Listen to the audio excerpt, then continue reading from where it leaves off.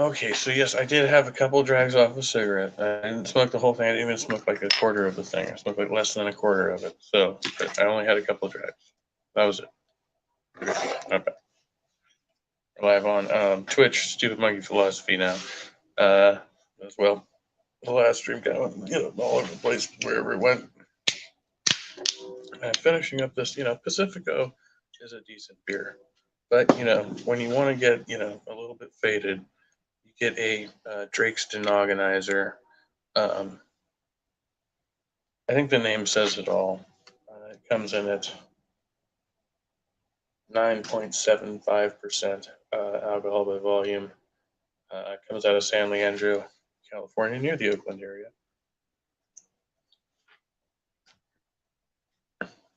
So, yeah. Just opening it up to the universe.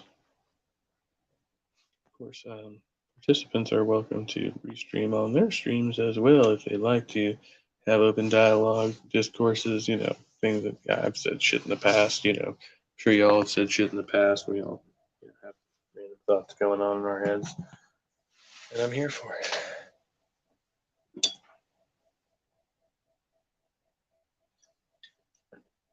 Mondays, my days usually. I think Mikey Famine also streams on Mondays and Fridays, if I remember correctly. I know the Fridays. I think it's Mondays and Fridays, but hopefully later in the evening. Hopefully we're streaming over here. I've got nothing in particular today. I've been describing the downfall of a wounded individual. No. I like to think it is, trying to bounce back from shitty shit, shitty McShit shit.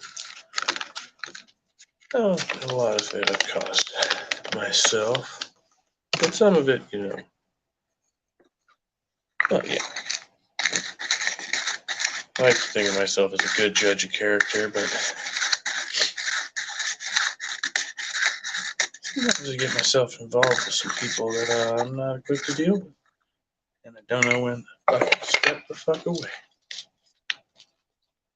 And so my life has become a roller coaster of turmoil, indecision, uncertainty. You don't know where it's all going to coalesce, but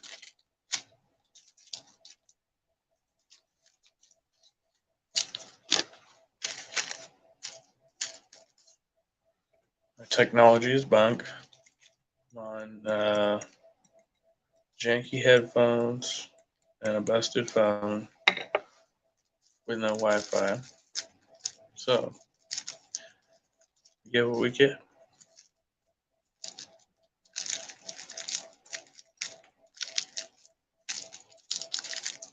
In the last stream, I was promoting a fundraiser for Pop Culture Curator. I'll show that out here, although I don't have the link to drop this time. Technology is bunk, and do it this way all the time.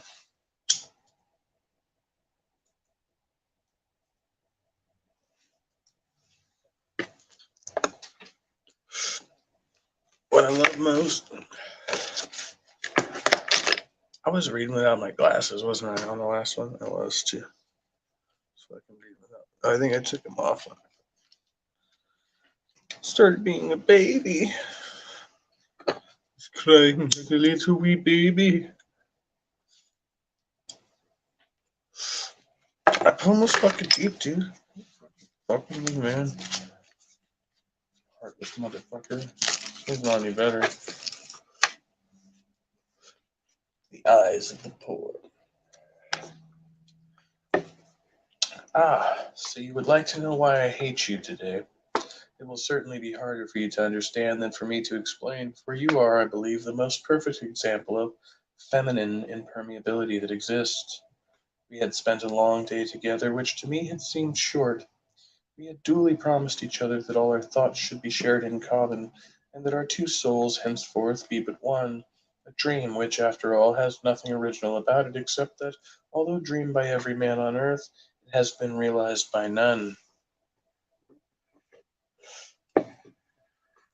That evening, a little tired, you wanted to sit down in front of a new cafe forming the corner of a new boulevard still littered with rubbish, but that day already displayed proudly its unfinished splendors. How do you say day again? Day wasn't in there. You catch that? The cafe was dazzling, even the gas burned with all the ardor of a debut, and delighted with all its might, the blinding whiteness of the walls, the expanse of mirrors, the gold cornices and moldings. Fat-cheeked pages dragged along by hounds on leash, laughing ladies with falcons on their wrists, nymphs and goddesses bearing on their heads piles of fruits, pâtés, and game, heavies and ganymedes, holding out little amphoras of syrups or party-colored ices, all history and all mythology pandering to gluttony. On the street directly in front of us, a worthy man of about 40, with tired face and graying beard, was standing, holding a small boy by the hand and carrying on his arm another little thing, still too weak to walk. He was playing nursemaid, taking the children for an evening stroll. They were in rags. The three faces were extraordinarily serious, and those 6 eyes stared fixedly at the new cafe with admiration, equal in degree but differing in kind according to their ages. The eyes of the father said, "How beautiful it is! How beautiful it is!" All the gold of the poor world must have found its way onto those walls. The eyes of the little boy, "How beautiful it is! How beautiful it is! But it is a house where only people who are not like us can go." As for the baby, he was much too fascinated to express anything but joy, utterly stupid and profound. Songwriters say that pleasure ennobles the soul and softens the heart. The song was right that evening as far as I was concerned.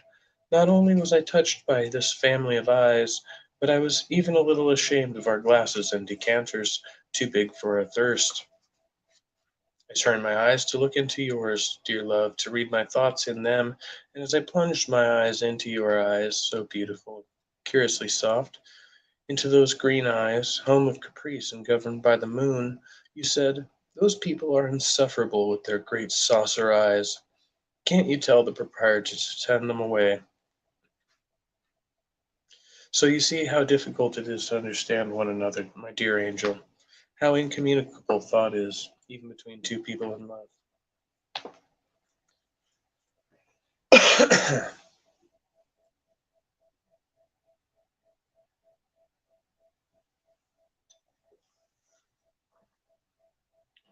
Oh yeah, that was my other thought. I was going to name the stream "Poetry in Motion," but I named it this instead.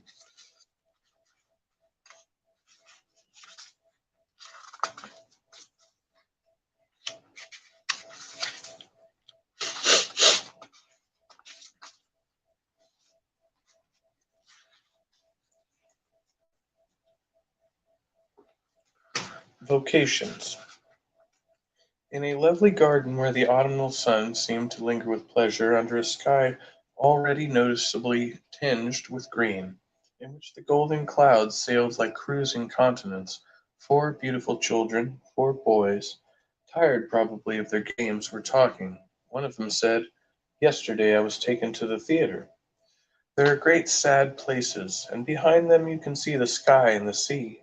There are men and women, very serious and sad too, and much more beautiful and beautifully dressed than any you have ever seen, who speak to each other in sing-song voices.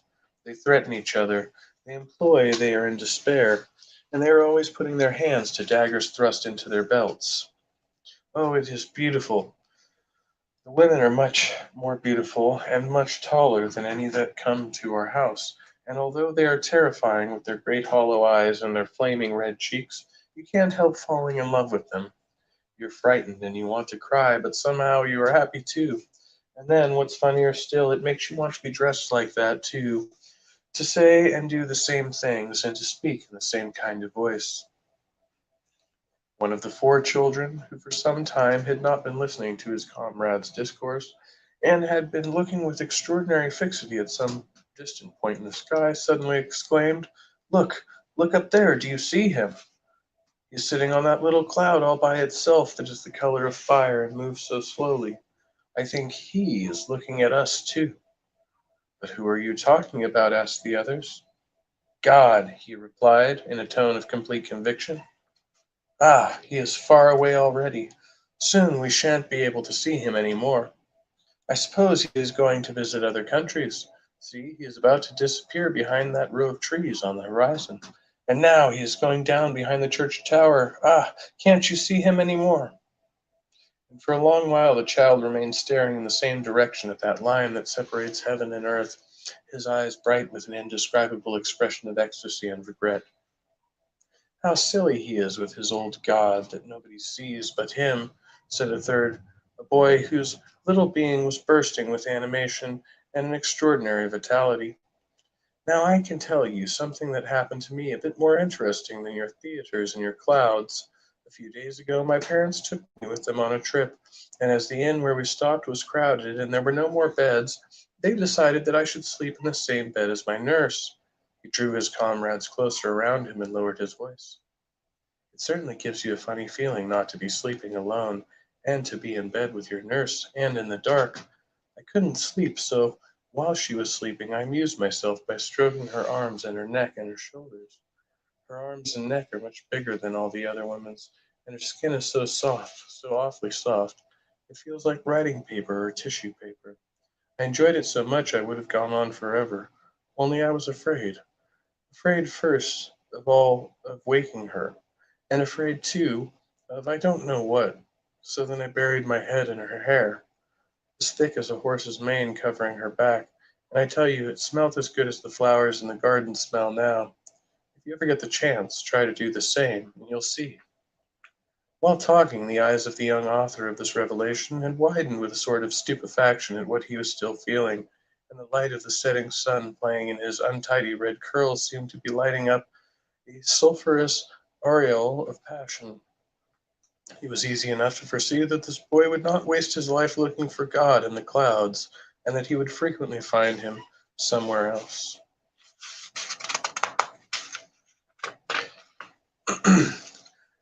Finally, the fourth boy said, "You know, that isn't awfully amusing for me at home.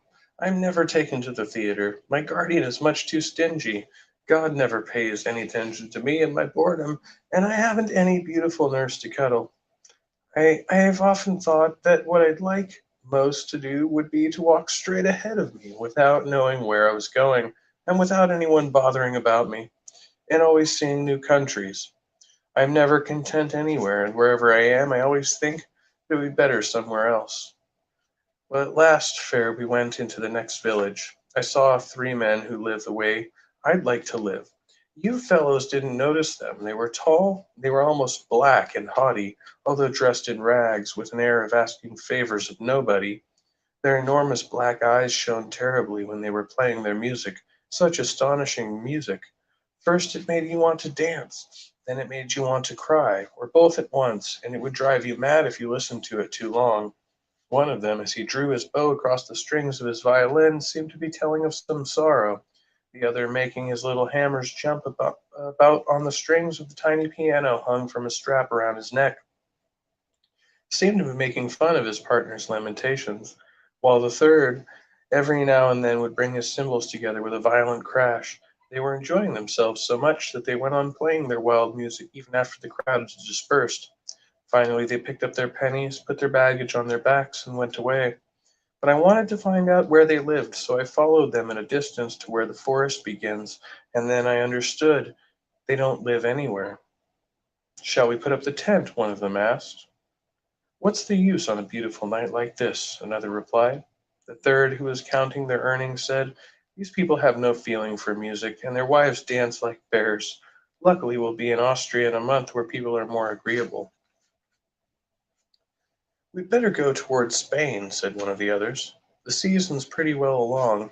I'm all for avoiding the rains and wetting nothing but our whistles." You see, I've remembered everything.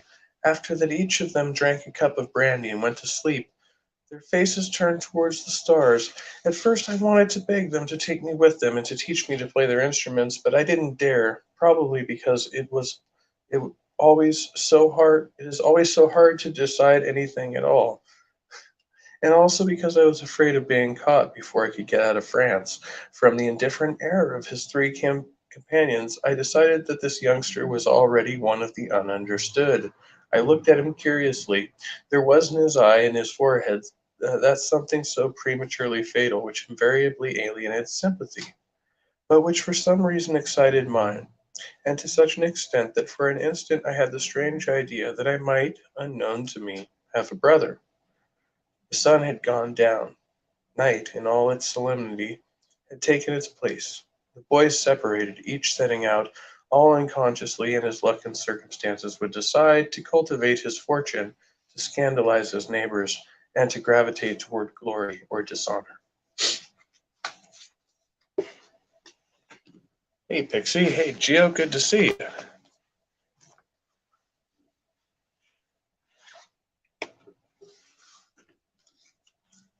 Having a reading festival. It's a reading, not a Reading festival, but a reading festival over here. It's Paris Spleen. I had a few favorites picked out. I almost finished the book, and I got this one from the old Jobby Job over there. It was on a table of free stuffs that people were didn't want no more, so I ended up with it. I'll put this thing down here again. Well, you can see it, right? Did I? That's the wrong one. Got that out there in the universe. Just kind of hanging out for a couple hours because it's Monday, and that's what I'm supposed to do on Monday. I told myself I would, and that's my story. I'm sticking to it. Yeah, because there's no meetings today. I don't have therapy till next week. So, and yeah. So all that good stuff. Good stuff. Had let's see, what time is it now? It's 4 o'clock.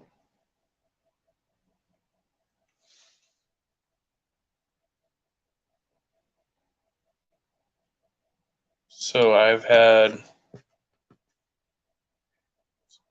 what is it? One, two. Okay, so I need to slow down a little bit. Slow down a little. I think I'm on my fourth beer now since noontime. So okay, mellow out, man. You just have that burrito. It's pretty delish.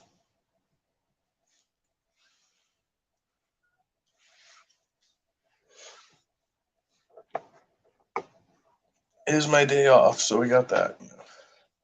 I always use that as an excuse. Well, I'm not working, so of course. It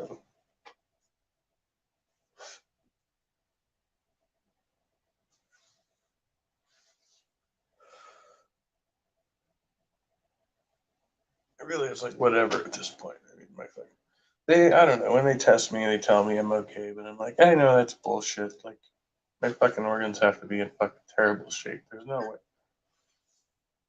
I mean, just because they're still working doesn't mean they're okay, right? It's like they're just kind of doing their jobs right now. But when we take you apart later on, it's gonna look like a fucking pile of trash. Right?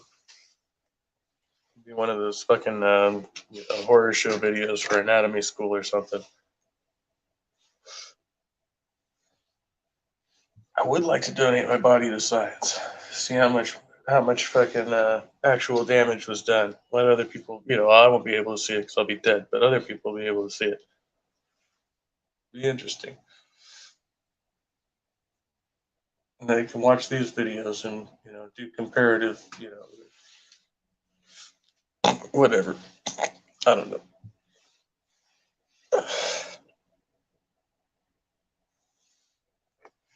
Got a bunch of fucking well, not like a bunch, but I got a few of these free bus passes for fucking Sonoma County. I haven't been up there in a while. Yeah, I just need to make the trek. Tomorrow's not the day. Wednesday maybe. I have to go check my. I'm pretty sure my PO box is up. Like, I actually think I was supposed to go empty it out like a couple days ago, but they haven't called me or anything. So I'm like, okay. So I'm not sure if they're like super worried about it, but probably just gonna close that out and start having my mail sent here. Yeah, it was like a 3-month deal, and I think that's up now. I thought it was next month. I was like, maybe it was this month. And I really haven't gotten very much since I've done that. So, and then somebody else called me and said that my mail was being returned. So I was like, okay. So I better fucking take care of that. It's supposed to be being forwarded to my P.O. box.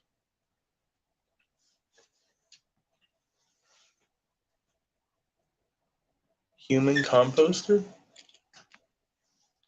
Like you want your remains to be used to fertilize human gardens? Like for like, wait, how does that work?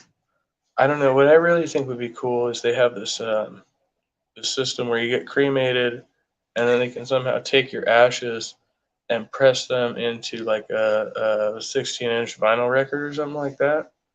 I thought that would be pretty cool. It's like a single, but you get whatever song you want, and then people can like play the single that's made out of you, and some other shit, but it's not entirely you. It's got to be a case of some kind. Forested landscapes, trouble.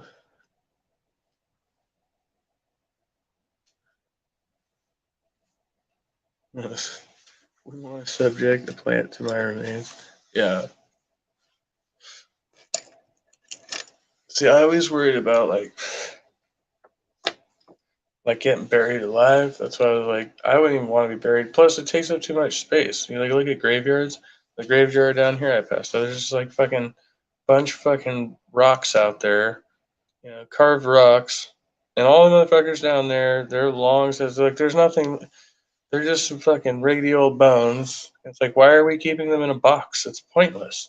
It takes up so much land to to do this. Like weird old. It doesn't even make sense. It makes no fucking sense whatsoever. Like, when we talk about cremation, like it's not like people picture you like burning, like it's like they fucking incinerate the motherfucker. Like it's pretty like it's pretty quick. I mean, I would say there's probably a downside to the emissions or whatever that are coming out of that, right? The cremation process. It might actually be more efficient. I don't know, and this might like seem fucked up to people, but liquefaction and like acid or something like that. I'm like, when you think about it, like it sounds really bad, but like you could probably there's probably some compound you could like stick the bodies in, like dissolve everything, probably even the bone itself, and then just yeah, yeah. I don't know. There's got to be some way. That would be the most efficient. But you've got to be able to ensure the person's dead, which was the whole purpose of putting them in boxes in the first place, which is really messed up because they're like, oh, they didn't realize they were just putting live people in boxes. They're like, we don't know why these people are digging themselves up out of the ground. Like, because they weren't really dead, asshole. You buried a live person and then they got out.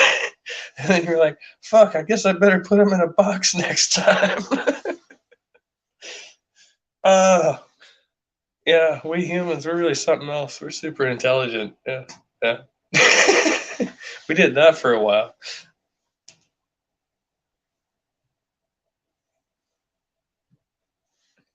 I don't know. Just a thought. Yeah, see, that's what I think. Being like a study for medical students. To have like, but then you need to get a complete history of the patient as much as you can, right? Like they're supposed to. Well, I've heard different things, but like right, like for certain things you got to know like, oh, this patient was a smoker for x number of years or something like that, and then look at the lung to compare it to the healthy lung. Like you need to have that patient, and so you got that in me now. Like pretty much damage is done. We're gonna see something over there, so might as well, right? So I don't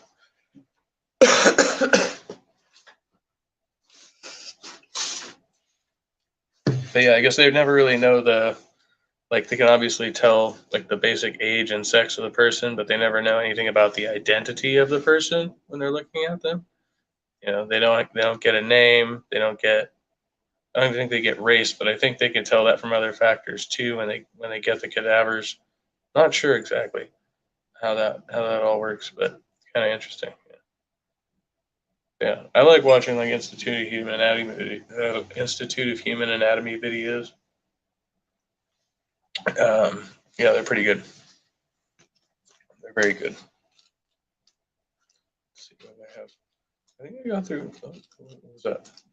I got through everything I have marked in here. I feel like I just missed one. Right. Oh, yeah, I did. Hmm.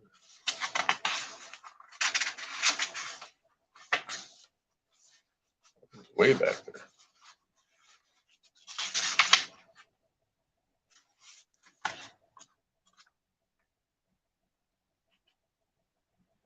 Yeah, there's a couple back in the front. That's my damn. Is that just a receipt? It's just a receipt.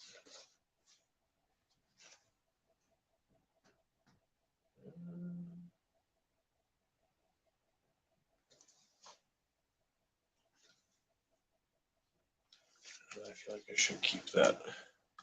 I'm like, should I throw it away or should I keep it? It obviously got a bunch of Java spilled on it at some point, but it's still legible. So has to do with my prescription glasses, which I need to get.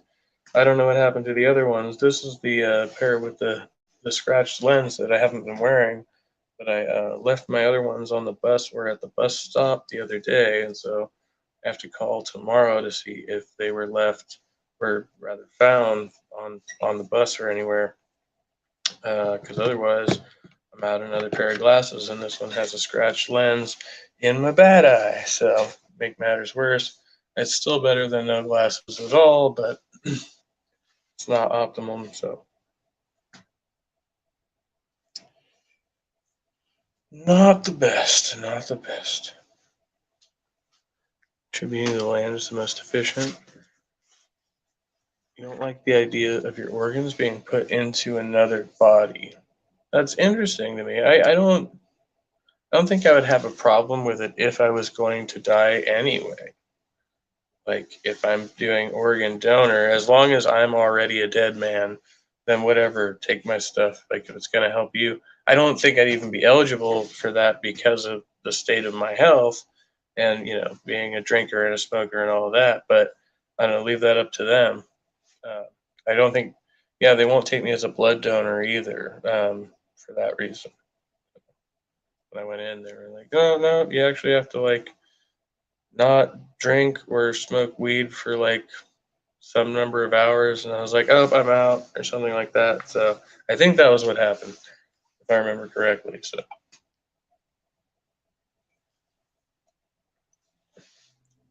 yeah, it's crazy, man. And I'm like, if you can use my shit, take it. I'm fine with that.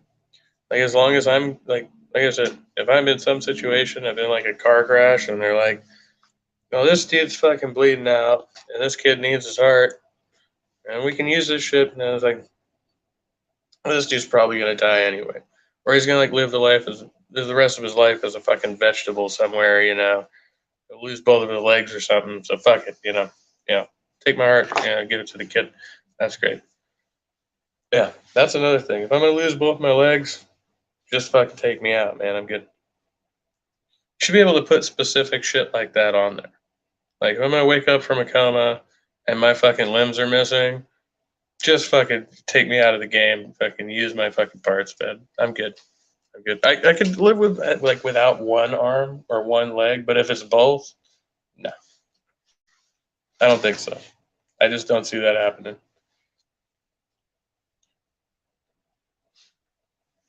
You'd feel responsible if the organ were to be rejected, but you can't help that.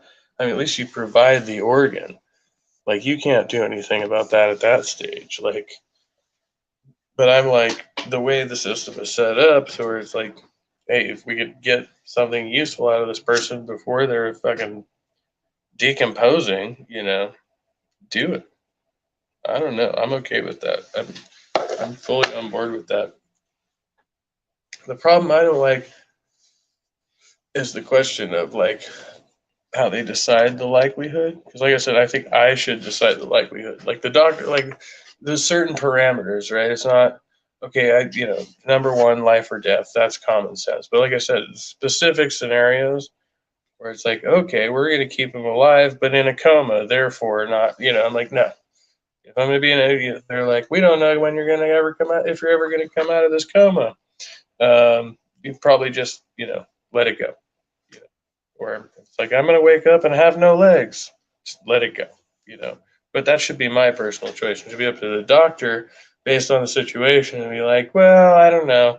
This guy not be able, he might not be able to, like, I don't know, whatever. I can't think of a fucking circumstance, but like where the doctor's just like randomly, you know what, I've decided I'm going to give your brain out to this guy or something.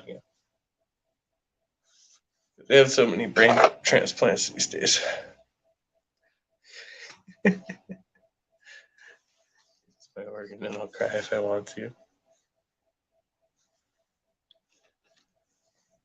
Right. I think the question, Pixie, there is like who is more likely to be saved and like have a good like not just be saved. Like I said, like if you're just gonna preserve me, but still have a dude who's like in a medically induced coma for the next 20 years or something.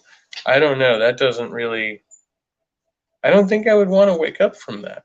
I think I'd be like, why did you guys keep a tube in me for 20 years? Like, just so I could wake up and have, like no friends, like the family's all different. Like, I've got no life. I've got to learn to like walk again or something. Like, at that point, when I'd be like over 50, if it were to happen today, I'd be like fucking 55 years old, like waking up, having to learn to walk and read again and shit. Like why would you do that to a person? That doesn't make any kind of sense. And I know some people wake up out of a coma and they're just fucking fine, but that's not like, there's like, they can kind of determine based on the nature of the injury whether or not you're really going to fucking wake up. And some people, I think they just have like false hope. And they're like, oh, let's just keep him on a respirator. He'll be fine. He's going to be great. It's like, no, everything is not going to be fine here. The man, he had like a steel spike inserted in his skull, this way, and he's not going to be all right, or something. I don't know. I'm just like thinking of the most extreme thing that might have happened. That's not the most extreme thing that could happen, to be honest. Like all kinds of crazy shit can happen, and people can still be alive, and maybe medicine can keep them alive. But the question of like whether that's a good thing to do all the time, just because you can keep them alive, like what is the quality of that life? What's the nature of the thing going on here? Um, yeah, I don't know. Because even like my grandma, she had Alzheimer's. She was in one of those care facilities. And she had not a fucking clue what was going on, man, for like the last couple of years, man. We go over there, be like, what's going on, Grandma? She'd be like, where's your brother? Like, or no. She'd be like, where's your father? And my dad's right there. And she, I don't know, she would say it's fucking like off the wall kind of shit. And we're just like, whoa, man. Like, she doesn't even know who the fuck we are, man. And she doesn't really know who the nurses are. And then, she's falling down all the time. They don't have enough people to actually take care of them. They're wandering around. I don't know. Some of the old people are all right. They're, sneaking off. They're fucking. But, the rest of them, they're just like kind of wandering around. They're like trying to figure out where to take a shit. Forgot where the fucking chow line is again or something. Or they're hiding their food under their beds or, some fucking random shit. You don't know, man. Like, you ever been to a fucking goddamn place that started to piss me off? You want to wrestle? If you go to a fucking old folks home, you never know. You never know what you're gonna fucking find out there, man. There's some crazy shit going down.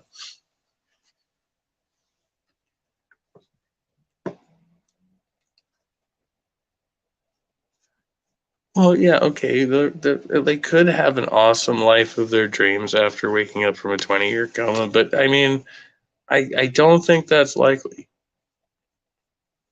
I'm sorry to hear about your mom's mom.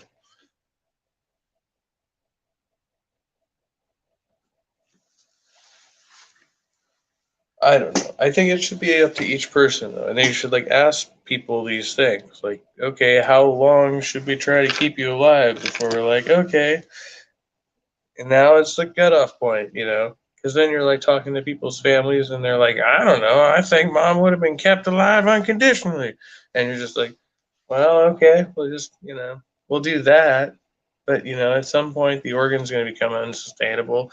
Like the body just doesn't do well, laying around not doing anything in the vegetative state or whatever. But yeah, I mean that's just one scenario. Or like I said, I'm gonna wake up, you know, be horribly fucking, altered or incapacitated, and be like, no, no, just tough it out, dude. And I'm like, I should have, in advance made this decision and be like, you know what? If a bear's eaten like my face and ripped off, one arm and one leg, just don't bring me back. I don't want to wake up, no face man with one arm and one leg from the bear attack. I'm not looking forward to that lifestyle. Just don't do it, and that should be my choice. I really think that should be my choice. Like if I have an option in advance, that's the one I don't know. Queen Soza. Good to see you.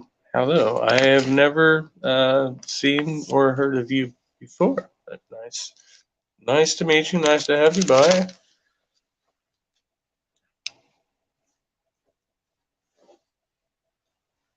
I dropped. It doesn't matter. It doesn't matter. I am totally okay. 4:12. We're actually making good time here. Believe it or not, we're making good time. The objective was to 4:30, and I didn't make it. Actually, no, I didn't make it. But I kind of did better a little bit. I guess we could put it that way. Yeah.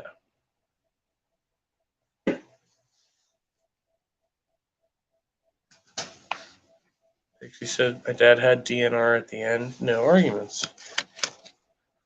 I like it. I mean, that's it should be an option. I think it's a bit more nuanced than that, and I want to be as much a burden or more, as much burden or more if I'm unable to care for myself. Just yep, I think you're being facetious here, right? You want to be the greatest possible burden, and we have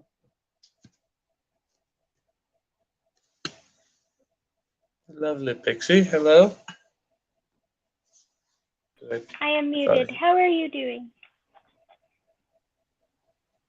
I'm good. How are you? No complaints.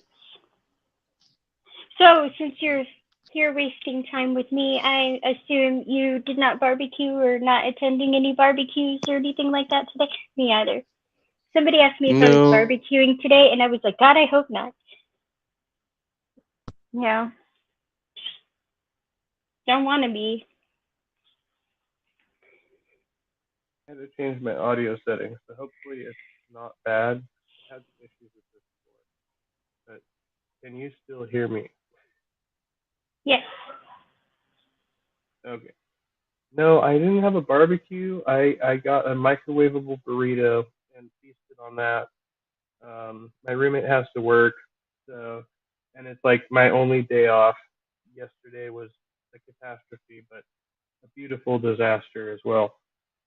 So I was just like, whatever. I'm just gonna hang out at home and have this microwave burrito. I've got like some ramen and other stuff for later. So yeah, I'm just trying to be as chill as possible today.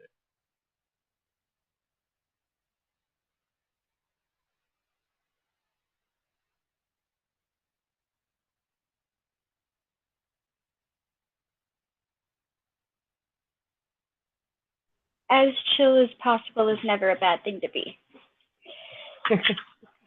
That bright light is driving me bananas.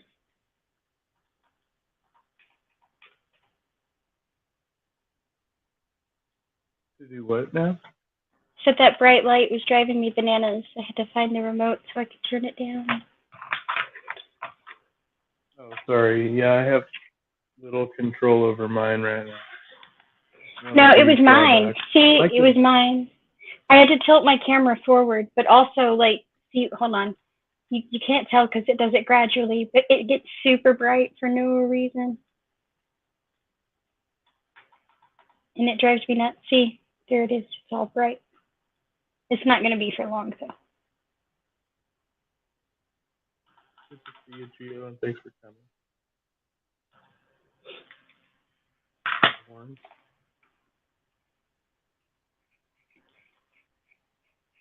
Gio taking off. Bye, Gio. Hey, man's gotta do what he's gotta do. We just took the dogs for a walk. It is hot. Made me want to jump in the pool. Yes, it is hot. Wow. Are you in? Well, I don't want to ask where you are specifically. What location generally are you in? Oh, people know. I'm in Texas, in Amarillo. Oh. Yeah. I wasn't sure about that. I thought you might have been. No, it's been pretty cloudy and windy here in Northern California, but the sun came out for a little bit, so celebrating that. We've actually had an unusual amount of rain this year so far. I'm enjoying it though. I like thunderstorms. Nice.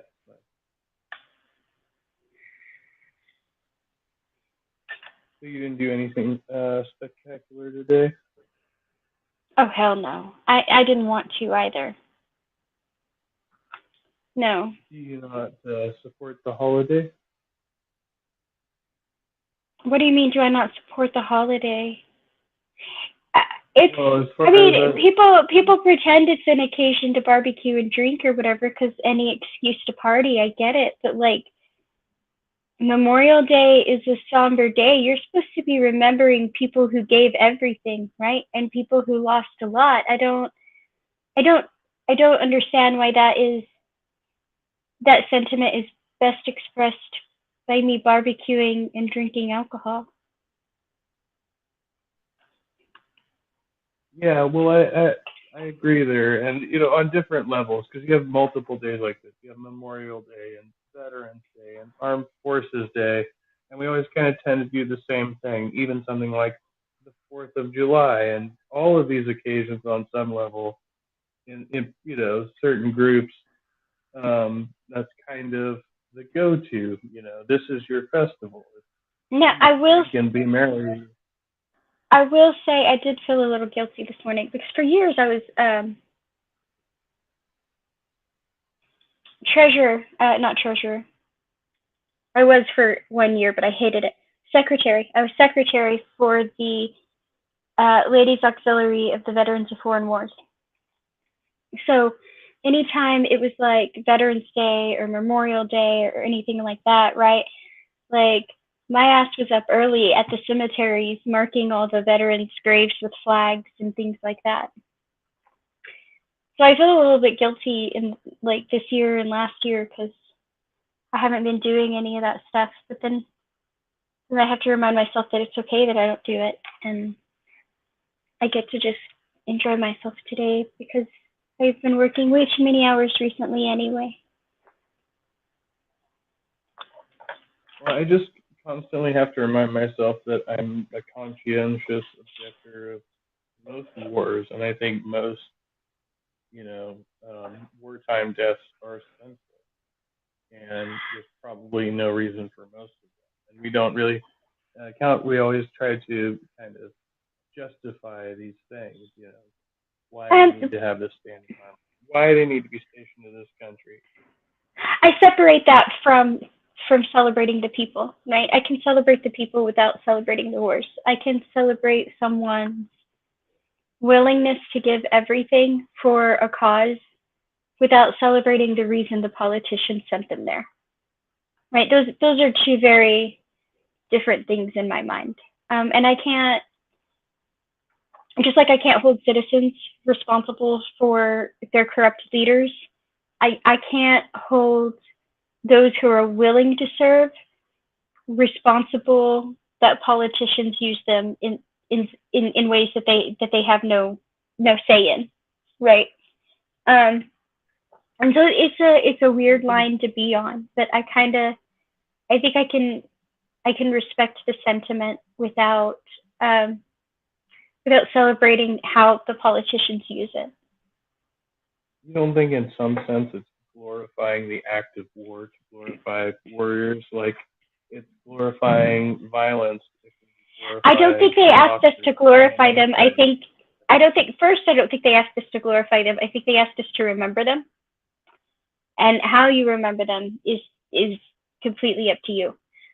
Second of all, when I think of them, I don't just think of our side, and that gets me in a lot of trouble, right? Even in the Iraq War, people would say, "Oh, they did this to our men, and that's why our men responded that way." And I'm like, "Your men shot up a bunch of the civilians because they were attacked, and I'm supposed to feel like that's justified." But at the same time, those people had families, right?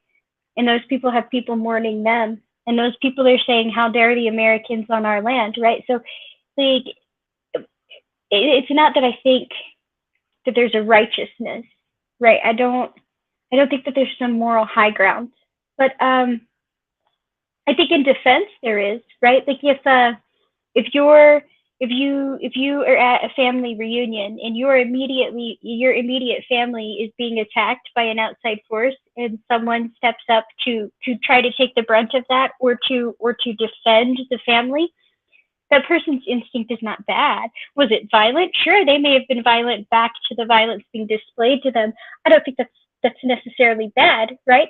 And it's on a larger scale, but I don't think the sentiment or the calling to something like that is bad. I don't think it's used well, and I think it's used carelessly and thoughtlessly by power hungry people. But again, I can't hold the soldier responsible for the politicians. So you would see it as a problem not of the common soldier, but in the leadership, right? Um, I think that yes, but I think that there are always going to be problems, right? And I think that problems are inescapable because we're humans. We're never going to get it right. We're just not. We not any of it. Not government, not any of it. And I'm very cynical that way. I've said before on other channels, and I'll say it here. It's like I'm so cynical that I don't think there is such a good thing as like a government that lasts or a good government or even a government that is sustainable, right? I think how strong you build your government to begin with decides how slowly people will kill it, but we will kill it. We just will. And I think that we're that way with everything, be it military, armed forces, global relations. I think we're that way even when we have good intentions. And that's perhaps extra cynical of me. But because I know that, and because I know history shows how easily exploited good intentions are, for people who wish to wield those things carelessly, I have to be somewhat forgiving of the people, if not the cause. Not completely, but somewhat. True optimism. I'm like, this is optimism, right? No, we're not. I'm like, through cynicism, through extreme cynicism, which sounds weird and counterintuitive, but that's about where I'm at. See, I'm trying to go the other way with it, but yeah, it's difficult because I don't trust the intentions of other people, but then, people do good things for me, but then I know that they have expectations of what I'm supposed to do in return. And if I don't deliver, then these good things go away. And those same people might even start to do things to try to hurt me. You know what I mean? And well, some people are like that. Some people are like that. And some people are people who will go out of their way to help you and you'll be friends and then they'll disappear off the face of the earth for 5 years and then you run into them and it's like no time has passed and you're still best friends, right? Like life happens and life happens to a lot of people and people happen and sometimes people suck, right? But you just gotta keep going. You just gotta let them go and find new people.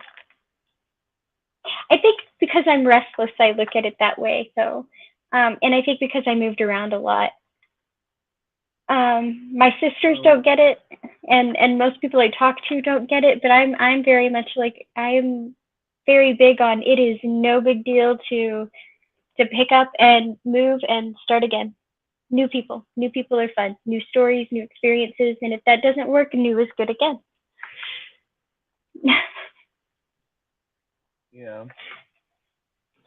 Yeah, I mean, I guess I've done a bit of that. I tried to get grounded for a while, and then it never worked out. I always feel like I end up kind of getting moved along, but I usually end up back in familiar places. It's really hard for me to adjust to new environment, and so I don't know. I feel like I fit in better when I come back to a familiar space, even if I haven't been there for a while. You know what I mean? I mean that's how my sisters always described things, right? Like that's how they felt growing up. So I mean, like I guess I understand it in that aspect, but I don't personally understand it because I just but if I went somewhere new and things weren't going well, my instinct was never go back to the previous thing. It was like, okay, I don't like this new thing. Let's go to another new thing, right? Um, and I'm that way like in a lot of areas in my life, like even in my job, right? Don't keep me doing the same thing for too long. Um, they've learned to the reason I have a lot of chaos in my work and a lot of projects and stuff right now because they learned something about me.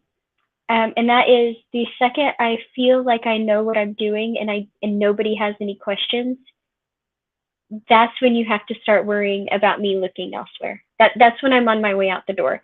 You have to give me something new and you have to like I like the chaos. I like the new projects, the chaos, the figuring it out, the getting everybody on the same page, making sure everything's working fine, answering all the questions. And when that's done, I'm done. And I'm going to lose interest very, very quickly. I don't know why. I'm just that person.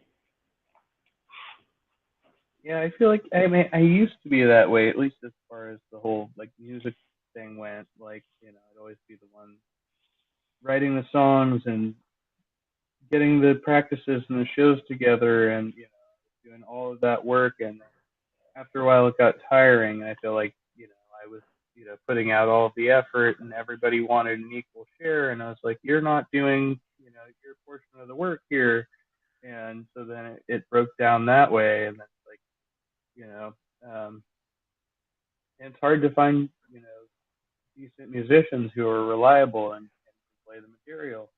And you got to deal with everybody's freaking problems, and it's kind of like a tiny little government, in that sense. And yeah, and how to make this thing work. And yeah, I mean, I got burned out on it. I mean, I love it. I want to do it again. At the same time, it seems so overwhelming to me at this point in my life. Where I just focus on smaller, you know, honestly self-interest focused goals.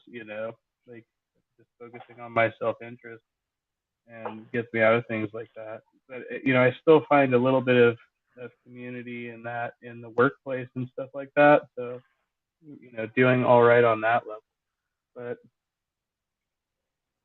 yeah, when it comes to things like remembering, um, those people who are lost in service, whether it's like military service or law enforcement or something like that, you're always like, how many of these deaths could have been avoided? And that's kind of where my mind always goes. Like, how many of these deaths really just could have been avoided with whatever better administrative practices or better leadership, better training. and that always kind of makes me think of how we could progress in those areas. I always think about how many deaths could have been avoided, but sometimes that leads to rabbit trails and circles. Like, if these avoidable deaths were avoided, how many more deaths would they have created, right? So then it goes that way too. It's always a weird thing. That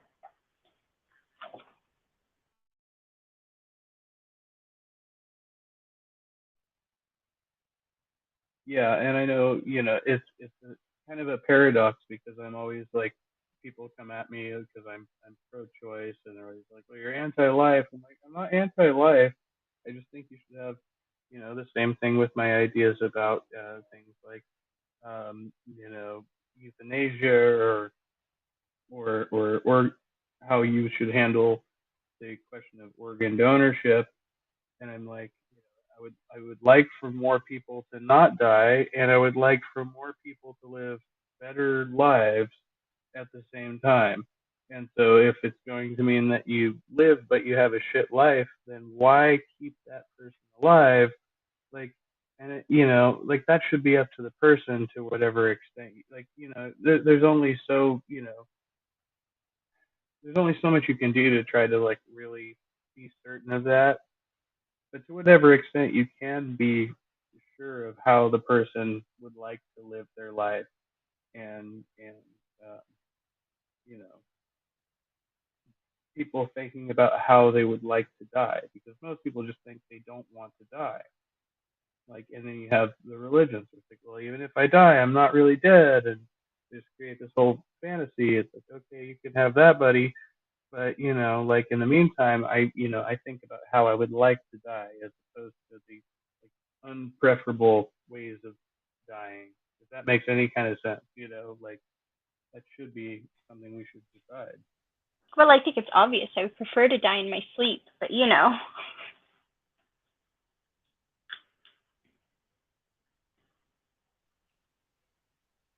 Yeah, I mean, I've always thought that, drift off to sleep and go comfortably, and that sounds great.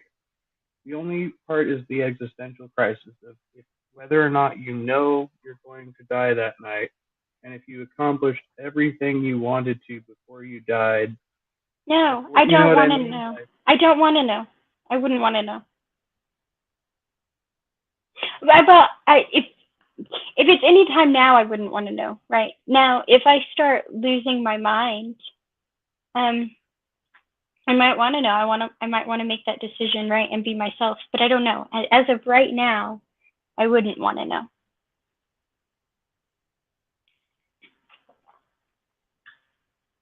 Yeah, I feel like I would need some time at this point to, I want to write a few letters. Um, you know, so I need a timetable right now. But that's just my head right now. That probably changes from time to time. I would probably usually say I would rather not know.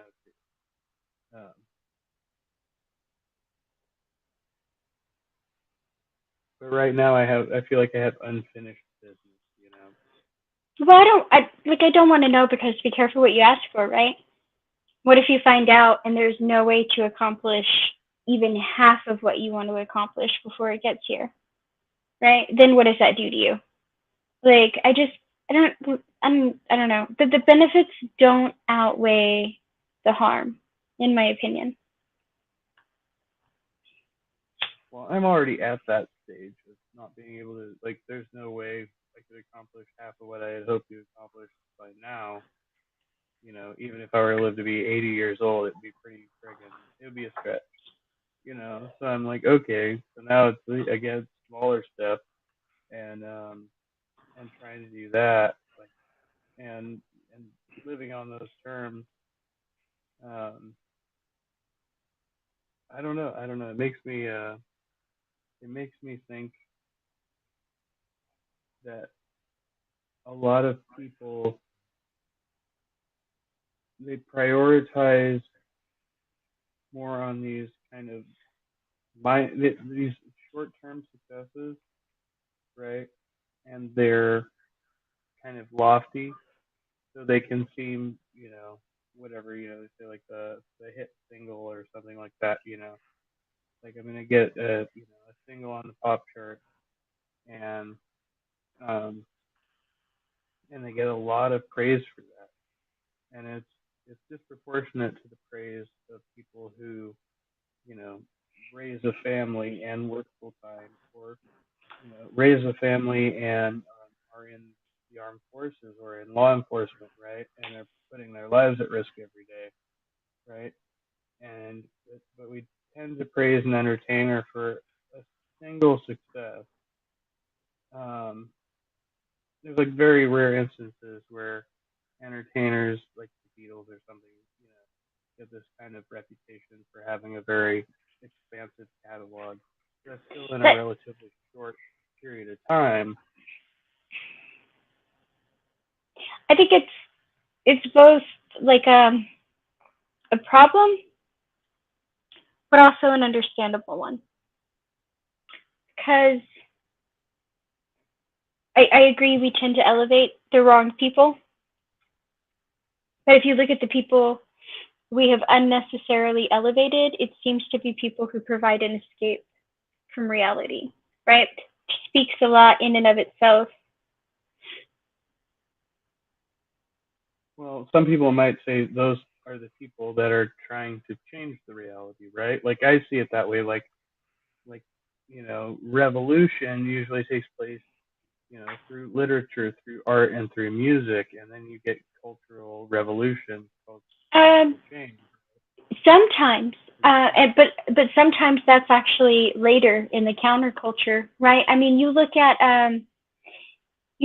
during a lot of like war times. Believe it or not, like a lot of the anti-war songs came from the counterculture, right? Like towards uh, when they're already in the war or towards the end of war, things like that, right? But like during some of the more depressing times, like right before war or like the Great Depression or things like that, sure, you had some blues and things like that. But if you look at what was really, really popular, it was a lot of happy songs, bubblegum songs, what we call bubblegum pop, like that kind of stuff.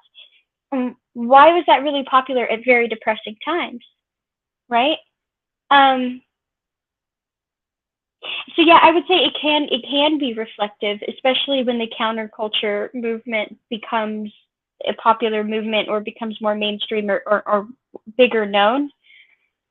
But I think in a lot of ways, art also provides an escape. It's like Bonnie and Clyde. When Bonnie and Clyde were doing their little spree, they would show like they would go to see like these short little motion pictures and hear about Bonnie and Clyde, and a lot of people were actually on their side. They romanticized it because they were living this hard life, and there was this like fantasy about it, right? This is escapist fantasy of this couple just going around on their own rules, doing what they had to do to get by, right? And it was this almost strange response um, to something that society wouldn't have accepted before.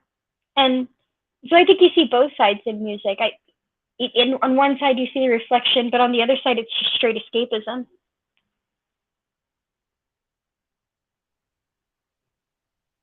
You still have that today. You have the romanticism of like characters like Scarface or something like that. It's like okay, like it, or it's a common joke, for anybody who's going down to get a loan or whatever. They say, I'm gonna go rob a bank. Say what's up to Tog and the Christian Carpenter in Yeah. the chat. Or it's just like movies. You can have movies that like are trying to create a narrative or have social commentary or some like creative direction, but then you just have pieces that I would consider just nothing but escape. Rom-coms, a good example. Like what is a rom-com other than some simple escapist fun, really? Well, and it's also predictable. Like on that level, like every rom com has the same, almost the same reliable formula. You know what you're going to get in the other movie. and it's just a matter of how you get to the Exactly. right? But you could say the same thing for a lot of genres of music, especially particularly in certain eras, right? Like you hear a song, that's from the 80s. You know, you can just tell. Um, so I think there's a lot of that in there too. And so Yeah. Pop. while I agree that they're unnecessarily elevated, it seems that they're priced for more than just what they offer, I guess. Or more, they're priced for what they offer more than what they made. Well, yeah, and I mean the economics are skewed there, right? Because you're guaranteed to make a lot more money in entertainment if you are successful, right? Versus just if you are successful in again some business where potentially your life is at stake every day, you're not going to make nearly as much capital, and so we have some imbalance going on there. I think. It's like the difference between the guy that plays a cop on TV and the cop. Right. Exactly. Yeah. Yeah, we're weird. We're very strange creatures. But like the way on the other hand, sometimes. Oh, sorry. Okay. Continue.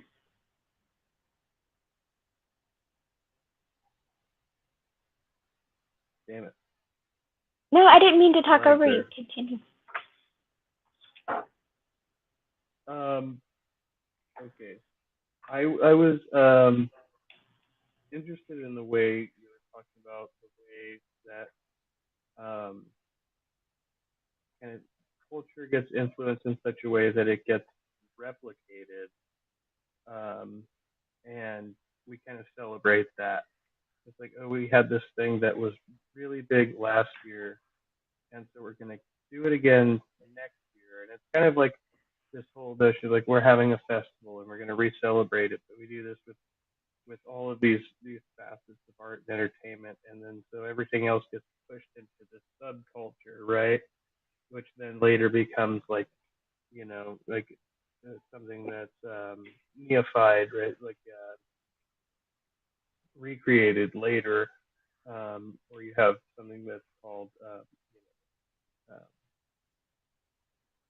I can't remember the term for it now, but it's outside of the norm, and then it kind of ends up gaining a cult. That's what I was trying to think of.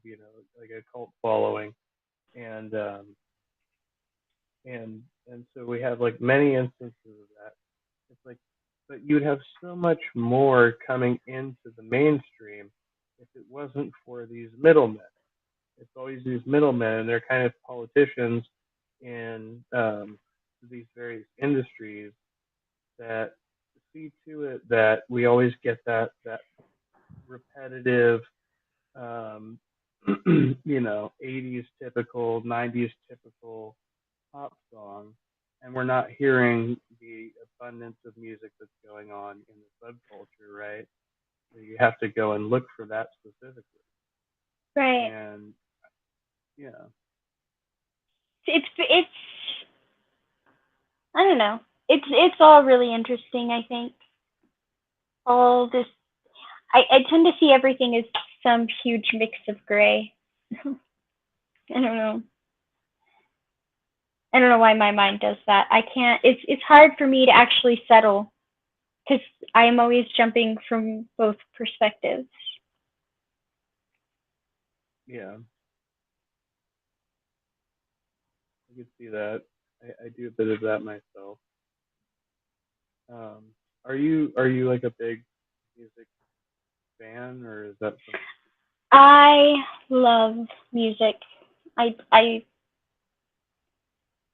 don't know. I probably listen to mostly like rock and punk and metal, but like I also like some techno and some instrumental and some piano music, and I like alternative music.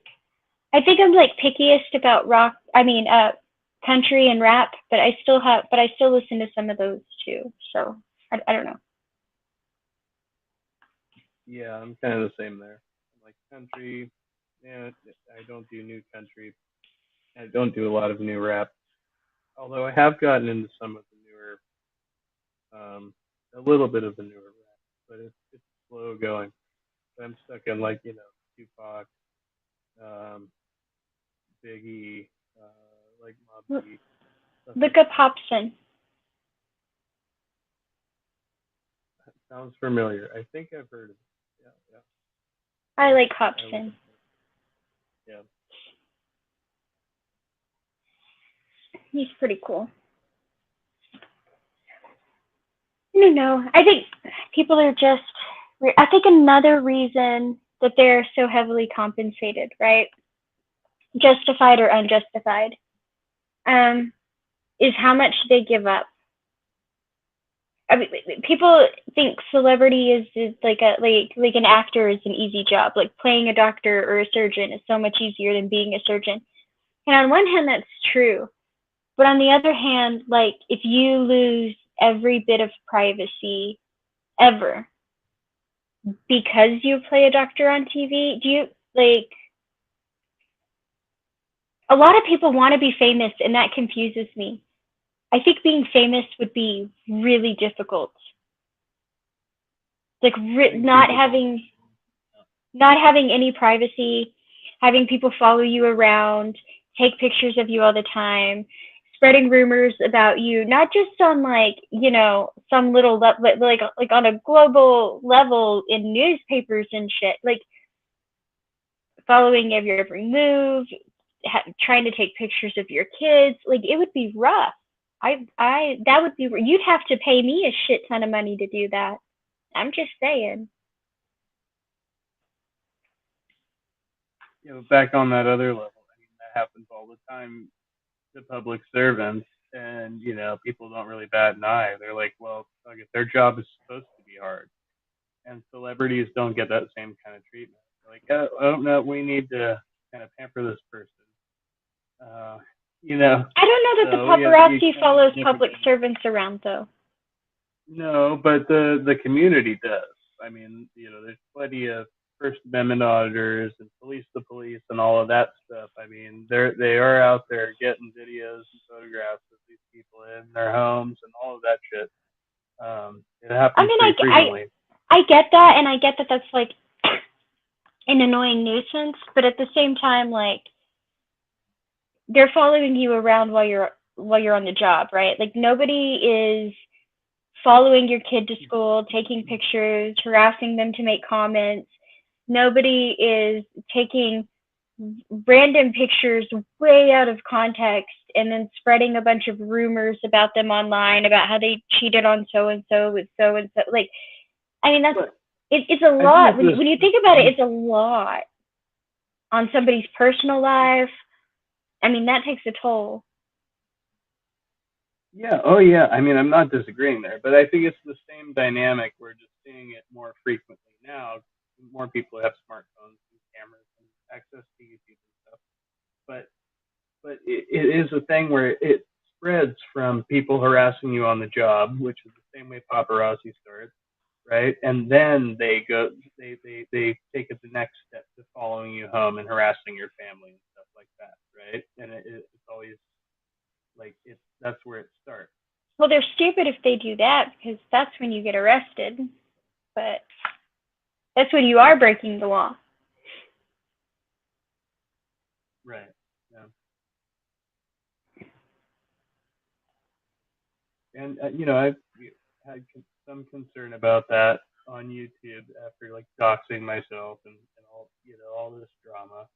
It's like whatever. It's like there's not really much that society can take from it. But I would have been more worried about it before, but Super Munchkin's almost grown, so yeah. So I'm not as worried about it. Yeah, exactly. As long as the kid's not in danger, then fuck her.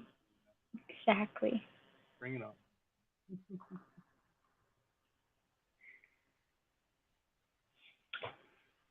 Yep, she'll be a senior next year, so we're almost good there. Very nice. Mine's sophomore, I suppose. Sophomore, it'll be sophomore. She's a sophomore. Interesting. It's my oldest, yeah. It's not a bad age. He'll be what, 16, going on 16? Yeah. Yeah. Yeah, people at work, like, when I tell them that, they're like, "What are you talking about?" I'm like, "Well, yeah, because people think I'm younger than I actually am, I guess. So that's always fun." People think I'm younger than I am. But people also think Super Munchkin's younger than she is. Right. So it was so funny. I remember she went to work with me one time, and somebody was like, "So what grade is she in? Is she going into like the first grade?" And Annika and I just turned around and looked at this person, and Super Munchkin said, "I'm going into the sixth grade." I like died laughing. That lady was like, "There's no way either of you are old enough for that sentence." Just to make sure, there isn't like a echo Jeans, coming I back tell from you. my side, is there? Not that I can hear. Hello, I don't Todd. Okay. Hi. No, I'm on my I was on my music application. Have the what do you call it? The microphone armed on it. And I was just curious to see if you guys could pick that up, but I guess not, which is good. You're a Queuing my little bit audio. scratchy, but not terrible. All here is a little bit of fuzz. Oh, hold up. Let me fix that. There we go. That might be better. I don't know. Maybe. Maybe not. Sorry, I didn't mean to ruin the conversation. Ah, you're good. You're good. It's an open conversation. So yeah, we're just talking about how Pixie has great genes. No. No, how I was gifted great genes. Okay. The Sisterhood of the Traveling Pants. Doo-doots. Get it? Great genes. I'm sorry. That popped in my head, the movie. I've actually never seen it, surprisingly. I'm lucky my wife's never made me sit down and watch it. So I haven't seen it either. I feel Actually, safe. some of my genes are great and some of my genes are not great. Some of them suck. I don't like to wear jeans. I hate it. Oh, And jeans don't get along. no, Denim, I mean. As far as denim goes, I have one pair of pants that is not shredded, like torn up. I don't like them, but I refuse to go replace them because I hate shopping, and I will not replace them until I need to replace them, but I don't foresee needing to replace them because I don't wear them. And it took me a whole 2 years to go get that pair after the last pair tore. So it's going to be a while before I'm in jeans. Unless they're shorts. I do like the shorts. Mine have to be baggy. That's it. There's some few loose skinny jeans that I like to wear. Above all, when it comes to jeans, I love wearing skinny jeans because of the emo phase. That's all you wore black jeans for, was just skinny jeans. So that's all I ever like to wear. But that's only if they're loose, though. Like not too tight. Like around the legs, they can be tight, but as long as the waist area is like loose, then they're good. That's rare to get with skinny jeans. Big gut and all that. Yeah, I have one pair that are like super like farmer style, whatever, boot cut Levi's or something, and they're in all right shape, but they've been bleached out by the sun. The other pair, they look like they were previously owned by Kurt Cobain, so I rarely wear those anymore. Yeah. I don't know. I wear a lot of leggings and skirts and dresses and shorts. I feel like a child because all I wear is the soft clothes. Like I'll wear soft pants, like sweatpants, and just soft shorts. So I looked at myself and I look at myself and compare myself to other men. Like other men wear jeans and pants, and yeah, I wear this. Like I dress myself like a child. Does this mean I'm still like a child in some way? See? I'm like, and No that jeans. always gets with me. No jeans. Are those stretchy ones? No, they're not jeans at all. I see. That's what I said. I'm not even wearing jeans either. No, I forgot what the fucking term for the stretchy clothes is. I forgot Leggings? the name. Leggings. Yes, jegging leggings. Yes, No, I'm wearing leggings. Yeah. yes. I always forget the name. The leggings. Yeah, those are my favorite types for women. They're the best thing that ever got invented with the leggings. Except for the ones that have no pockets. That sucks. And all that. But Oh my god, I love the pockets. The best place to find Now we them know with that pockets. Hog is a butt guy. The best place to find them yeah. with pockets is Eddie Bauer's, actually. Weirdly enough. And they have both the Yeah, cargo pocket ones and the zippy pocket ones. I hate pants with zippy pocket. They have to have a real good zipper, otherwise it ruins the fucking thing. And then it just bites into your like flesh. Oh, Makes no, you see, feel it. this Well, no, one, my pants. do you see this one? It goes down at an angle, and it's really thin, so it doesn't Oh, mess nice. with anything, and the pocket goes all the way down to here. Yeah, that's And then cool it as just- shit. And then the other ones have, like, the cargo pockets right here. Would you say that was that Eddie? What? Eddie Bauer's. Okay, I want to tell my wife. She's pregnant now, you know, and she fucking sucks buying clothes. She's stealing all of mine, damn it. No. Say that. That's like the worst thing.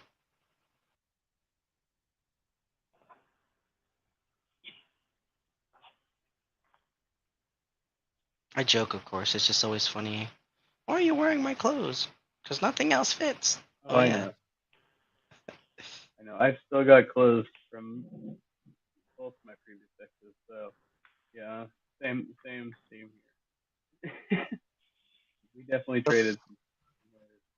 That's one thing I hate. One of my exes had I used to have this beanie, and it was white, all white with like black polka dots all over, and they were unified. So it was just like it wasn't just like a random polka dots. They were in a line and in a row, and there was like set. It was like a checkerboard type of thing, but with polka dots, like these small black dots. And she stole that hat, and I've never seen it again. I missed it. It was my favorite one. I'm so lucky I've never had like the girlfriend steal the hoodie thing. That's one thing. I don't think I'd be able. I'd fight a bitch over my hoodie. I'm like, no way. I've stolen think a I've hoodie, ever had a but not forever, right? Like, because the point of taking it is A, I was cold, or, well, we won't go into the other thing. But anyway, but like I always gave it back. Like the point of holding on to it was that it smelled like them, right? And so I when it guess doesn't so. smell like them anymore, why do you still have it? You're supposed to give it back and take a different one. I think it's like a trophy or some shit. No, it's not that at all. The last girl I slept with, she just kept my outfit outright, but she put it in the washing machine. I saw her putting it in the washing machine before I left. So then after that, I was like, well, can I at least have my clothes back? And she just ghosted me. And I was like, okay. So why Okay, would you know, I don't. That's weird. It is, yeah. The only time I didn't give a hoodie back was when, like, if they outgrew it and didn't want it back, then I would keep it. But if it was a comfortable one.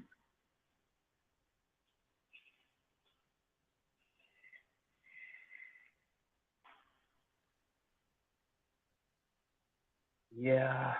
Yeah. No, I think every girl I've ever been with has stolen at least a hoodie from me, if not like half of my wardrobe, for sure. I don't understand that. When they leave, I want all their shit to leave too. I don't want to walk around my house and like be like, oh, that reminds me of them. No. Go. Take all your shit and go. Don't even care. Like I said, that's why I think of it as a trophy thing, because that's much it must be. Like, I got the man. I got this from him. And then, like, it's like something the new boyfriend comes and sees, right? He sees the man's hoodie, like, oh, I wonder who this poor sucker. Am I gonna be the one to loses his hoodie?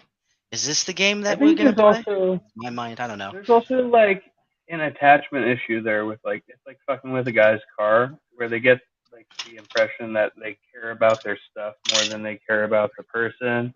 And they're like, oh, well, then I'm going to take all this shit that you care about. You know what I mean? Like, you get that kind of thing going on where it's like, okay, it wasn't really about that, but, all right. I don't know. Yeah, I could see that like I with the see that. girlfriends who break like their boyfriend's shit because they're I mad or can't ever whatever. Oh my tell. god.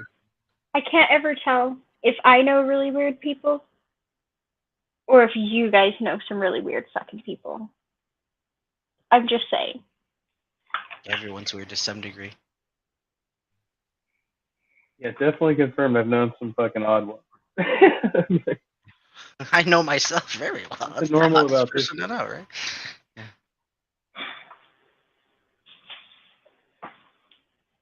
Maybe people just need more medication in their life. Shit. Just take the pills. Take the pharma trip. Take the pharma pill. There we go. Everyone's talking about blue pill, red pills. Take the pharma pill. Black pills. Fuck them both. What's black pill? Sorry. I get so confused. I don't know what black pill is. I just said take the black pill and fuck them both. Ah, okay, yes. I don't like either side. The more I look, I started looking into things to be more empathetic to one side, and I managed that a little bit, even though I still don't like them much. But I think I only managed that because I was leaving an echo chamber from the other side, right? And everybody's going to have that confused. Everybody's going to say I'm leaving the left and I'm trying to be more sympathetic to the right. No, you guys just, they don't know me. I left an echo chamber from the right, and I came to be more sympathetic to the left. And I still don't always agree with you. I'm far more sympathetic to the left than I used to be, but I don't always agree with you. However, I'm still very, very angry at the right. So trying to be sympathetic to them is even more difficult than being sympathetic to the left right now. Odd, I know, right? But I think in my ideal world, they both crash and burn. Yeah, that's mine. I was gonna say anarchy all the way for me. I don't think that Yeah, I was anarchy gonna say, you're works. both political nihilists. It's political nihilism, right?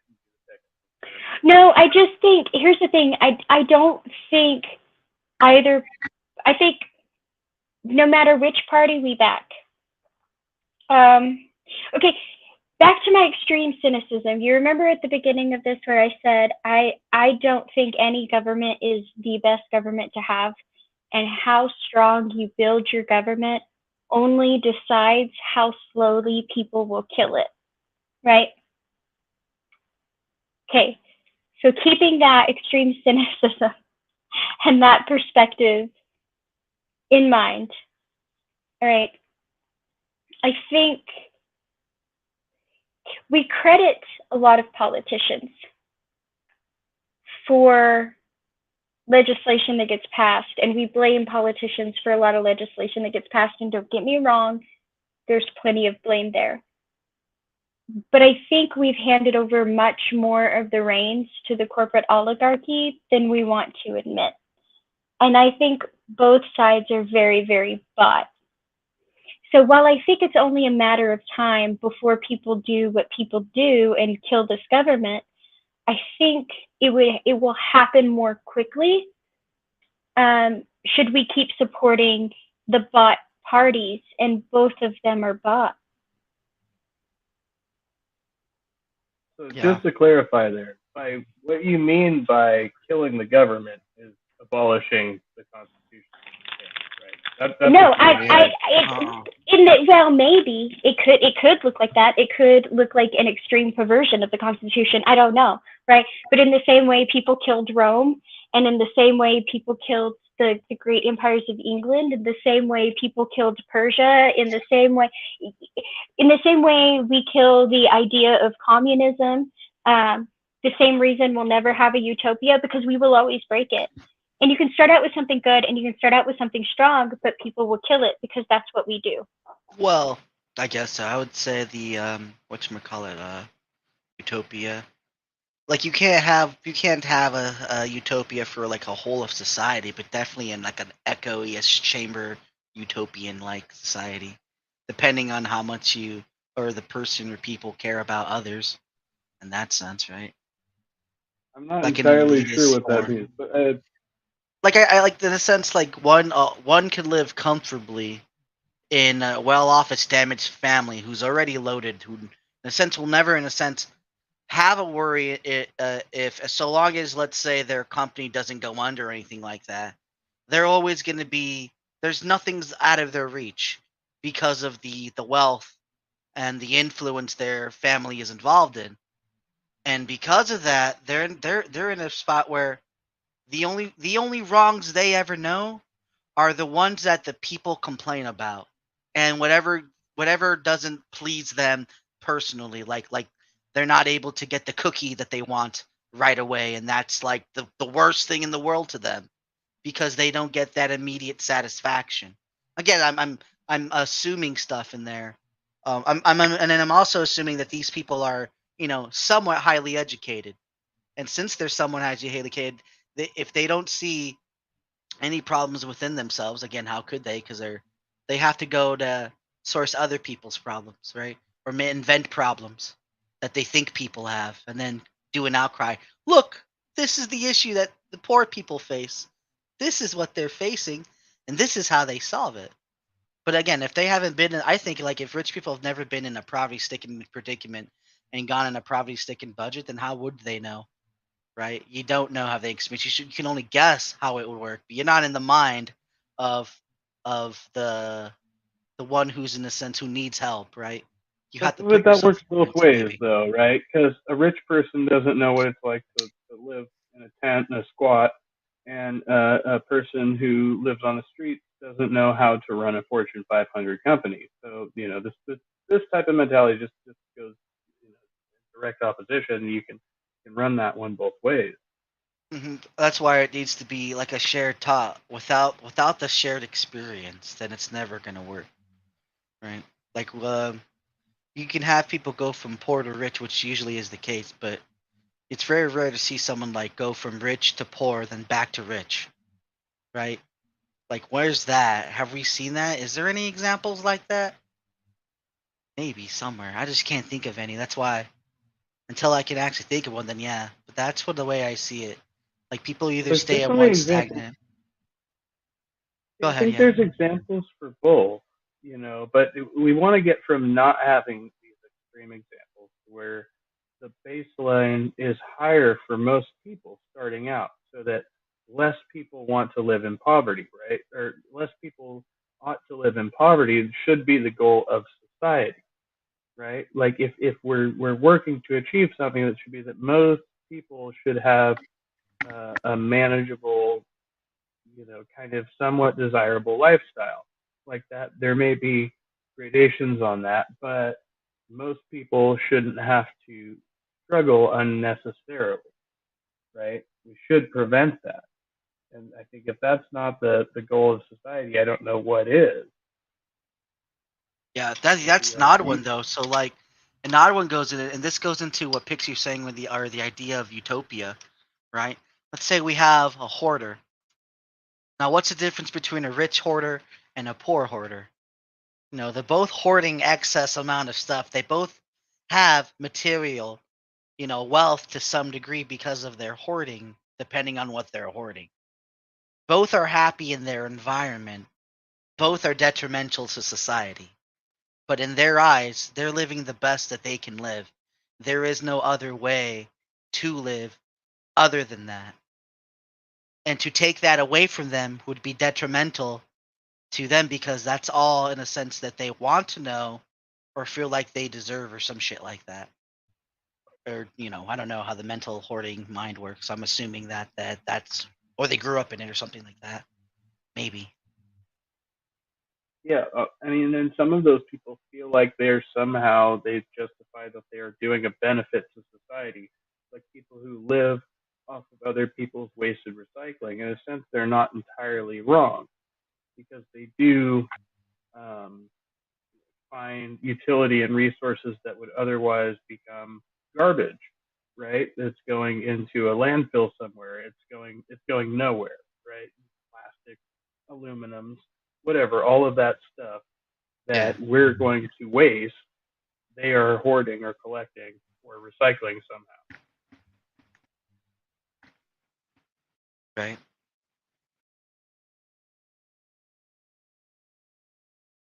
That's like I said, that's an odd one when it goes into the utopian. But then again, that's us breaking their paradigm on the outside of society and saying, recognizing that in a sense, for some reason that this isn't a utopian way of living and this isn't allowable.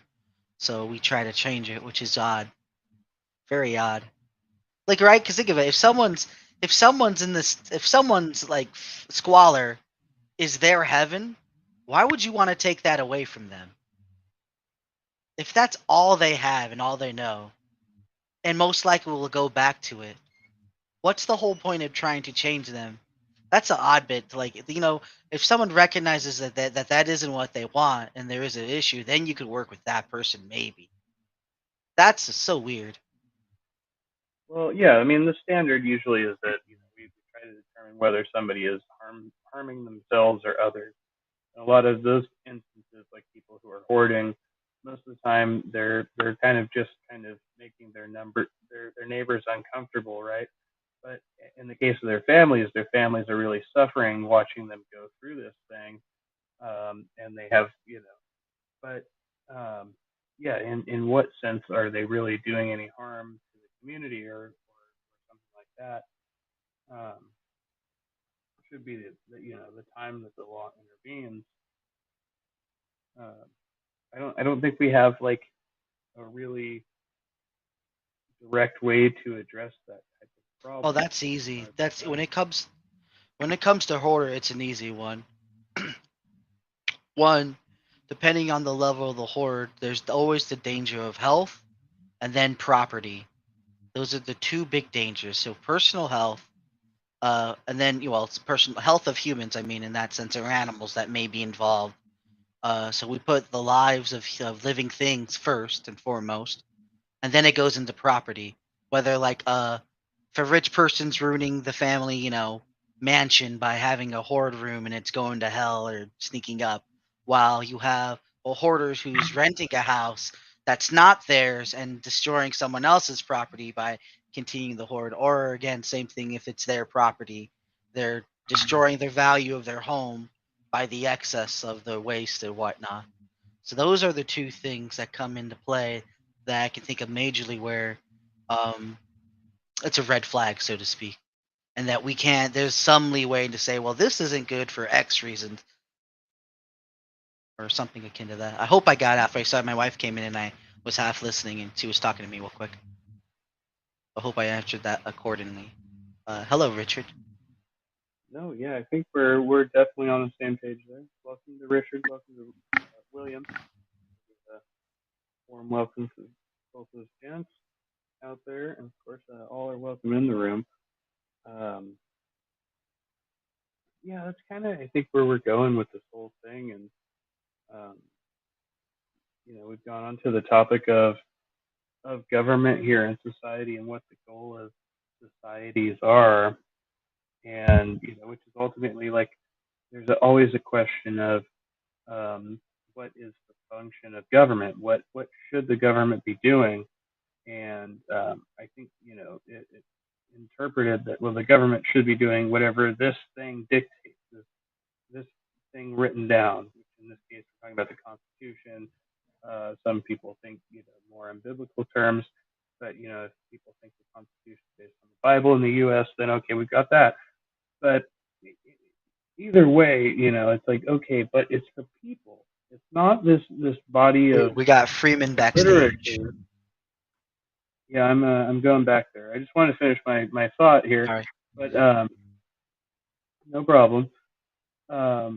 It's not this body of literature that tells us what the government should be doing. It's the will of society of the body of people, and if you're talking about a democratic government, then it is kind of a mob rule in some sense. But welcome, William.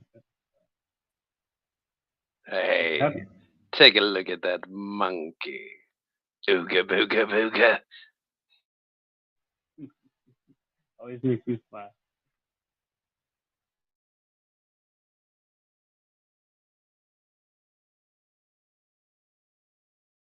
I think the government's involvement should only come in when the people say, "Hey, motherfuckers, I need help," and they're like, "Ugh, let us help you because this is our job."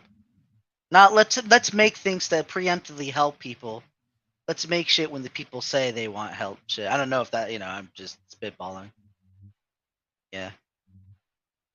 Well, Then by again, preemptively helping people, you're kind of assuming what's going to happen, right? Like the way we usually tend to do this is, rather we would, try to think of the worst case scenario, prevent that, and then when these other minor scenarios come about, then we put in place legislation to address those, right? So I think that was kind of the idea in the framework, but it wasn't articulated clearly enough for our modern standards.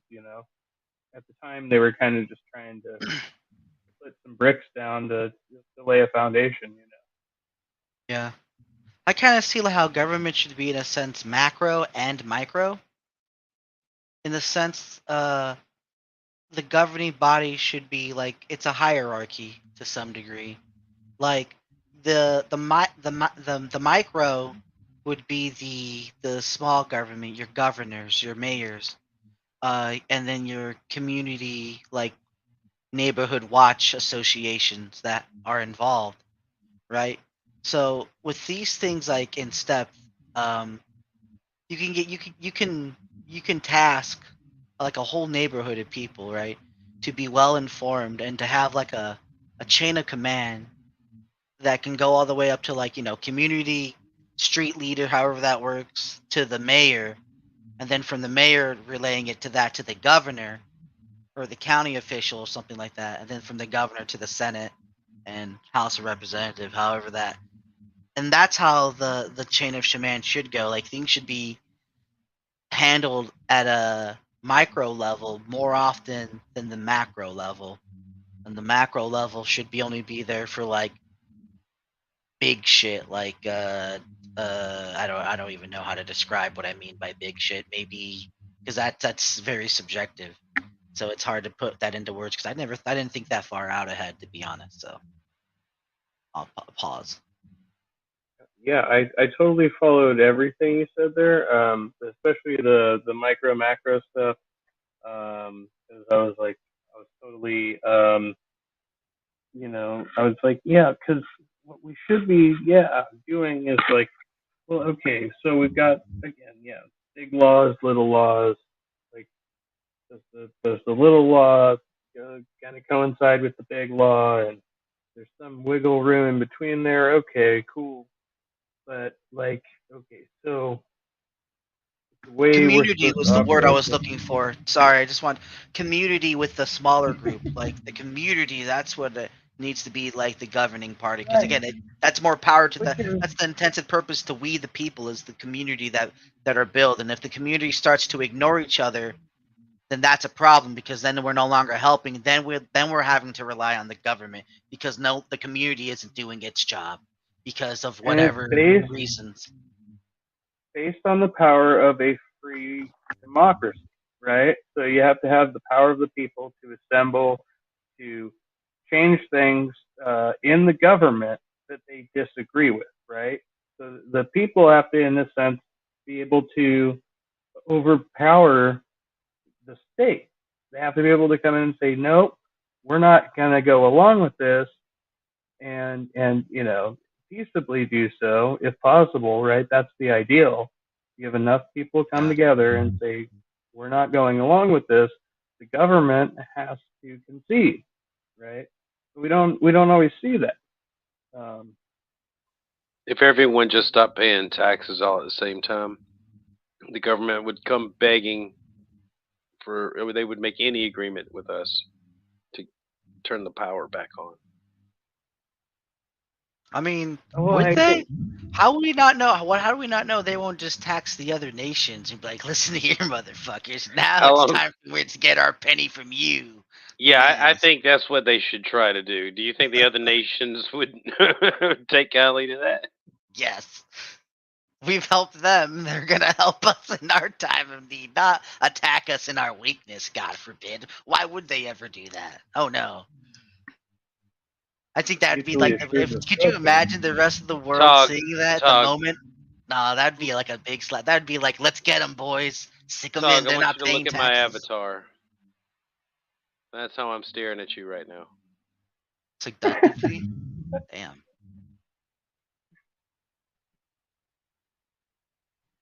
You all have some kind of beef, some kind of you all want to debate?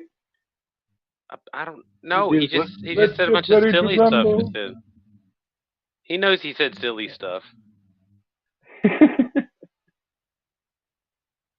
All right, think about it. Let's go back to what the original statement was. If we all stop paying taxes, the government would very quickly come crawling, because it can't do anything without money. And you're saying that the government could raise tariffs on merchandise going out or in or whatever, but who's going to do all that? Who's going to even enforce anything that they do when they can't pay their employees because there's no tax money coming in? There's no cops on the street, no tax money. There's no military, no tax money. Like eventually, Well, I you think just the don't real have. problem is how do all of those people live? Yeah, you would just stop paying taxes by changing it on your what's that, W-2 or whatever. You would just change it to where you're not paying any taxes. All in one day? Yeah, Well, it's yeah, I not guess hard. technically you could exempt yourself, and then the IRS would have to try to sue everybody. Oh, Exactly. Because there's still And there's taxes on goods. So that's Right. what I'm So saying. it could all be done. It could all be done on the same week if everybody just called or got their information from Human Resources, changed on their W-2 from that month on. So by the next month, all of a sudden, the outlook is bleak when they go, okay, or maybe by the next what is it, quarter. They would probably, from those reportings, oh man, like all these people changed their shit. They're not paying anything. They're not reporting fuck all now. So that would, what are they going to do? They're going to come after everybody. Can't really afford to pay 87,000 new IRS agents if no one's paying taxes for them to be hired to begin with. Wouldn't the government just find a new way to tax people? Maybe, but that would be better than income. The income thing is really a fucking problem. That's just slavery there. But I mean, they might do that. They might raise taxes, or I'd say like the tax on gasoline or some shit like that. But then they're gonna be pushing back. We're gonna be pushing back in a much more aggressive way when you do that. Instead of income tax, what if they change the name to community tribute? Changing the name doesn't. Is it collected differently? Still the same way. Just a little bit Okay, taken no, off. Everyone doing their community dues. Yeah, the good fuck old that. employment. Fuck that. It's theft. The America Community Fund. Yes, I like that. Yeah, Still goes it's to everything Non-existent else. development. I shouldn't give the IRS ideas. William, why are you making me open my mouth? You see, they're writing this down. Oh shit, that was a good one. Just change the name. Income tax. I always kiss the camera on my phone and say goodnight, Mr. FBI man, every night before I go to sleep. Just to let him know that somebody loves him. But I mean, to be fair, we've got to have some taxes, right? I mean, some taxes are legitimate, just not most taxes. Right. I'd say sales tax, universal, like across everything, and even elevated on super luxury items. I think that's a fair way to do it. That way, it doesn't matter whether you're legal or illegal or whatever. If you purchase something, you pay, and it's not based on your labor. What if there was like a micro tax that didn't go to, in a sense, to the government, but the community? Like it goes back only up to the mayor level. I don't need anybody to do that for me. I can go put money in a collection plate. I can write a check. I can use a credit card to donate to whatever I want whenever I want. I don't need their help. What do you think when they put these things on the when you go to pay your taxes? I don't know if they do that where you're at, but in California, you've got an additional option to donate a portion of your state tax return to a charity of your choice. One of which is like, the Catholic, whatever fund, and these types of organizations. It's like, okay, Are we there's a still number of basing options. this? Are we still getting the money off of someone's labor? It's still income tax. Well, yeah, it's whatever you're supposed Yeah, no, to no. get returned in your No, taxes, it's but you're not a Robin donating. Hood. Yeah, it's not a Robin Hood scenario. You're still benefiting off someone else's labor, and Let me you're ask. saying, oh, that's okay because I'm giving it to a charity. No, don't take it to begin with and let people choose to give money to charity when they want to. Well, that's what I mean, though. It's coercive, though. It's pitched like, do your part and pitch in by giving the money that we owe you back to these charities, is what they're Yeah, saying. no. Yeah, but that's still, you don't get to take it. I choose what to do with my money. I'm not a child. Right. No, I always find that rich, and I'm like, Wouldn't taxes also affect the consumer price of things and commercial items? Because then that goes into private. Because there is no tax incentive, they can just mark up their stuff. Because now there's a big supply in the demand. They don't have to worry about giving their money to because there's no income tax, right? Okay, so there's no income tax, right? Okay, go ahead. So that's what I'm saying. With that being removed, since no one's paying a tax on their, like, every employee, right, that works at a grocery store or wherever else, right? They're not working, so there's nothing keeping the wage like whatever it is. So that would change, and then markup would happen for the items. Because I don't know what the fuck you're talking about. I don't know. Wouldn't income tax go into sales tax to somehow? No, now the income tax is just the government dipping in between and on a deal between you and your employee or your employer or your employee. If you that's just them illegitimately inserting themselves and scooping out of y'all's money. They don't do anything for that. That's income tax. They're not doing anything for that. That's just dipping into your money. I'm kind of back, but I no longer have any idea what's going on. So I'll probably be quiet for a little bit. Hi. I just saw you drop and come back. I was like, does somebody else have mod power here? I did. Whatever. I'm good with it. He's back. And hello, Pop Culture Curious. Oh, very such or something. Just totally, derailed that whole back and forth that was going on between y'all. But, we can get right back there to it. I mean, the difference between an income tax and a sales tax, like, because the income tax is just being dipped off of your labor, which is, taking money or the produce of someone's labor is slavery. That's what slavery was, except it was 100%. And now that's to a lesser degree. But the point is, they're still capitalizing off of our work, our labor, which is not legitimate. They shouldn't. They don't have any part in that. They're not doing anything for their bit of that money. If they want to get it on sales, though, everybody pays whenever you can. The more you consume, the more you pay in taxes. The more that you're. Multifaceted problem, right? With the way we've set up the society, where okay, now the government dips into you for pretty much anything you do on U.S. soil. Like, we're talking specifically about the U.S. here and the way the system functions, right? And so the way I see it is, yes, okay, like you said, they're taxing you for the right to work in a sense. Like Tog said, how can they? Whoa! Stop! You just said it's a very crucial thing. They're taxing my right to work. Right. You can't tax a right. A right is outside of their ability to tax. They can't tax your speech. They can't tax your religion. Okay, Well, but they here's the can other tax thing. your Here's the ability, for instance, the freedom of travel. They tax that.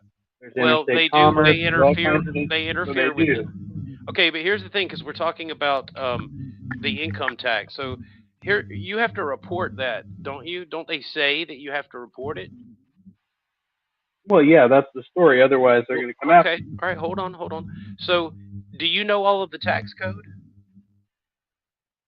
No, I can't say fuck all about the tax code. I'm All terrible. right. So, is there a chance that you might be accidentally violating some tax code that you didn't know existed? Oh, I know for certain that I am. Okay. Stop. So, the Fifth Amendment is the right to not incriminate yourself. Right, So, right. So if they're telling you that you have to waive that right to report your taxes where you may or may not be doing anything wrong, you don't know because you're not a tax expert. But they're telling you you have to waive that right in order to file or to report your taxes. Okay, but they can't have you waive a right and call that action constitutional because they're telling you have to give up rights to participate. Right. And I would go the next step and say, because I am a citizen who is, and they are an agency of government, and I'm sitting here saying, help me, I need help with my taxes.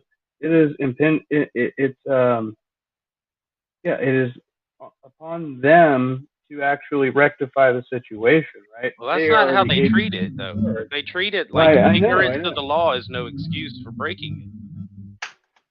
So they're going to Oh, yeah, penalize and in you this even sense, if you go, I think I may have made a mistake. I wasn't sure what to do on line 6. They don't give a fuck. They're going to penalize you and charge you a and fee you're for it.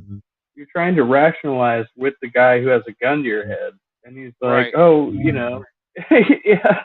So I'm just saying it's unconstitutional to tell you that you have to wait to give them that personal info. You would give me your income information. You wouldn't tell me what you earn. I wouldn't want you to tell me what you earned or your income, but because that's rude for me to even ask.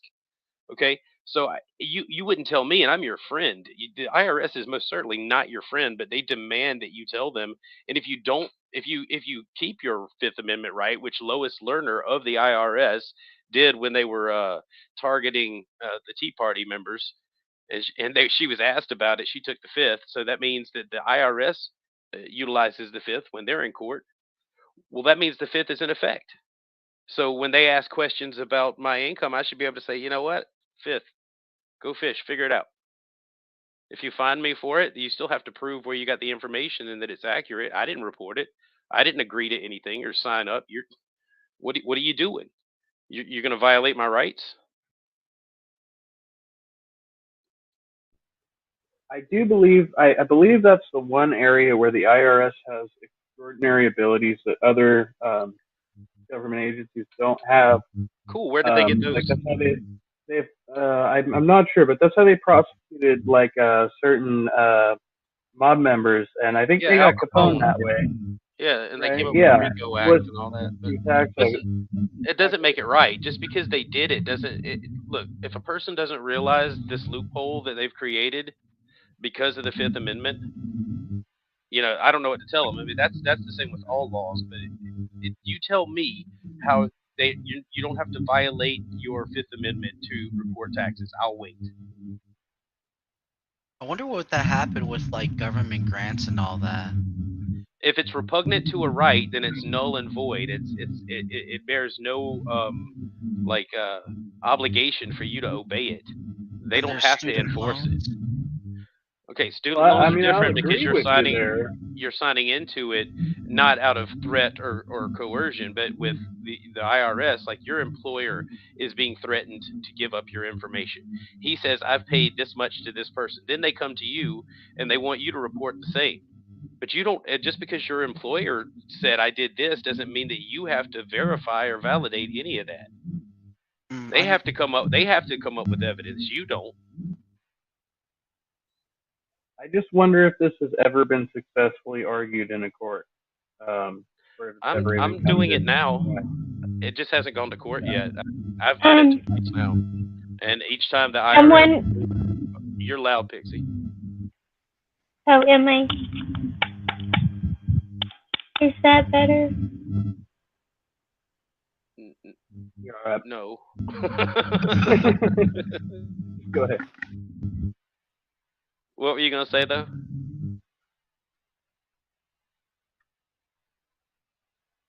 Damn it, you Is scared that her better? with. Yeah, that is better. Okay. I don't remember anymore.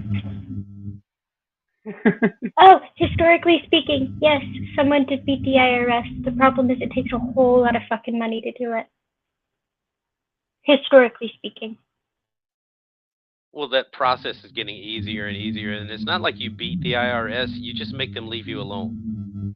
Like you have to do it time and time again because they come back and they want to fuck with you over and over again. Because it's like it's automated. Okay, it's gonna form letters are gonna start. They're just gonna go through processes on you like a machine. And then when you get the information, they expect you to know what to do with it. But what I do with it is I just respond back with questions, and it pisses them Oh, off, wait. and they can't answer. Do you mean to tell me that those calls I got that I thought were robocalls from the IRS might have actually been from the IRS? No, they don't call you. Oh, no, those are okay. Those were scammers. Okay, I was thinking. Yeah, you call them and then you wait 45 minutes to talk to them, but that's a waste of time. I just send anything, whatever they send to me if they want money or whatever. I agree with them on a condition that they can answer a few questions. And one of them is that I can report taxes without waiving my 5th and 4th Amendment rights to privacy and to not incriminate myself. And so far, 2 different times, they've relinquished and paid me what they owed me and backed off. That's such a weird one to say, though. What? 'Cause I'm, me as a criminal, because my criminal mind's like, well, if you're gonna tell them not to incriminate yourself, you might as well like be a criminal in that regard. Because like, fuck, why not just fucking make a new identity? Then okay, Because the point is, the law that they've got on the books is unconstitutional, and you have to just keep challenging it. And no, you the more don't. people. Okay. Not if you're a Well, criminal. yeah, Like again, if you make a fake ID and then all you need is that, Whatever, you're dude. good to go.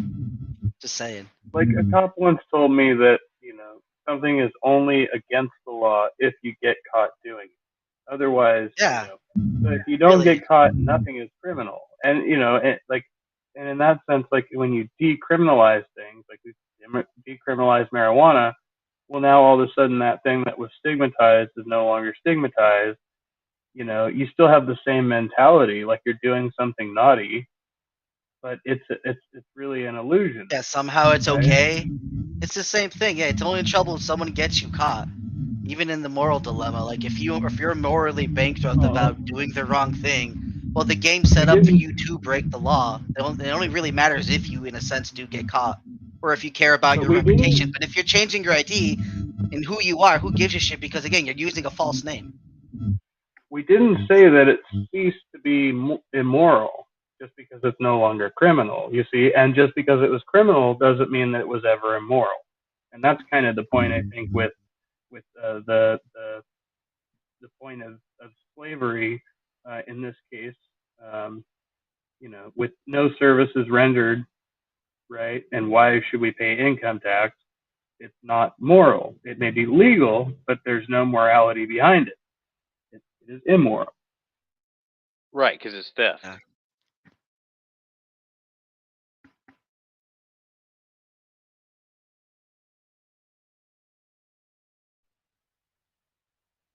You got the ghetto bird passing over. Pixie, are you back with us?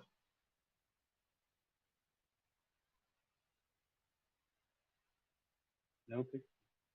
Yeah, I mean, and I wonder how you can really change that type of stuff. It's a catch-22 for a criminal. In a sense, like you're free to break the law, but it's such a hypocritical thing where you need the law to work for you, right? In the case of like if it's theft like that, if that's by gunpoint, okay, they're robbing for you, but then again, you going to the law, it's always still there for you. In that It regard, says even if, that right? that question from BS is following law moral. It depends on the law. There was a time when slavery was legal and rounding up runaway slaves was law, but that would be immoral even though it was law.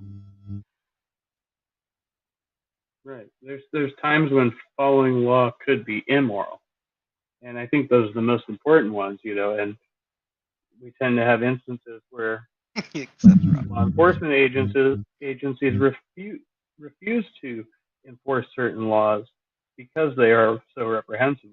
But nonetheless, they get passed through the legislature. Yeah. An honest living is the hardest game to play, unless you're really good at it. Yeah. Well, there's the greater good argument versus theft. I mean, people say, "Oh, it's okay to steal because it's for the greater good. You're helping out people, so it's okay to do this thing." And there's also if everybody's doing it, it's happening to everyone, so you should do it too, and we'll call that doing your part or paying what you owe. But in Fair reality, dues, it's yeah. just they want you to conform just because the herd believes that this is moral and this is their obligation to take part in this in the bullshit. They're going to try and push everyone or guilt everyone who doesn't and make them the enemy.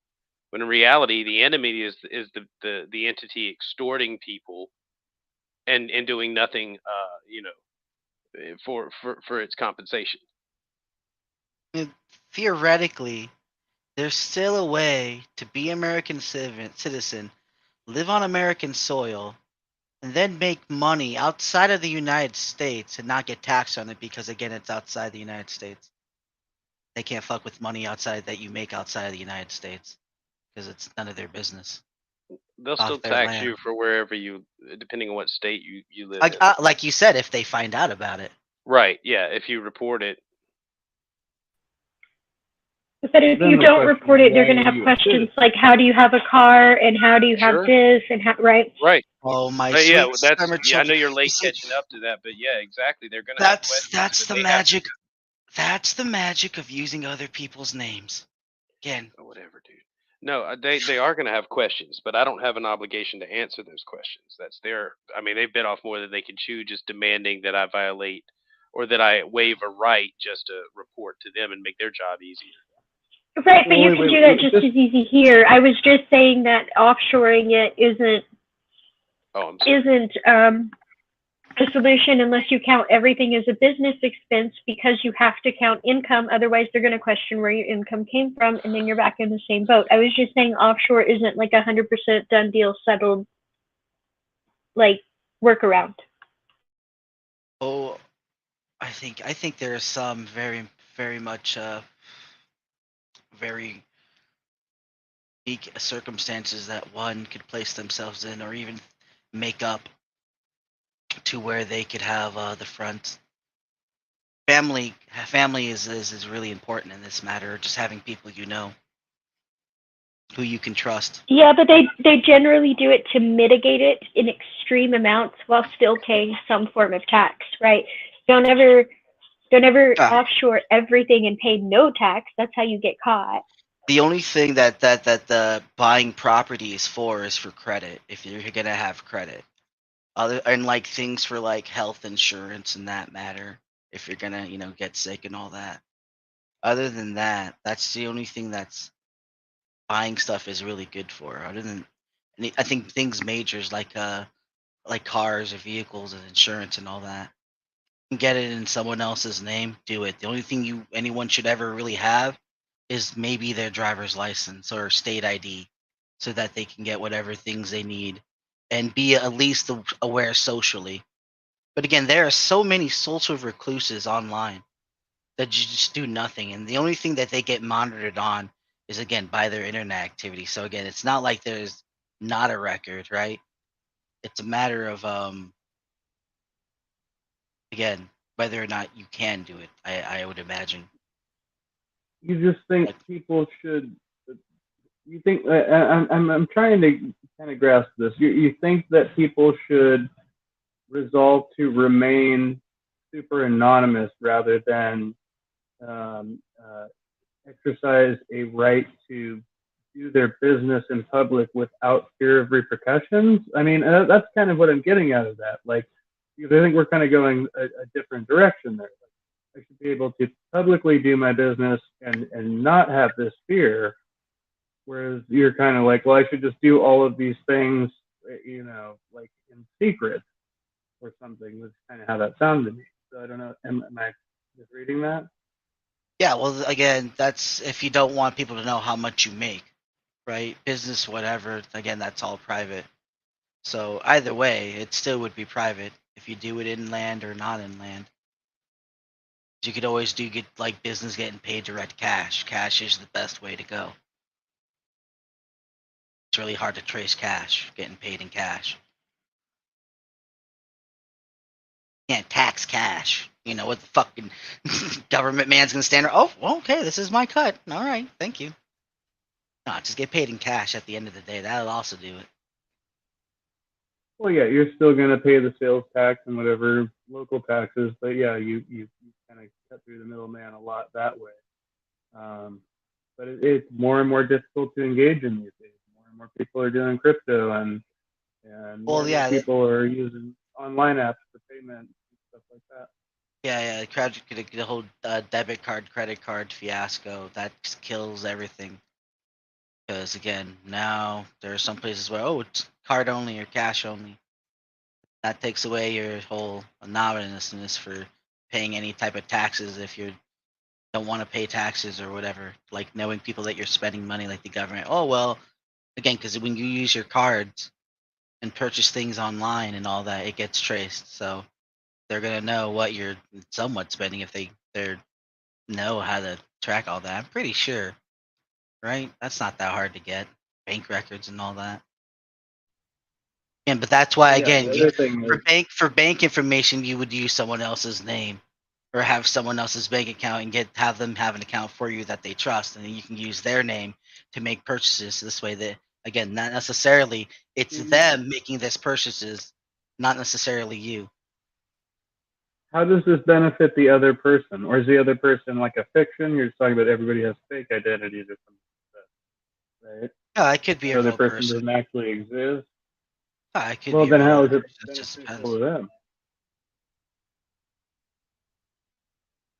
How is it? I wouldn't know. Some way, I don't know. I can't think of a way though. No, probably not. No. I'm spitballing shit here. That's a good question. I wouldn't know. It's like if you just met Tog, this is what he does. He just goes off on a riff and then rolls with it. The greatest trolls of all time. It's fun. I like it. You know, he's like a politician. You remind me of like a fast talking Hank Johnson. Hank Johnson, I don't know that name. I don't know who that was. Yeah, he's a congressman from Georgia. Interesting guy. Great fun talking about helium and midgets. That sounds fun. But of course he also he did worry a lot that if we had too many soldiers on the island of Guam, it would capsize. Oh gosh, that's amazing. Yeah, he was talking to a general or whatever, a military officer, and they were like, "Yeah, I don't foresee that being a problem." His name is Hank Johnson. You should look up his clips. It's funny as shit. Don't ever think you can't make it to Congress. You sure as fuck can. He can do it. Anyone can, right? Just like that guy, Vermin Supreme, right? He's still out there. I love watching his fucking clips. Vermin Supreme, I remember that. With the wizard hat or whatever the fuck he was wearing.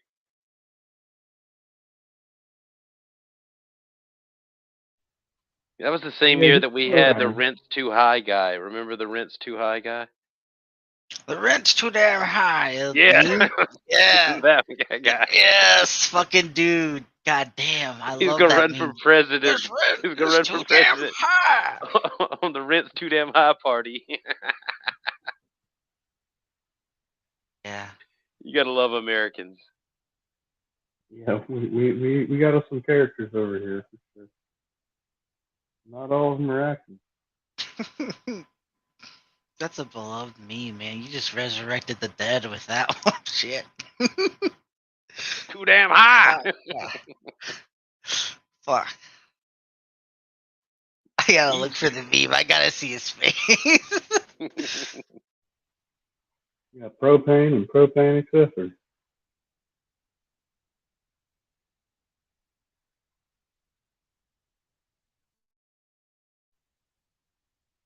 C.S. Lewis, join the fun.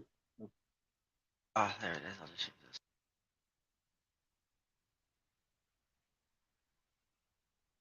There's no other plans tonight. That's why I did this. I don't know about y'all. What are you doing? Any like fun for Memorial Day? Is this the I highlight went of your to day? the zoo. This is the personal highlight. Like the family highlight was hanging out. The poor dude that we went with, his legs started hurt, so we didn't hang out all that much, which sucked ass. But it was overall fun. We got to see the poor lonely rhino because his friend died. No, Tog is too damn high. I'm gonna change my name to that. Too damn high. Tog's too high party. The TBH. Abbreviate it, right? Gotta abbreviate everything. How do I? That dude's got some crazy facial hair.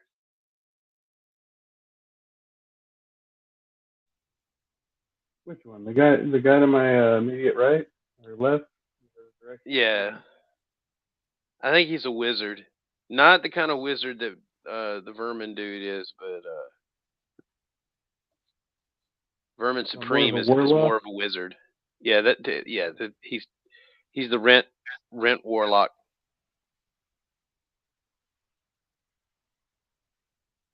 I saw another. He looks like he's got balls on his chin. Yeah. He does. He's got scrotum. My testicle hair is too damn high. My nuts are too high. Look at them. They call me the Black Peter Griffin. You can call me old cotton balls. You may remember me from Song of the South. Too far. Too far. That's no Uncle Remus. Is he wearing a yarmulke?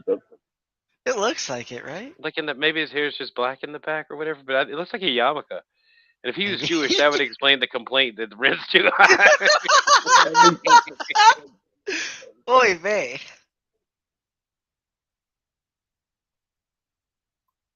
Shh, there she is. Wild one returned. I imagine if you're making bazillion buckaroos, going back to the thing, you could always pay someone a monthly fee for using their shit or something like that. I don't know. Just again, spitballing the shit. You have nuts on your chin. Hey, the ladies love to play with them. Look at those Afro puffs. Those are awesome. They don't look at my eyes, they look at my chin. They know where my power is. Is that barbecue halal? I mean, kosher?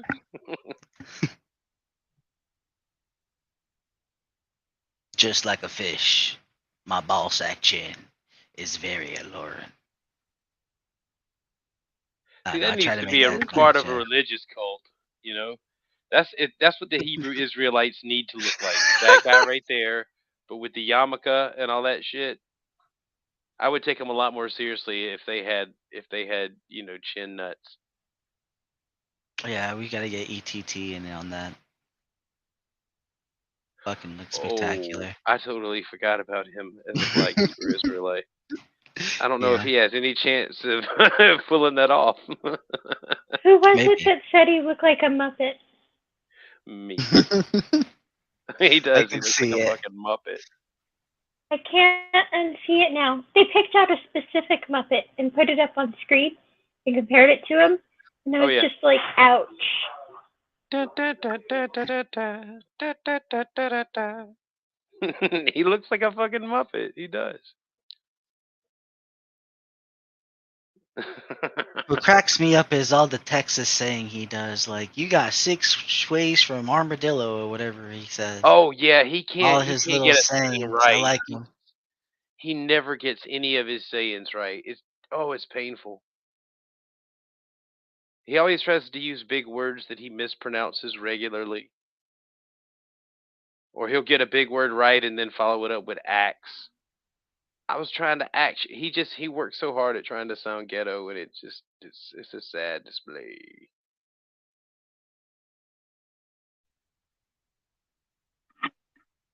Right, doing it intentionally. That was Richard Madsen. That was me, one of the old guys on the balcony at the Muppet Show.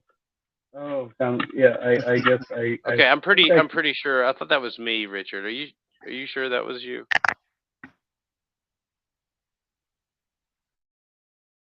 Okay, you might have been the one to pick out the actual Muppet. But I'm pretty sure I've been calling him a Muppet for the last 6 months.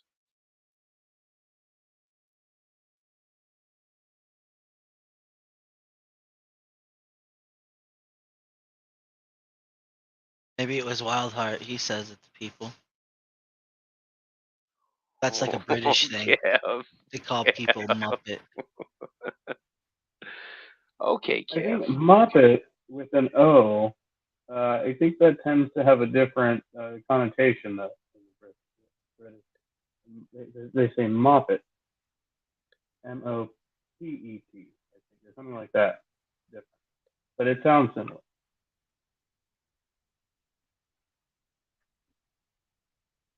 Made a meme of ETT. No, Oh, dang. I do remember that. Yeah, I remember that happened. I don't have the. Oh, here he comes. Here comes trouble. Okay, the English expression is puppet, not Muppet. And yes, ETT does look like a Muppet.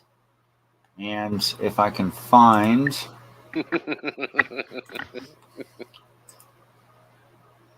Hold on a second, I'll bring it up for you, the meme I Make made him of him. solo. Make him big screen.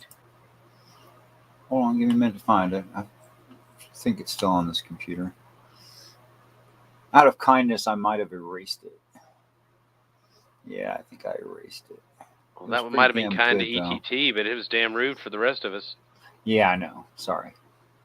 Got me all excited to see it again. That side by side is beautiful. It's beautiful. I mean, it was pretty much spot on. It's crazy. Here, I'll just find you the Muppet that I did it with.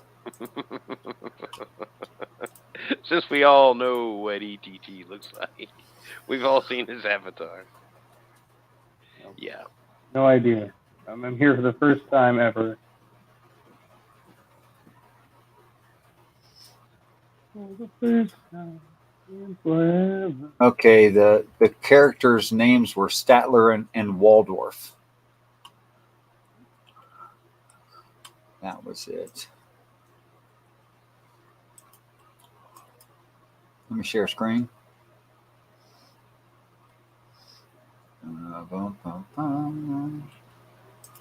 When I was in my meme phase, people's faces used to remind me of animals.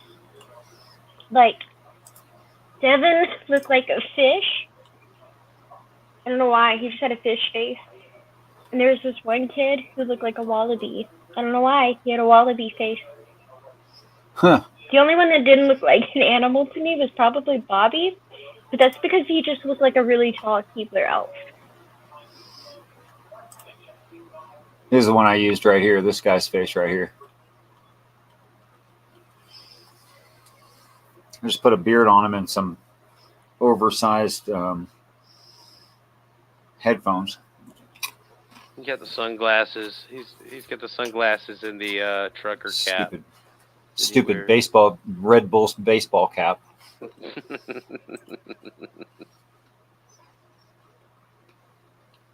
You think he has the wings? No, absolutely not. All right. That guy's got fucking back hair for days. I didn't see. I know he went into Praises and Praise let him in the other day. Did anyone else watch that exchange? I think No, I I didn't. started I to, didn't see it. but I don't remember. Like on my stream, I did, and I don't recall what was going on. I think that's probably where I heard I'm about it from. never Is awake. just checking in on your stream. I'm never awake when you guys go play over there, so I always 100% of the time will be like, no. Well, Pixie, let me tell you about everything you're missing by not showing up over there. I'm okay. Oh, okay. I had a big list.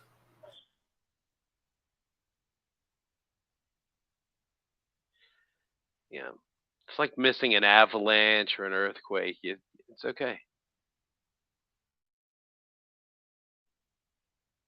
Yeah, I'll read about it. On I the almost news went later. over there one night because Bond was gonna go race hell, and nobody else was around, and I was like, "Fuck it, Bond, I'll go with you. I'll go race hell with you." But then they like blocked him right off the bat, and then he crashed. So I was like, "Well, fuck this. I'm gonna go crash."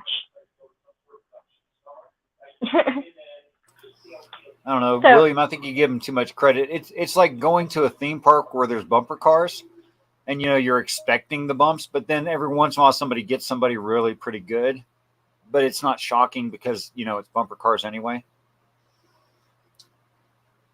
But it's still fun. That's fair because like I used to be very invested in it and the conversations that would go on. I mean, as much as I could, suffer through praise talking, but now I mean I listen to it and it's all just it's like people comparing their Pokemon cards or whatever it is. I really could give a shit. It doesn't make any sense and I don't care. Damn, that's good. Just a bunch of fan fiction. Yeah.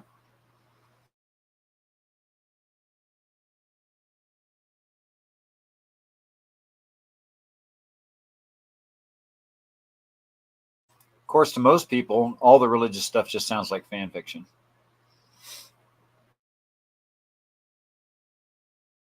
That's Well, true. I mean, I get asked a lot by Christians like, are you think you're gonna go back to the faith or something like that? I'm like, no, not unless said- unless somebody comes up with some evidence for something. I mean, What do they mean by go back to the faith? What do they mean by that?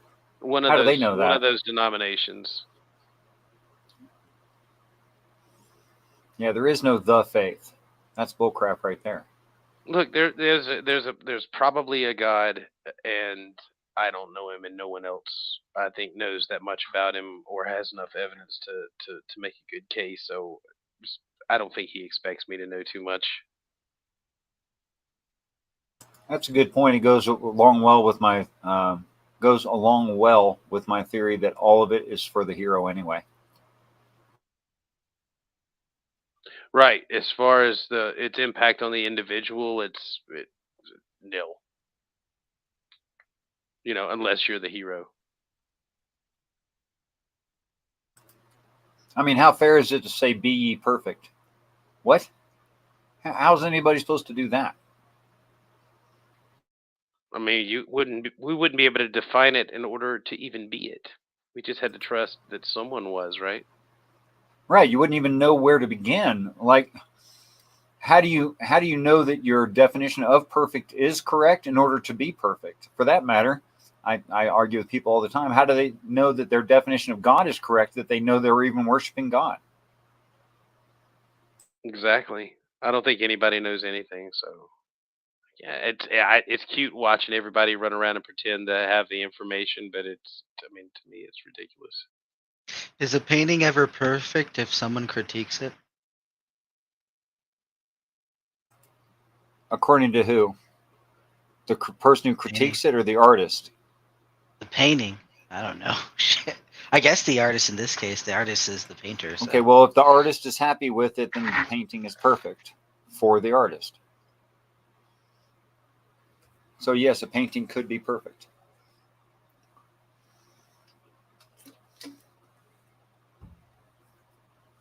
See, you get into authorship right there. Is it perfect I objectively did, or yeah. obviously that's subjective to the whims of the artist. I mean, Sure, nothing sure. is perfect objectively. What could possibly be perfect objectively, except for, like, what, silence? Whatever is, I guess, is perfect in the way that it is what it is. Like all of the universe in that way is perfect. Okay, is that objectively perfect? Yeah. Because it actually is what it actually is, never mind what I think of it or feel about it or know about it or anything. So then, what would make it perfect? That What it's could being we know- itself. That it's exactly itself. And that's whether good or bad, and whatever that means, right? I'm just spitballing here. That's because I always agree with you. Like, Maybe uh, it's perfectly Immoral imperfect. claim. I know. Well, I'm not It's an sure that- immoral claim. Perfection does not imply goodness, right? Good Right. is a secondary. No, it doesn't. thing. that's why I was gonna say it would include the bad imperfection. Cindy Right. Crawford's mole, for instance. Can something be perfectly? Can something be perfectly broken? If its intent or purpose is served best by it being broken, yeah, sure. If something was perfectly broken, would that mean that every part of it needed to be broken to be perfectly broken? I'm not sure. It depends on what you mean by perfectly broken. For for instance, I would. This goes back to what do we mean by perfect, and that's Right, why I when would you go use with- that other. Go ahead. I would go with no explosives to start the nuclear reaction. Makes an intercontinental ballistic missile perfectly broken. It's no longer what it was. It wouldn't work. It wouldn't do the thing that it was intended to do. It's perfectly broken. Does every part of it have to be broken for that? No. I think How it about would be like If it even just doesn't meet I'm its sorry, go purpose, it's purposely broken. That's what I think. Go ahead. sorry. I think perfect is the word to figure out what So, we like- mean when we apply it. in that perfection, like where it comes to it being broken, the fact that it does break in itself is perfect, because if it doesn't break, then wouldn't that mean that it would be flawed that degree? Well, now you're suggesting that Maybe it it's was perfectly intended to be inoperable in the first place. Are you saying it should have been inoperable in the first place, whatever thing you're talking about? I don't know. See, that's what I guess that's a different matter, because I just thought of what does that situation fit, and we're talking about things being broken, and I went to like you're trying to What was the example you had in your head when you said it? breaking like a cabinet or a dresser with a sledgehammer in like one shot or something like that, but it takes two. But I guess the that goes in with motive, and I don't know if that reaches the same level. He's politicianing again. I don't know where he went. I don't know either. Can't get it. I really wanted to try. Even ask some follow-up questions. Talks too damn I high. think the flaw in the thing, right? So the flaw is an imperfection, but it doesn't mean that it is not good. Imperfections could be good intrinsically, right? So it doesn't mean that Nobody's they are saying bad. good. But Nobody's saying good. We said Or perfect. evil. Yep, just Right. perfect. Is Right, different. but I think we're comparing the flaw in the thing, an imperfection, to something that is not good or not preferable, and there's no justification behind that. Interesting. Not Oh. sure that's correct.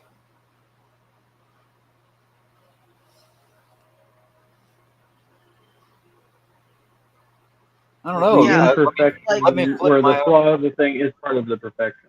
Because it goes into the way I see it goes into a matter of achieving. So like going back to like breaking the cabinet dresser thingy, if you hit it on its side with one good hit, it should break and disassemble.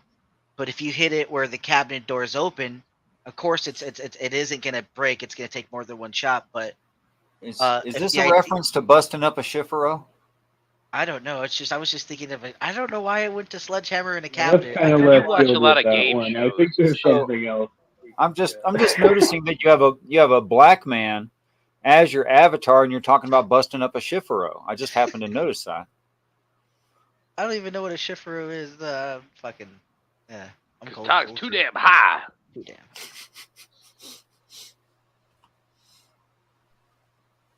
Hello. Welcome, B.S. Lewis.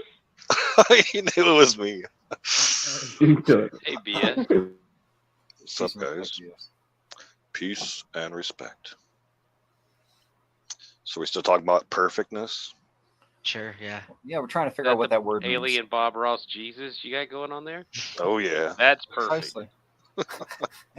Precisely. Bob Ross, Jesus. He's a creator. Happy little trees. Yeah. Right. You look at a happy little tree, you know there's a happy little creator. Yeah, the world would be a much better place if Bob Ross had painted it. That's like so weird when you think of like the whole world treated language that's like found throughout the whole world. It's so crazy. Like it fits the motif so well. I don't know if you at could have deep gotten. meta level. I'm thinking you're right, William, because I think you wouldn't have gotten Bob Ross to paint something like cancer cells or a tumor of cancer cells. Happy little tumors. Yeah, it was just an accident. A happy accident. That's what sin is. It's just a happy little accident. Well, that's okay. We'll put another happy little tree there on top of that sin. There we go. Yeah, we'll call it Happy free little- will. That's what God did. He's like, here's a happy little fig leaf to cover up your sin. Now, oh, nope, here, that is not working. Let's put some lamb skin on there. There, happy little lamb skin. Take your happy little asses out of my happy little garden, fuckers. Bitch.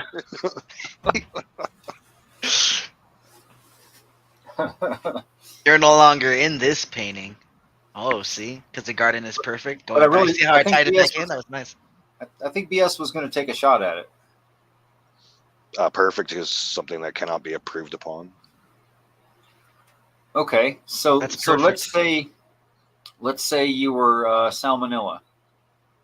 Hmm. Is salmonella then in itself and in its own purpose perfect? What's its purpose? It's an archaea, so it eats things that other stuff can't eat, and nothing can eat it. It happens to make us sick, but like all the flora and fauna on this earth would perish if it wasn't for archaea that are able to eat things that we can't. No, I agree. Perfect is I think- subjective to the eye of the beholder. Because termites are the same way. Termites are designed to Another good example. get rid of wood, but if they're in our house, we're like, oh, termites, you know. So what does it mean, BS, to be perfectly broken? If you can't I guess improve you'd upon be unable to repair it. it. Is that okay? Is that I thought it needed to be completely shattered, like perfectly inoperable in every way. I don't know. Maybe I'm wrong. I suppose so. I guess it would be something that serves exactly zero function or purpose. It's something that would be impossible for Bob Ross to paint. I don't know what that would look like. It'd have to be visual. For He me to doesn't paint it. either. He doesn't either. Well, Yeah. he doesn't know what that would look like. Yeah, it's all philosophy stuff. This is why I don't get into it too much because it's stupid. What do you mean it's stupid? Did you just make a philosophical statement about philosophy saying that it is stupid? I made a judgment call, and I stand No, by it. that was a philosophical statement. No, stupid is philosophical. Oh yeah, if you judge something and then you make a statement about it, you've assessed it, you've thought it over, you've come to a conclusion, you've stated your conclusion. It's philosophy. What's the definition? What's the etymology of philosophy? The etymology of philosophy. I'm going to look up the word itself. It's the love of wisdom. It's the love of wisdom. Yeah. What if I hate wisdom? I hate wisdom. Well, So you're That like would- making the etymological fallacy. it might be wise in your certain situation, in your life to hate wisdom, which might be a great philosophical choice. But then that would be the love of wisdom choice, right? Well, you're still using the love of wisdom to say that you hate wisdom. Can I use the hate of wisdom? Another- Yeah, I love wisdom. No, if But you want to do another that, you just etymology- talk in nonsense part sentences that don't This go is together in a big This word is why I salad. hate philosophy. Love is hate, or damn it, hate If is you wanna be technically on the anti- spectrum of love. Sorry, Richard. If you go want to ahead. be anti-philosophical, you just talk in word salads that don't make sense, and you will have mastered it. Well, if you want to be anti-hate hate wisdom, then you just keep doing what you're doing. Right. It's all subjective and stupid. Love and hate is subjective. You agree? Love and hate are subjective, yeah, but philosophy is not. Then it's misnamed at least, right? No, it's chasing after wisdom or pursuing wisdom or being in love with the idea of gaining wisdom. It's not loving wisdom itself. I think that's a misunderstanding of what it meant. I think it's a perfect understanding. How do we settle it? Well, that's your philosophical stance. Oh, this is fun. It's like your opinion, man. Yeah, just your opinion, man. Uh, I'm indifferent But I about think wisdom. another way of looking at it. Another way of looking at it is what people would say about philosophy is way of life. I think that's more maybe of a Eastern approach, but that's kind of the way Eastern people, I just other- don't know, Other schools of philosophy think about it. Mr. Ross, I just don't know how someone would get around to being philosophical about everything. About everything? Well, Everything. I don't think you can. You could try. I don't like to take absolute statements because usually if I find an exception, it's easy to break them, right? Sure. So if I can So find I'll one make an instance of, absolute statement. okay. Everyone who's self-aware, fairly average functioning, uses philosophy every day of their lives. That's not an absolute because there are unself-aware people out there. Well, sure. But what am I going to say? Infant philosophers? That doesn't make sense. Well, there's an exception to your Even- rule. I would No, say but- even people who are not self-aware still use philosophy. They're just not cognizant of it. But they're Well, still using philosophy. I created a Venn diagram there for you, and I made an inclusive group that does exist, and I made an exclusive group, and there's a little bit of overlap in between them. Say, I don't know, 10 to 13-year-olds or something. I don't know where that overlap is, but of humans with all this potential to talk and think and self-reflect and introspect and all that's the majority of average functioning adults use philosophy daily. They just don't look at it that way. What if somebody's shit-faced drunk? Oh, they're definitely philosophizing then. It's just crap philosophy. So because you're defining philosophy as just any thinking in general, like it's impossible to not do any thinking is what you're kind of saying. No, to try to exercise wisdom is philosophy. So if someone says something like he's hitting on my girlfriend, when the truth of it is the other person is actually a homosexual male who's not hitting on or checking out your girlfriend, then you've judged poorly. But still, you were judging, you were making assessments, you came to a conclusion. Everything is there that's, inductive reasoning. So I can't get around it. Could you give me an still there. example of what it would look like to not do that thing? What would it look like to not do that? No, that's Like somebody in I a will coma? not sit here and attempt to defeat my own argument. Like a coma patient or something? I seriously don't know of exceptions. Somebody in a coma, or they're still alive, but they're just not thinking. But they're not quote unquote average functioning or normal function. They're just not. Normal is like perfect. It doesn't exist in a pragmatic sense. No. I was talking about the hump in the bell curve, not the absolute apex of the bell curve. I don't think such thing exists either. Okay, but there has to be an apex for a bell curve. There really isn't. There could be an average that creates an apex. There doesn't But if need to be an I apex. draw it on the line, then it's going to exist, right? Oh, you're suggesting that the line is solid. Are you sure that lines are solid? I don't know what you mean by solid. Lines are not solid. Hmm. Lines are, first of all, lines are not continuous. Lines are not everything that we cartoon imagine about what a line is. It can't be. Like as your pencil glides across the top of the paper, and you might see at your scale a straight, solid, or a straight-ish, doesn't matter. But you might see a solid line because your brain is filling in gaps. You put that same piece of paper under a microscope, and you'll see that line is all choppy and chunky, and it's sloppy, and it's S-shaped all the time, and it's not S-shaped continuously, evenly. Even it's nothing like that. Is a curved line not a line? Sure, but see what I'm saying is it's not even a line. You mean a straight line? It's not a curved line. Is not a line either. It's a chunky mess of sloppy back and forth on the highest fibers that happen the term to be is there. oblique or block, I believe. What does oblique mean? It's like I forgot. It's like an orbit. It's like it's hard. Get back I'd to me have when to you show have you. I'd have to show you. Give me a minute.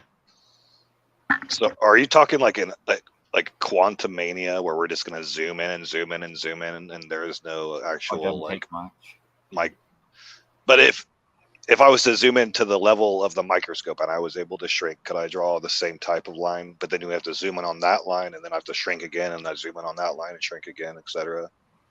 Yeah, you could keep doing that forever. Every time you, I'd say by the time you increase what your eyes perceive as, you know, a solid line, the width of the roller ball, you know, or whatever, you know, if you multiply that just 10 times, you improve maybe 100 times, 10 or 100 times what your eye can normally see, you would see it's totally not what you thought at all. But isn't a line subjective in itself that I arbitrarily set the start and the end date to it? So if I was to zoom in to the magnification that you're saying, and I just take a small sample of that line, it would become a line, right? By marking the end and the beginning myself. Sure. You can do that. But then if you zoom in again, it's going to destroy that one. But And then you I do have it to again. choose another smaller one. Yeah, that's what I'm saying. But then, okay, lines are just subjective in your opinion? Yes. Okay. Right on. So you're actually pretty good at this. How do you drive then? Over an average. But I do everything. We do everything over an average that works. But you could just decide to like not follow the lines because the lines aren't existing. Yeah, they're not really there. It's something we accept. What if I put you in an alley with walls that are straight lines? Like, does those not exist? Those bricks won't be straight. Those walls won't be straight. I promise. But you're still forced to follow the line, right? Sure, I can't just walk through a wall or whatever. So they exist objectively. No, they exist on average. I don't know what that means. On average, there's too much material in a car to drive through the too much material in a brick wall without particles colliding. Yeah, and those particle colliding, the laws of physics are objective. Well, actually, we're not sure that they're objective. Who's we? They continue to work at this scale on average. Yeah. Because if you took it down small enough to a particular enough, then it wouldn't work. But why do you worry yourself with the quantum? That's what I can't understand. Oh, I'm not, because everything works on average. My overall person is always here, even though there are particles of me that are constantly jumping in and out of this existence and are part of me and then not part of me. But on average, I'm here. But my question, this is why I don't like philosophy, because it's not as functional. Like I can get what you're saying. Let's zoom into the quantum lines don't exist, but who gives a shit? Like it doesn't. It's interesting to see how well your brain can argue with me. I mean, it's just not pragmatic in the least, though. No, the That's all. pragmatic part is I'm getting to know how quickly you can think on your feet, and that Oh, makes me understand you better at a personal level, able to speak to you better on a long term level. I mean, it's very advantageous in a lot of real ways. for you to test me. Sure, and to be tested. I like being tested. Okay, I think that's fun too. Right Welcome, welcome, sir. I think This that's what is- we were doing. Thank you. This is Yeah, Thunderdome. welcome to Cerberus Tech. Yeah, we've just gone as far afield, but I greatly appreciate everyone joining. And fascinating conversation. So welcome, sir. Do you have anything to contribute? Oh, you cut out there for me, but I think you were asking me if there's anything for me to add. Not yet. I heard someone saying something didn't exist and about how human beings like basically make a fiction in their head to get through reality. And I was sold. That's like the kind of stuff I like. Oh yeah, I said we're all working on averages. Yeah. I mean, if you go on on average, there's more asphalt than there is lack of asphalt in the street, right? But if you go down small enough and you start looking at that, there's holes, and it's full of holes, and there's all kinds of no asphalt there, you know. Call it half asphalt. Half asphalt, but that was good. That was good. Then you wonder why your ass falls down because there's so many goddamn holes. That's the problem. The asphalt is too damn low. Yeah. So somewhere back there, I don't know, we got here, but we were talking about kind of the nature of society and how we govern ourselves, we humans, you know, 'cause that's all we've really got to reference. And we ended up here, but I don't know if there's any points in between that anybody wanted to touch, because again, that one just like way off into other realms. But I don't know. I left on one topic, came back on another topic, didn't fully get into that topic before it jumped again. So I'm not sure where we're at now. Oh, well, how about this? I think that operating on averages applies to basically everything we do in a certain sense. We learn, that's how we learn language, right? Our definitions in our heads for words mostly match up most of the time with most people around us speaking the same language. Right? But we all know that if you have a long enough conversation with someone, you're going to talk past each other. You're going to say some word that they think means something different than what you're saying, even if it's small. Right?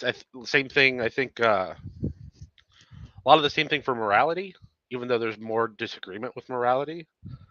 I think lots of us agree with the big pictures, the big things, right? But then when you get into all the stuff behind the big things, you know, we all agree murder is bad. But and that's an average. But I think all the stuff that might be murder, we might not all consider murder. Hold Pixie's Okay, I was beer. going to say we can agree that murder is bad, but we can't agree what constitutes murder. Yeah, well, we can mostly, but not always. Well, that changes drastically from one culture to the next. I mean, you can on a small scale, but not on like a human scale. Yeah. The farther away you get from any particular target, the more it's going to change. But that's why it's an average. It will change as you slowly move across the planet to different people and different cultures. And Okay, fair. I'm back on board.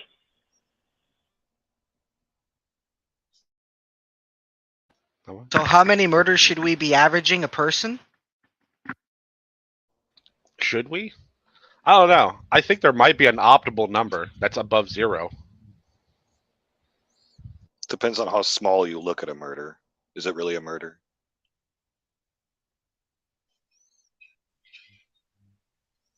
I think we rightly make it so that it depends on the offender. As long as it depends on the offender, do they have a history? This is a one-off thing, or whether they keep doing the thing. Like, unfortunately, like in the case of serial killers, and I was thinking this about statistics, you know, and it's kind of the grim fact that the number of serial killers we catch is actually very small. There are a lot more serial killers out there than the number that we record, right? We can only record the ones that we find out about, and that's a relatively small number statistically. So when you think about that, it's kind of a grim fact that that people operate in that way, that we will not find them out. Most likely, many killers are going to get away with it. So when you take that into account,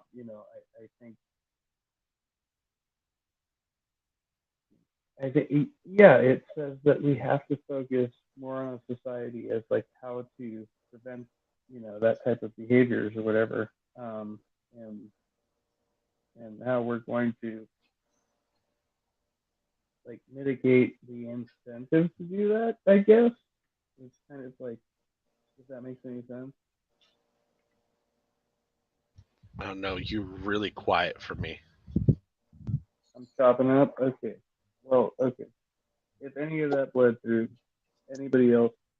I got it, but how do we know what motivates a serial killer? Because you have to know their motivations in order to form a deterrence, right?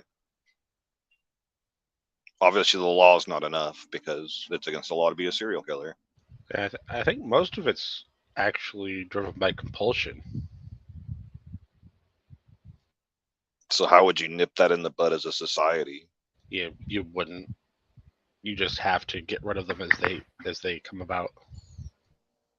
You mean people can't control their desires? I don't know. Some people definitely can't. It seems like some people can. If they see a downside to it, but if they're not getting caught, what's the downside, right? I mean, but if you have a compulsion, if you put deterrence in the way, that might slow down how often a serial killer might kill someone.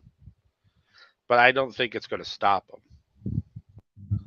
Well, there would be extreme measures that society could take. It would be a 1984-ish type of surveillance society with China social scores and shit like that, but it makes it so it wouldn't be fun to live in for everybody else.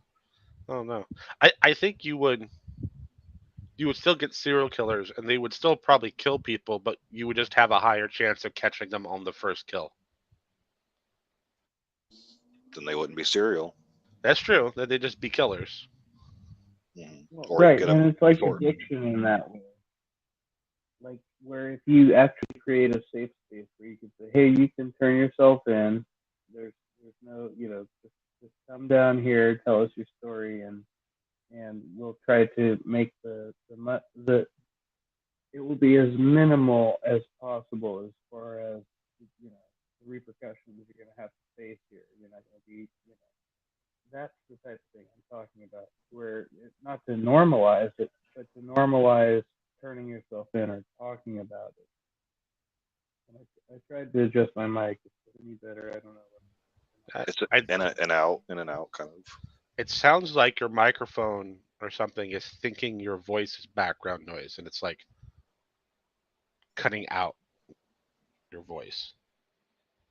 Because it starts kind of okay and then gets quieter and quieter and quieter, and then you'll say something a little louder than you normally do, and your voice will pop back in, and then it will cut back down again.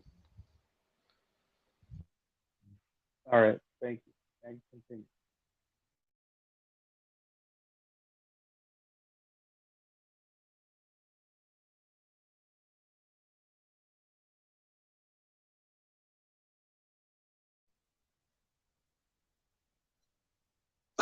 Is Will even here for that one?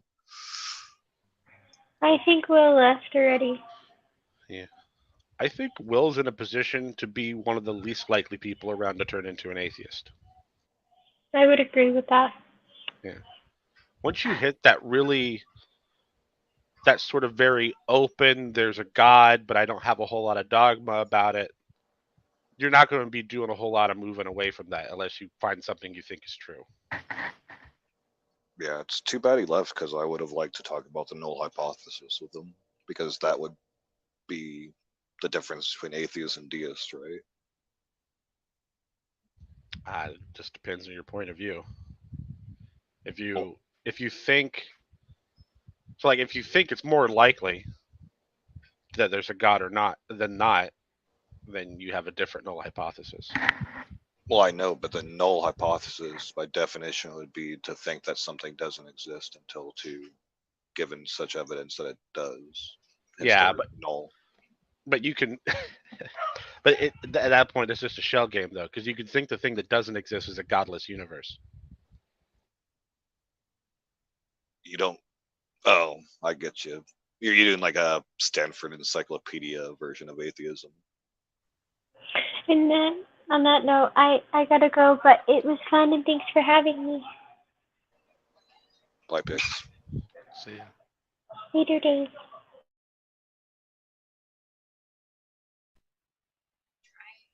Linton, Thanks, Godless Steve. Universe. Sorry.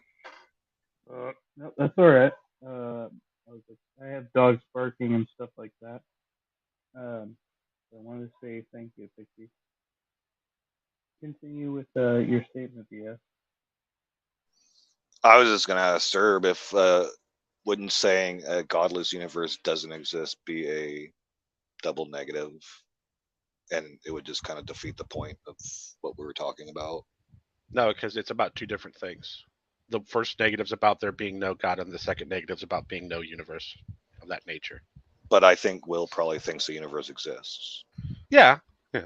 So the godless is the part that we're focusing on, and the godless doesn't would be the double negative. But I was saying that's what I'm saying. It just depends on what he's testing. He could test the opposite view with a different null hypothesis, and it'd be from a theist perspective. So what's the opinion on why people lean towards deism? Is just creation arguments? Oh, deism? Yeah. Oh, that's part of it, because there's so many just general theist arguments that Christians use. Yeah, because it's easier to think you have the answer to the why we're here than not think you have the answer. And I've personally found if I'm trying to get a theist of any type to change their mind, if I'm not trying to convince them that there is no God, just maybe the God they believe in might be a little bit different from the book they think is true, it's much easier to get them to move. In a theist count, there was Knock that had the whole thing with the whole if I get the job, whatever thing. But I would say it'd be confirmation, whatever the hell.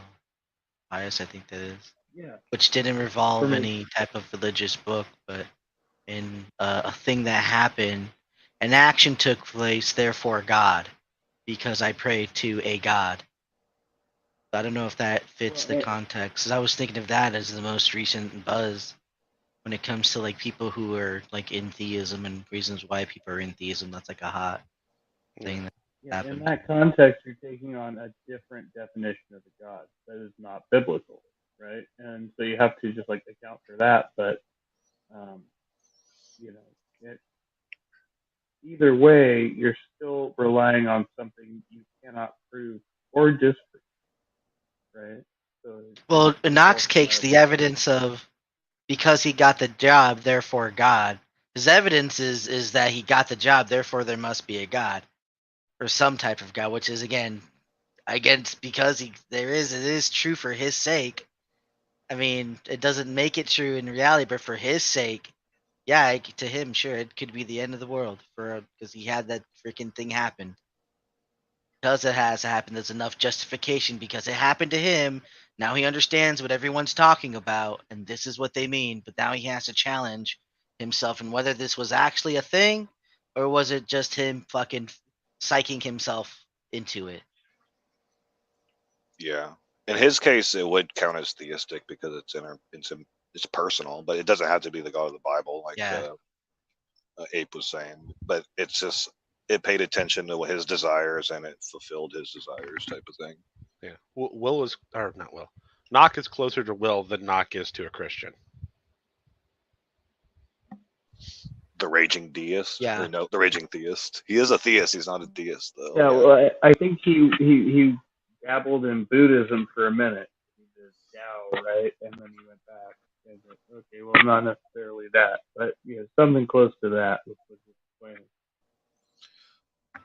My question for these personal answerings of intercessory prayers is I ask people to logically break down how this was possible.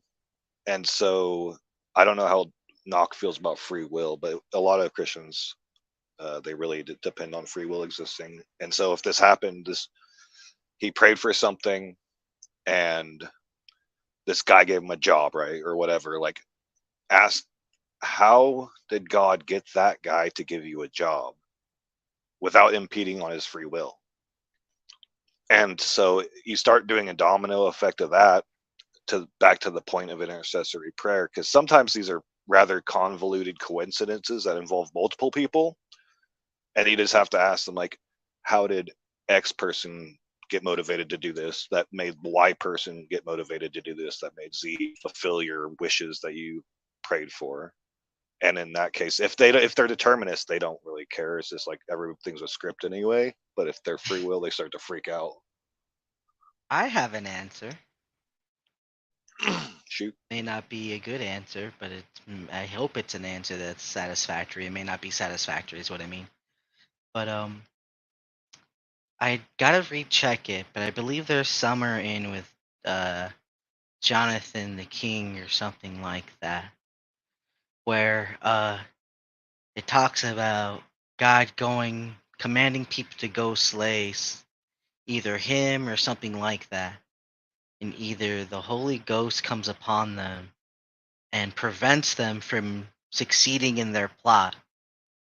And so, like, if there's this idea that God doesn't fuck up things when he wants to, it seems from the Bible case, yeah, he intervenes whenever the hell he wants to when it suits his need in people's lives to where they can't succeed in the tasks that they're doing.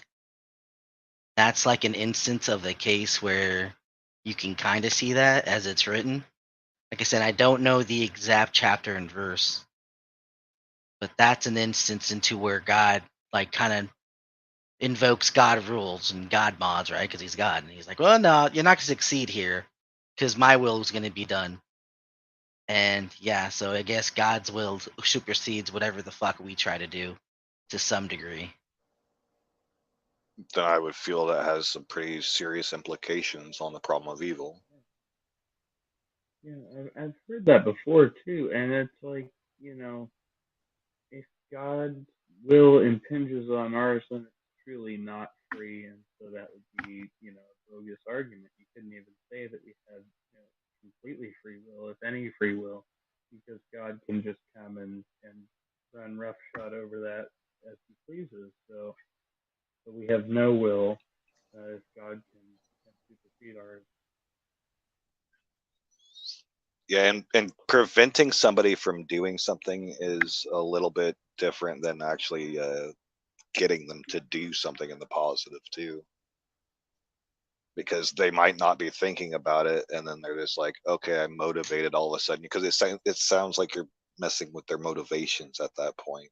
But if somebody's motivated and God puts an external block on somebody to not do something that's a little bit different, not too much, but so you understand what I'm saying?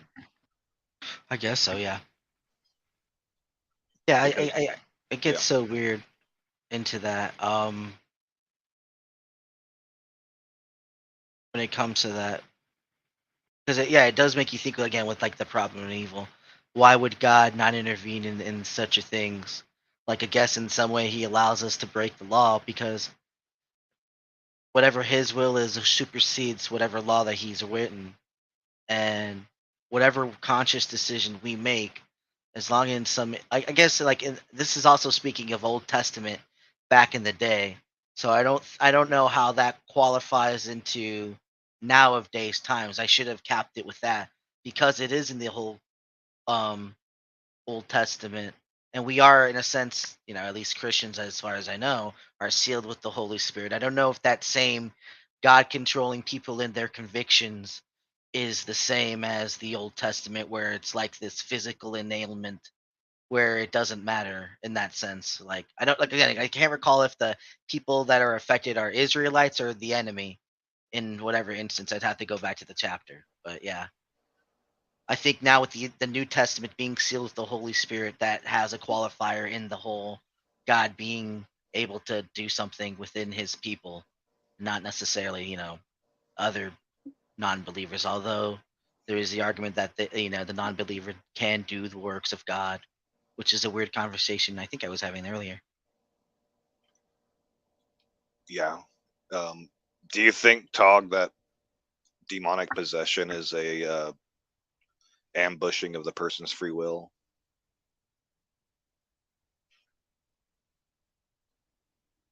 I think that depends on the type of demonic possession, whether it's invoked on or accepted. Like in a sense, someone places a demon on you. Well, then if you have no choice, so that's a rape of your person. You have no choice in saying that matter. But if you accept and oblige with the demon, well, then you accept the consequences, right? Even if you don't know what the fuck you're getting into. Could the same You're being saying said? you said a rape on the person. I just want to clarify that statement. Like, you're saying that's like that a similar violation on the person. Yeah, because it's spiritual, right? In that sense, you're invoking a spirit into a vessel where it ought not be, right? And I'm talking about like curses and hexes and all that other shit, negative energy, blah blah blah, whatever you want to call it. All that's invoking that bullshit when you place it on others. So it's like a rape because again, that's giving things into what people didn't ask for that shit. It's like kind of like evil lying, right? When people make presuppositions, it's evil lying. So do you Making the also worst case scenario. Go ahead. do you think the NIFB case for marital rape would be the same type of thing because they consented to the marriage? Now they're fully accepting of any negative consequences that come with the marriage. To merge is a little bit weird. I don't know. Because I've always been taught that people's marriages are whatever they are. You let them be because that's marriage in different walks of life and culture. So that's something that you must respect because no matter what, again, that's why it's like saying, but again, that goes in with the whole domestic abuse and the line draws, and I think that it really depends on the fucking wife whenever she wants to go to cry for help. But then again, that trapped situation, and when we want to get involved in society, and then it gets really fucked. I really don't know what to think of it. I guess yeah. If there's an extreme amount of abuse, sure. because that would be the same kind of thing going back to the problem of evil. If God knows you're about to make a pact with a demon or a devil, even a willing one, and you may not know what you're fully getting into, why does he let it happen?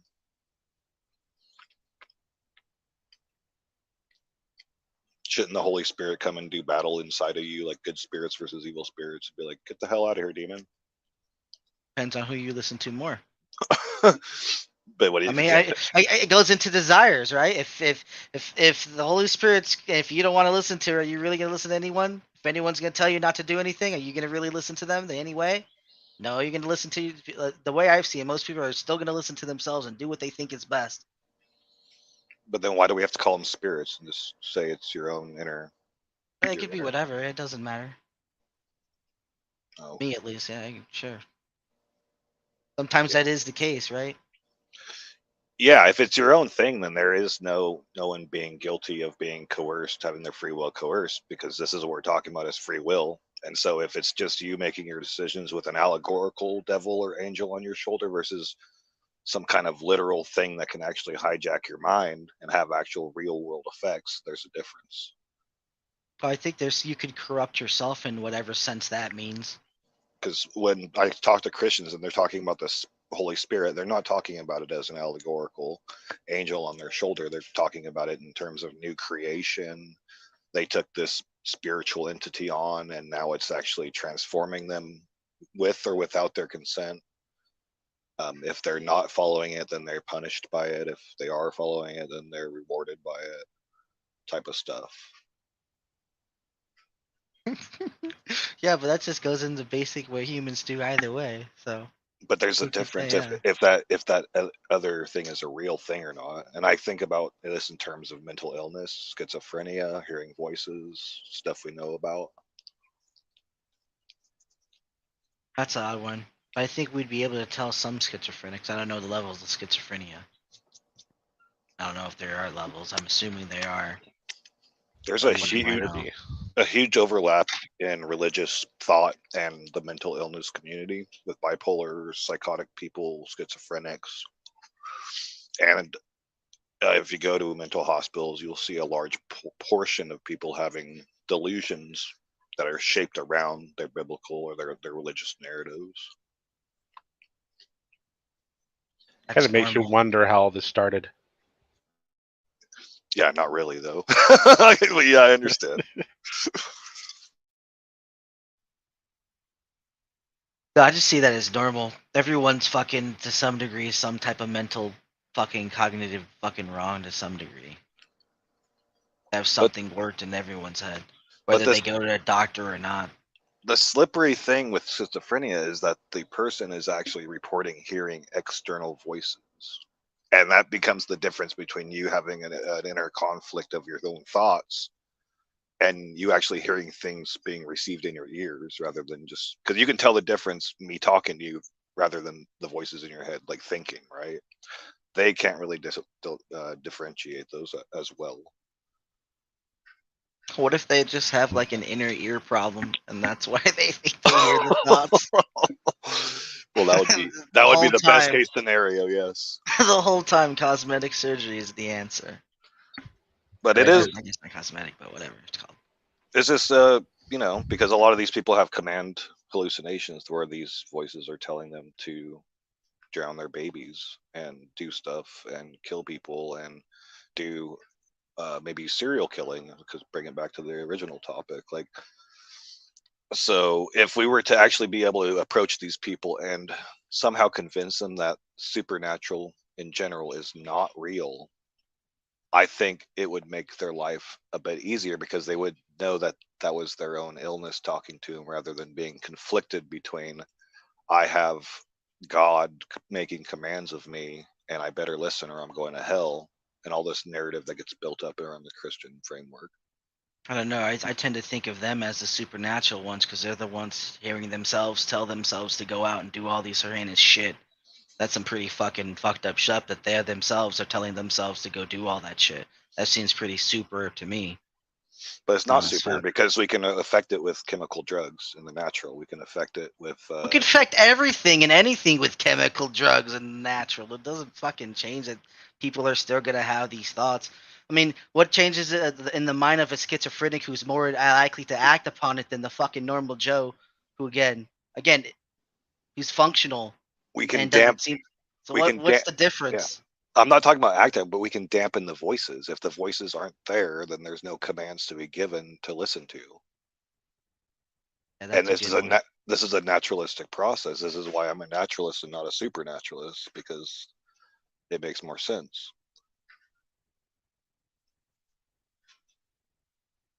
And it seems to be less harmful because how many religions are out there making their followers do batshit crazy stuff and the promises of afterlife rewards and stuff. Correct. Normal.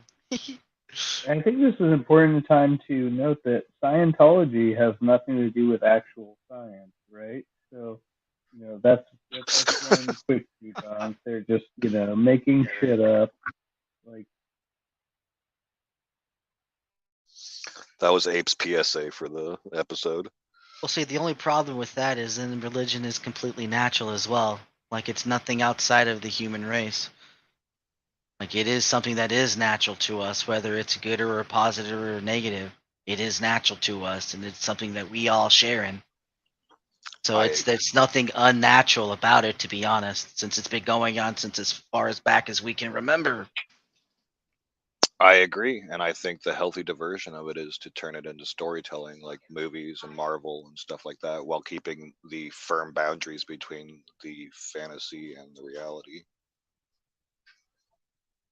Yeah, the lies in with the truth. Well, as long as you know Separation. they're lies, like you have to be able to suspend. Well, what are the lies? disbelief. That's the problem, right? Well, Rocket Raccoon What are the lies and what is is the not truth? true. Like, I don't think Rocket Raccoon's true. I don't think anybody's in a galaxy far, far away named Darth Vader. Like, these are things that we can pretty much safely rule out. Oh no, space is a big place. There might be a Darth Vader out there I somewhere. heard there's space in people's heads and hearts. Who knows? That's a weird meta. I know the Russians, they shot a chimp into space, and you know, that didn't go well for them. So that probably happened.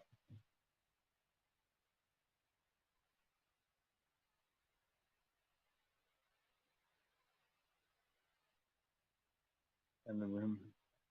Darth Vader only exists when he needs to exist.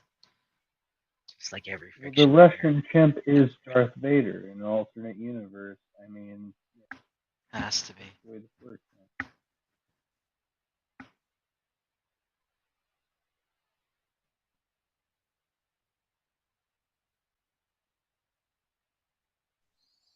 I think Vader, Madsen is smoking more than one cigarette. yeah, he is definitely Well, it says having. about one. Like, so it could be less than one. Maybe the cigarette smoked him. Yeah, well, maybe he's zoomed in and it's like a gigantic cigarette that takes infinity to smoke. Philosophically speaking. It sounds like me. I'm doing the same over here. Like I've been smoking the same cigarette for like 40 minutes. I'm like, how many times can I light and fucking extinguish this thing? Figure that out. Are y'all former smokers? Anybody here is a smoker? Oh, I smoke off and on Okay. cigarettes. I smoke. I actually I'm found this trying to fucking pack of Newport shorts. A full fucking pack. All I was missing was one cigarette at the weed shop. Someone fucking dropped it off their car and I got a full pack of smokes. Even had the lucky cigarette up, like I do. I'm like, how is this not a godsend? Even has the lucky cigarette, like I do, right? Like, go figure. Like, lucky me. Some dumb fuck dropped their short Newport shorts. And I was gonna buy cigarettes and I didn't need to. Like, fuck yeah. That was the odd thing about it, is I was gonna go fucking buy some that day because that's when I bought my moonshine and my fucking screwdrivers. And I was like, oh, I really don't want to fucking have to buy cigarettes, and I got some for fucking free, like legit. My Just friend the blessed, I other guess, day, right? he showed up and he's like, I was like, I don't even want cigarettes. He's like, you need a cigarette? I was like, no, I intentionally didn't buy any. He was like, well, hold on to these for me. He handed me like a half full pack of fucking Camels. I don't even smoke Camels. And so now I bought 2 packs of fucking Camels and I haven't seen him since. And I'm like, shit, now I need to keep like a half full pack of Camels for this fucking guy because he told me to hold his cigarettes and I smoked them all. But whatever. Here's a question about society for you guys, because you guys are both smokers like me. Would you be okay if America just outlawed cigarettes completely?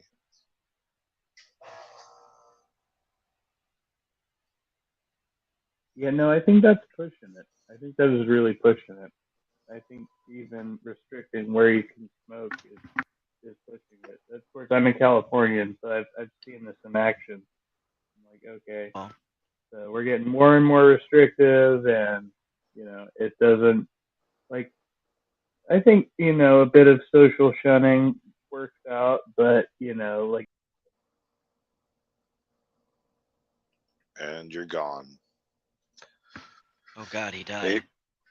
You just like smoked his last cigarette. What about you, Tog? I would say if I'm cruxed on, I could do without, but if I think alcohol would have to be banned too, because I don't know if I could do drinking without my cigarette. I need to have my drink and my smoke. It's like I said. I was like, I didn't want to buy the cigarettes because I don't like to smoke anymore, right? I smoke the weed, but I don't smoke cigs. I'm really good at not smoking them. So like this, I haven't had smoked a cigarette for like the past like 2 months prior before having like my last cigarette Saturday. Like I don't smoke all that much. I'm one of those people that can quit. So yay for me. But the fucking yeah. So I wouldn't want to because of drinking. So I don't know. I guess I could get over it because I smoke weed anyway. Yeah.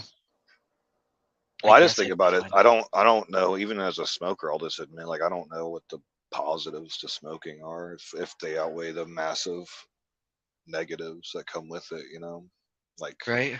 it is good for stress relief, but that's about it. Like that's about all I can uh, talk about. Maybe social settings, but everybody can be social without cigarettes and smoking. Yeah. So I've gotten to be such a pussy. I can't even smoke that much anymore. I start to get sick sometimes after one cig because it's like and it gets nauseous. So I can only handle them sometimes when I'm uh drinking. It's very rare that I'll get an Urkling from like a cigarette. I'll have to be watching a lot of old school television where everyone's fucking smoking, and it's like, damn it, because you start seeing people pick up the cigarette and puff. You kind of get that like fuck. It's like that monkey see monkey do bullshit. Like sometimes working with coworkers who smoke, you like fuck yeah, toss me a cancer stick. Fuck yeah, yeah, give me one of what those else are you bad gonna do? boys. Yeah. I understand. Because I think about it in terms of myself too, but I'm just like, for future generations as well. I'm like, I'm torn on them moving the age up to 21, and it's that's fine, I guess, maybe a couple of years, but it's like the age doesn't really matter. A lot of smokers start when they are before their legal age anyway, and then they've already Well, had the habit. technically there isn't in my state. I don't think there is any illegal age to Oh, smoke really? cigarettes. In Illinois, yeah, it's illegal to buy them, but you can smoke whenever. Yeah. So when I was 12, I was smoking cigs. Cops couldn't do nothing. It's the stupidest loophole. Like they Uh-huh. just, That's weird. yeah. Same thing with chewing tobacco. Yeah, you could get a cop in trouble if they try to take your shit. Because as long as no one bought it for you, right? You could fucking still have it. Or you didn't buy it, I mean. Maybe someone bought it for you, you might get in trouble still, but yeah. No, In those they would get in situations, I had to trouble be if they very found careful. out who it was. Yeah. Yeah, you can't give it to a minor either. But Yeah. if I like buy a pack of cigarettes and then someone hits me on the head when I walk out of the gas station and I drop my pack of cigarettes and I get carted off in the ambulance and the pack of cigarettes is there, a 12-year-old can pick up the cigarettes and smoke them. It's perfectly fine. Ask a cop for a lighter. Yeah. That might be pushing it, but that'd be fun to see. No, the way I see it, dude, it's if it's considered like not good for us to do, like, is there any negative things to society to it? Like besides the getting of cancer, well, let's consider it like a sense of society sin. People are free to still do it, even with negative consequences. Yeah. Free to play the Well, game. If nothing else, it does, I guess, technically drive up the cost of healthcare. Tremendously. It's the number one killer of people. It's like it's really big time. It's not that. It's not a small deal. Just the more demand you have, the higher it's going to cost. It could be anything. It could be someone who eats too many candy bars would do the same thing. But Yeah, and that's where they get you, and it really I don't get it because you'll get these big pushes of PSAs to talk bad about smoking or whatever, but then they're still letting them sell cigarettes. Like if it's that bad, like I don't see a bunch of don't do meth signs all over the place. They just said no to meth, as a law in general. yeah, I think even kids that are like looking to go get some type of drug somewhere, I think they all pretty much kind of know. Oh, that's like heavy shit. Like I don't want heavy shit. I want pot, I cigarettes, know. dad's liquor cabinet. Yeah. Maybe young and dumb, I may have done some more hardcore stuff if it was presented to me. Yeah, but we're in trouble if kids become smart. Right? There are so many legal things that you can get your hands on that will get you high. That just no one does. Well, how would you know? Because I'm aware of chemistry. You can How do buy- you know that you can kids buy aren't it. doing it? I've never seen a kid talk about or read a news article. For Well, why would they example, want to talk about that shit? Oh, because they do. They do talk about that shit. That's how. Maybe That's I've how you know heard they don't that keep it quiet. young people are consuming hallucinogens in vape pens now. So that's been a thing I've heard before. So they're using DMT and stuff like that, and they're using it in vapes. So you don't know they're using it on the street. Kinda. Because I mean, they can go order uh legal substitutes for. I mean, they're research drugs. I wasn't thinking about research drugs, but it's legal for them to order it. They can just go order it off the internet and have it delivered to their house, or they can go down to the local health food store and buy unwashed poppy seeds and smoke it in a pipe. Like, is this?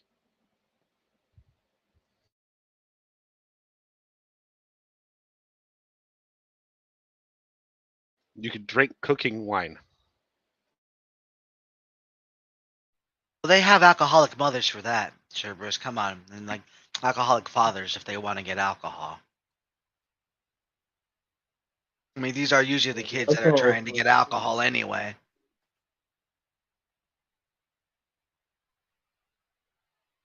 And then they, try to use this alcohol to invite their peers over to look cool and have that camaraderie. That's what my brother did.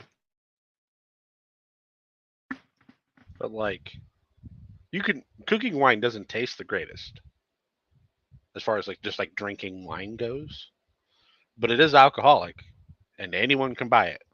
No state outlaws it for minors.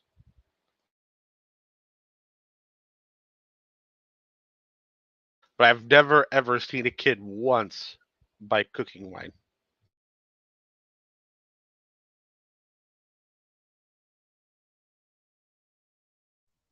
There's a new TikTok trend of people kids huffing deodorant aerosol, and then like somebody died from it just recently. Yeah, it's ridiculous. Jesus Christ. That's what I'm saying. They're stupid. There's so many things they could do that won't kill them. Yeah, we used to do that with whipped cream cans. Yeah, whippets. Yeah. Computer cleaner, keyboard dusters, and there's a whole anything basically. Like they stop putting that shit in almost every product, but I don't know. You can go get a nitrogen canister from almost any hardware store. Well, that's true. You can buy them from head shops too, but like.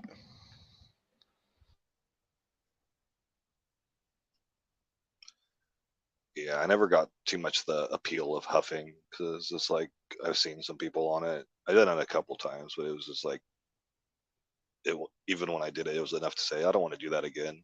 Like, right? Yeah, dude. True. That's I was like, okay, I get what they're doing, and this sucks. I did it like once or 3 times in like high school with the silver fucking spray can. It was like almost good, but yeah. Yeah, It doesn't last long. Yeah. There are so many other ways to get high that literally doesn't kill your brain cells. Did you get any of you guys try salvia before? Oh, fuck yeah. I love that shit. The clammy hands and the laughter, dude. It's like, what the fuck's going on? Oh, dude, I've had so much fun experiences on Salvia for those little fucking 5-second highs. Hell yeah. But they're so intense, and it's like almost guaranteed hallucinations every single time. They used to sell that legally.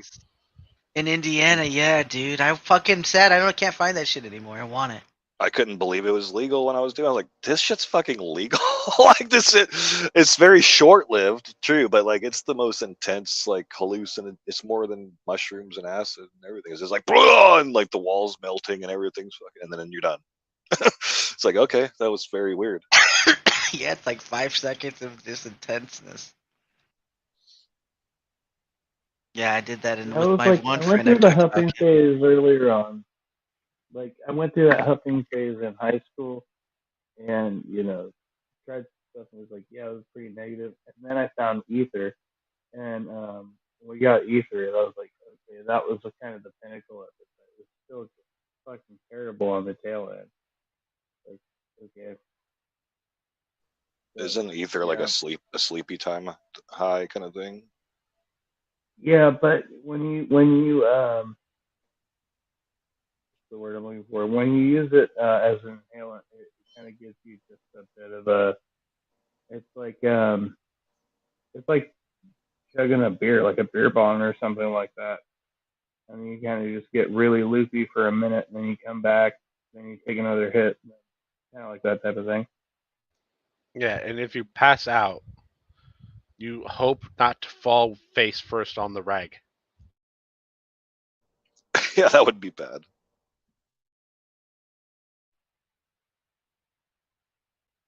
Yeah, that was a good memory though.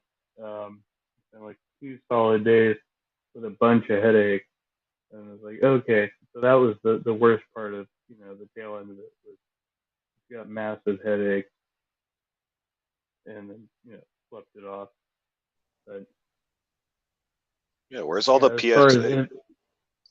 Oh, go ahead. what? I was just gonna ask, where's all the government PSAs telling you not to huff deodorant cans and stuff like, they're Yeah, There were some grades of the synthetic marijuana when it came out. I think in like 2018ish or something like that. That weren't too bad.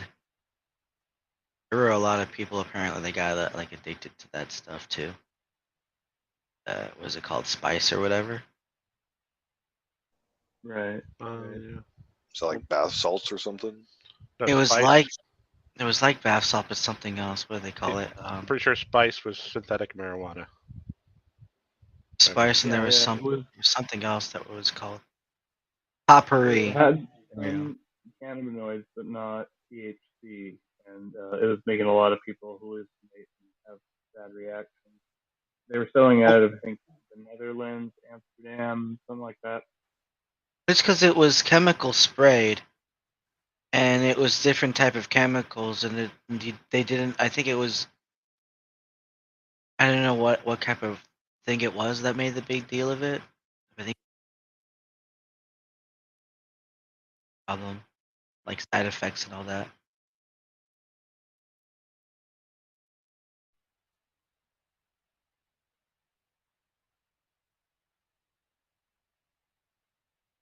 What happened? Something happened. Something changed. Oh, Richard. Yeah, Richard. Richard dropped. I was like, I saw a spiral for a minute there. I thought I glitched out.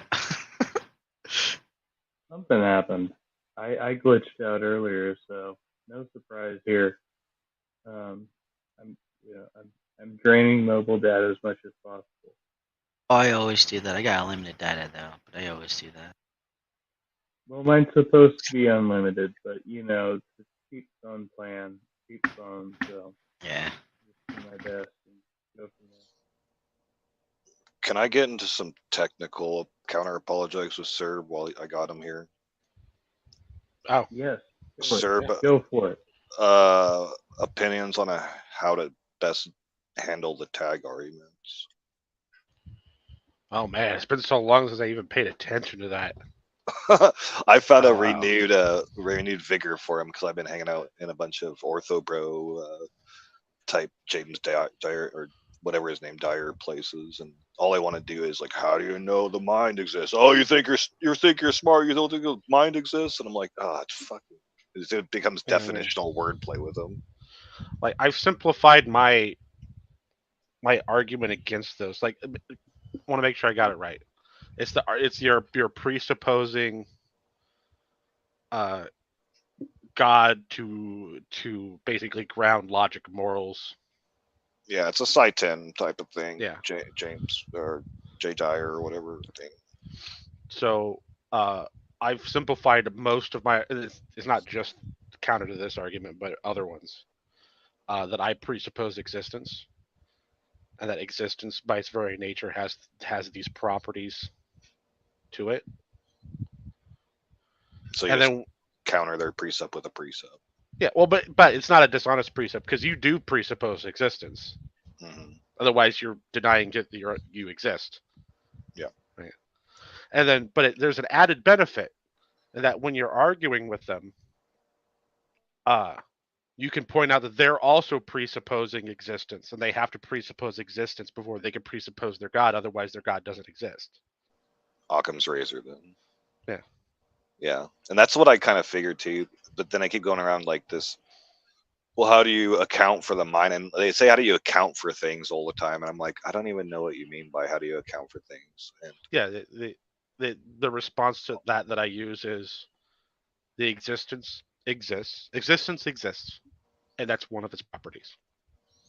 yeah, that's what I figure. I know the kind of popular way nowadays is just to shift it towards the specifics, like tell me about Jesus, tell me about Jesus, and they hate that. But while that's fun, I would like to kind of be able to point out that they're using word trickery, because that's all it is a semantic worm games, and it becomes this idealism type of philosophy as opposed to naturalism. And you say the mind exists. Well, where's the mind? You can't weigh the mind. And What channel is this on?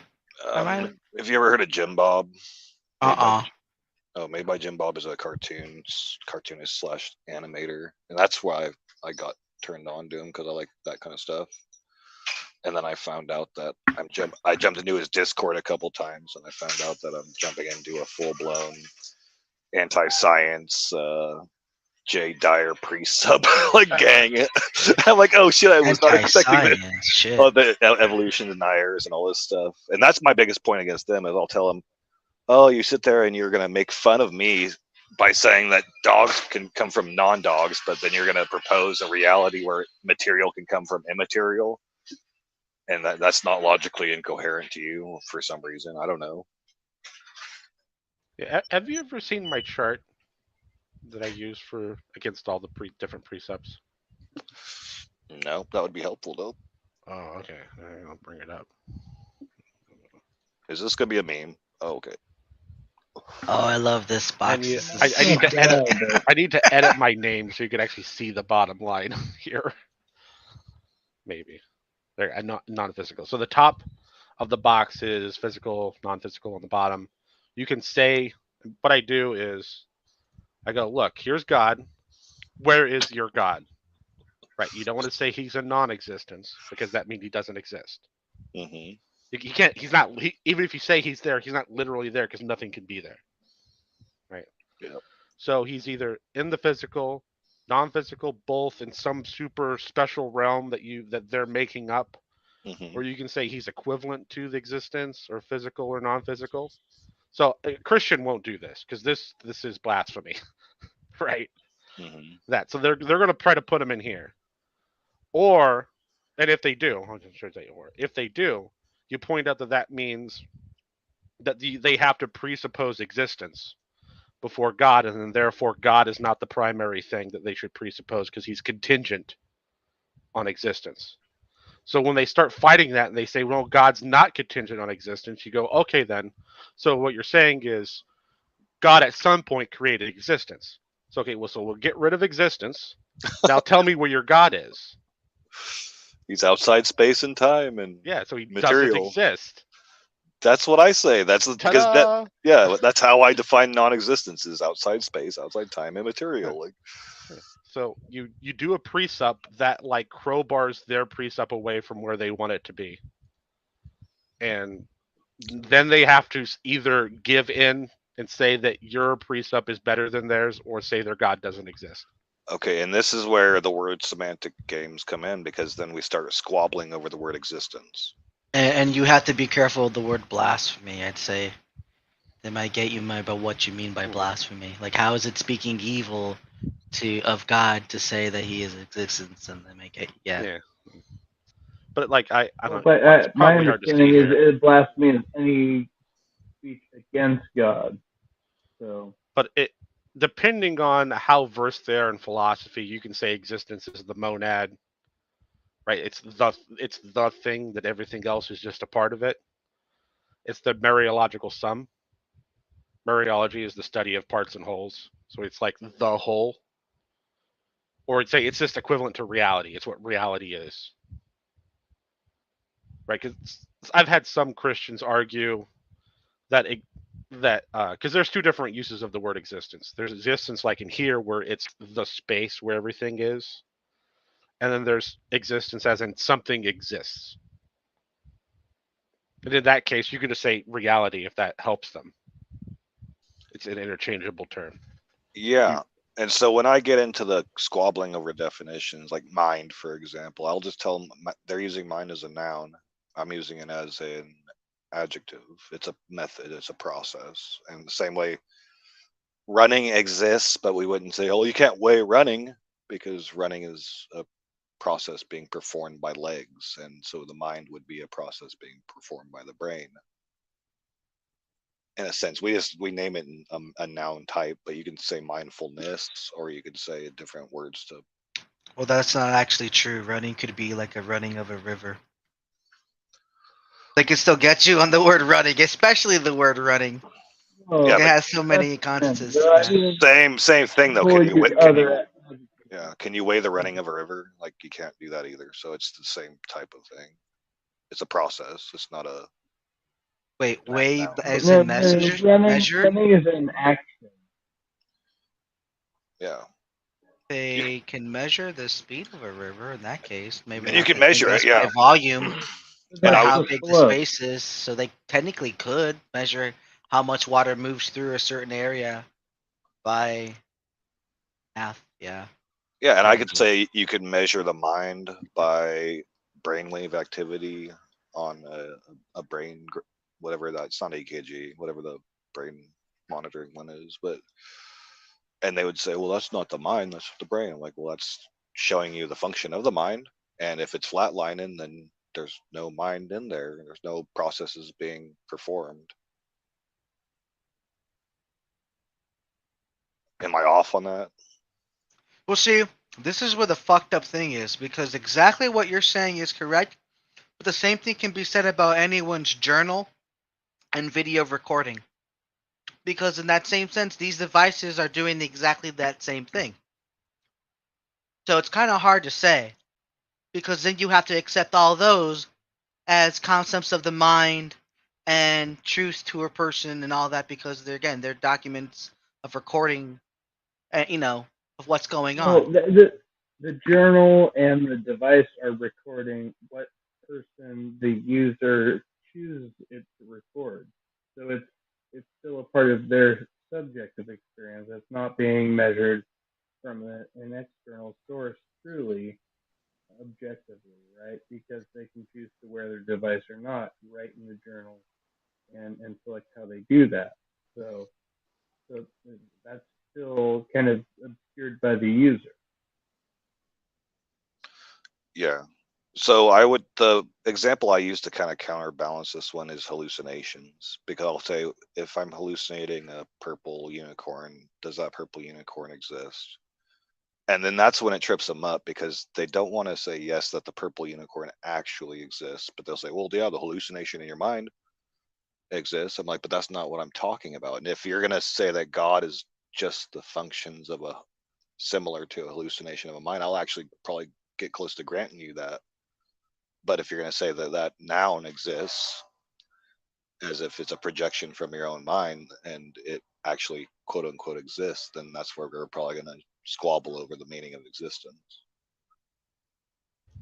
You could also just try to. Sometimes it nicks the conversation if you just ask them to define the word small g God. Oh, I know how you like your definitions, sir. It's real hard. It's real hard because lots of times they'll just, if you can even get them to do it, their definition of small g God will start looping in things that they don't want to be a god. Uh-huh.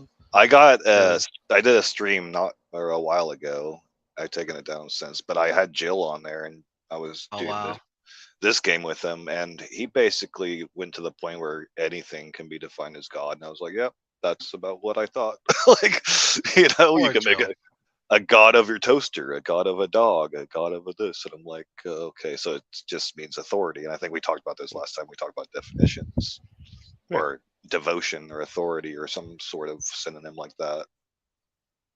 By the way, Jill was the inspiration for that chart. Really? Yeah, yeah. Now. Oh, sorry. Because didn't- no, I it's totally based on got an you. argument I was working on when I ran it by Jill and Praise. There was another guy in the room, but I don't remember who it was because I haven't seen him again. They both actually said God didn't exist. Who, Christians? Yeah, Praise and Jill. Oh, wow. And then the argument went on, and eventually I made a few different versions of the chart, and I came up with that version.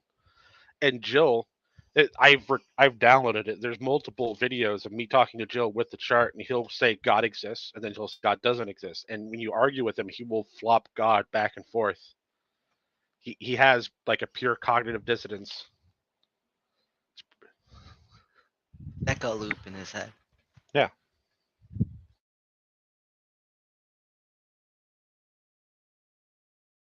I was gonna say, if it comes to the purple unicorn thing, the only exception to that rule is the law of like for probability and possibility. In a sense, if you had the means to genetically create a horse, if you're imagining a horse that could be coated purple and have a growth on his head, you could potentially make that idea into a reality. So there, and the idea of a pink unicorn, you could call it the advent of the pink unicorn, to where you do make the pink unicorn into a reality. But it all depends on, again, the ability to one to be able to do such a thing. Would this extend to Uh, God? If you can imagine a God, you can make it. I mean, technically, that's technically what people did in the Bible. So yeah, But that God doesn't really exist, though. Like in the way I'm talking about the purple unicorn existing in time and space. in the same, and not in the same sense, because in the Old Testament, it's what an idol, right? So, and the same thing, if unless you're, I was speaking more of flesh and blood, like genetically. So if you wanted to craft like a some type of like plastic horse that's purple with the horn, and say this is the unicorn I saw, that would still technically be the same fruition, even if other people thought of like a flesh and blood unicorn. That's not that's killing your intent. So, and all that, that would still be true if that's actually what you saw was like a plastic horse instead of like a real life horse. Because if you can't, it's hard to say that the thing that you create as like the idol, right, of the purple horse is actually the purple horse. You could say that, but it doesn't necessarily make the case. It's not evidence for it. It's personal evidence, but not to anyone, you know. Purple horse, maybe. I don't Like if you say don't one know day if the purple horse is gonna come, or something like that, yeah.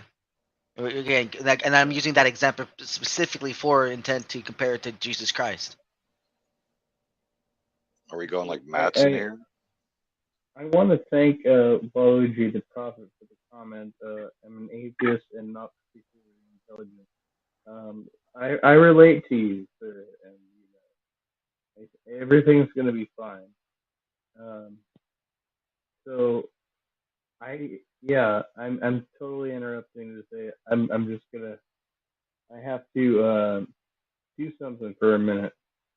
There's nothing to do with anything, but I'm gonna leave the stream going here because I'm enjoying this. So Alrighty. Cool.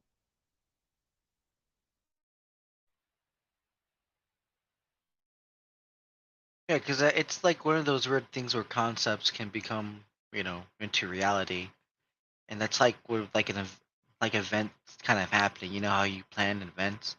Well, someone has the idea, and then they plan it, and then if everything goes right, the event actually happens and then ends. And I agree with that to a sense, but I think what atheists and theists are arguing, and deists are arguing about is, did God create men or did men create gods? And there's a certain number of ways you can make that work out in like a circular timeline universe. I think this is where Matson would have been actually crucial to this talk, because he thinks like that's how Jesus is. He's a a manifestation of the will of human beings, or the desires of human beings for a perfect human being, or something like that. I'm not really sure if I'm accurately depicting it or not, but Like one who can adhere to God's whims, right? Is only God himself in the flesh, blah blah blah. because Serb's, or not Serb, Madsen's not a historical Jesus guy, if I understand. Oh yeah, I know, right. yeah. He's a futurist. He thinks that this is all in the future to happen, and which I've poked at him for his overarching theology. It just seems like he ascribes to Hindu circularism, and then it begs the question, like, how many times have we run this loop before? Because if all this prophecy is actually just advanced knowledge that's being passed on to us simpletons in the future, then to become those advanced beings, to leave the knowledge for the next simpletons, that goes on and on and on and on and on type of thing. It's a weirdness, I think. And I think it also has with some people that cling to be right, right? I think that's like the domination over like Praise's channel. That's my bias. And again, for all I know, I could be mistaken, which I kind of hope so. Because then I'm begging on some type of ignorance, if there is a God, right? If there isn't a God, then I'm kind of royally fucked, in the sense of or feigning ignorance. I mean, in that. Sorry, I've been drinking. I forgot to say that. Then yeah, I think I'd be royally fucked. Like in the sense of if you don't have to adhere to the whole, what is it, to that rule of doing the Lord's will and all that. It means to be a Christian, XYZ. Well, yeah, it depends on which Lord we're talking about, because the Christian theology is not the only one in town. And so I kind of have that same type of thing. When my way out of being a theist, I became a maltheist. And so I pray and I pray and I pray that I'm wrong about what I actually thought, because it was just nightmarish, Yeah. Because that's why I don't like. That's why I kind of get emotionally irked by the love and hug Jesus crowd, because it's like, I understand you can get that from the Bible just with one eye shut, but you're just Love and hug is only there for when it's appropriate. Yeah, you're totally missing like 2/3 of the Bible, though. Yeah. Yeah, I try to be as real as I can with it. I'm happy I've met some of the Christians I've had, one of them being Mr. Lizard. Probably maybe the only one. Everyone else is just a nice little drag and community friendliness. But him, he's led me and opened some doors, so yay for him. Yeah. I wouldn't be too hasty on judging the character of the Bible. Too much, right? I like to think. I think if I was an omnipotent being and I knew everything, including all possible outcomes for all possible actions, that I would probably end up doing lots of shit people didn't like me doing at the time I did them. It would probably look pretty bad. No, I get it. But do you think that the God should ever be held accountable to his creation? What I'm kind of getting at is, you can say he can, right? I mean, I don't think there is a mutable characteristic that says something or something shouldn't be held accountable by whatever. It's just that in theory it would be pointless. Guys, right, for the God of the Bible. And if the God of the Bible does exist and is all good and is all knowing, he would probably be forced to do things that would look awful. And I don't know if human beings would actually have the ability to even judge his actions, like, fairly. Well, we would just judge him based on our experiences of the awfulness, right? Yeah. Because this is the difference between Satan and God. It's like, how do you tell the difference if God's teaching you a lesson and it hurts, versus devil's tormenting you and it hurts, and you don't know the reasons for either of their actions? Yeah, it's. I think it's what's being contemplated is so far out of a human being's ability to verify in any meaningful way that it's impossible. And this is why the Maltheism in me came out before I left the faith, because it's essentially, if God was like Jigsaw in the Saw movies, and he just did that, he didn't have to make you a conscious being, but like your suffering is more enjoyable to him than the fact that he gave you free will, that he could see you sweat over the decisions you have to make to free yourself from this death trap that he put you in. It's You know, it's a weird one. hmm, You know how the Old Testament it's the Father doing all the thing, and sometimes you within the story you had an intervention of what could be considered Jesus Christ, right before the flesh of his birth, and also involvement of the Holy Spirit wherever he does his works. Well, I think you get to the point of resurrection. There's a certain tidbit where in Revelation, throne given back to the Father. So to say that, in a sense, God the Father, up until the resurrection, or certain, at least Jesus' ascension to the heaven, that he's not into play at the moment, so to speak, but Christ is sitting on the throne till the second time of his coming, where the Father sits back on the throne. Everything that's happening right now isn't underneath Father per se. It's allowed by the Father, but also Christ is on the throne, doing the allowing the stuff to go on. That's a little nuance to the situation I think people miss out on. it just largely depends on your Christology. If you're a Trinitarian, Unitarian, etc., like Yeah. there are versions of the cross, because you ask people what happened on the cross, and that's a big, people are like, oh, they have all these different stories of what actually happened. I just like to stick to the simple. It was a criminal execution, whether it was wrongly done or rightly done. I'm not judging on that. But when they turn it into a sacrifice or this, like there's one version of what's happened on the cross where Jesus takes the name of God on himself, therefore, and then gets hung up on the cross so he can actually kill God. And so he acts as like, I'm trying to think of a good story equivalent where you take a demon upon yourself, but the demon's trapped in you and you have to die, and then the demon dies with you, or something like that. So, but it's not a very popular version of the story. But when we're talking about supernatural and imagination, we're just talking about narrative storytelling anyway. So it's like, and these narratives can really spook people or they can make them feel good. And this is what I try to get past as a naturalist atheist. I'm like, what's beyond the storytelling? You take the same concept with aliens into supernatural, I assume too, right? No, at least they are possible. Like I think Oh wow, mathematically, okay.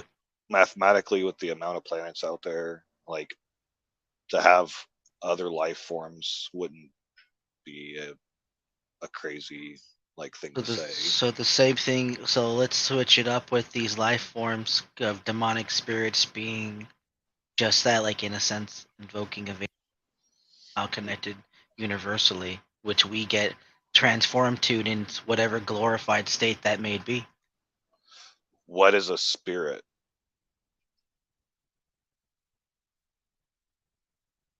Well, At the least, definition would be, in any colloquial sense, probably divine. I, divine is like an adjective. It describes something. A spirit is a noun. What is a spirit? Something that is divine. That makes better sense. I think in the Bible it's breath. That's ruach. Yeah, ruach, and it's air, it's or wind and breath. And so that's my joke. I always tell is like, yeah, spirit is just hot air. Yeah, right. Yeah, I say that too in my head. So if they're blowing hot air, like that's Then again, essentially. isn't hot air life? No. I don't think so. The I body think warm. The hot air itself isn't. There can be live things in a breath. yeah. But if you're gonna like, this is where most of the time when I ask people for what is a spirit, they're telling me what it's not, and usually it's like, oh, it's not material, it's not this, it's not that, and I'm like, that doesn't tell me what it is. Like it can be not everything in existence. Like like it's not existence as far as I care. I'm Right, concerned. yeah.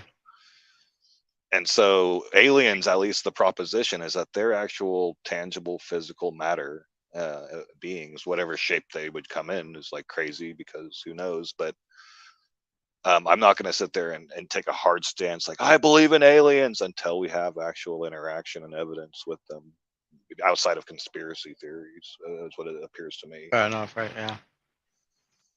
But it's not impossible. Like, but with spirit and the supernatural, I don't know.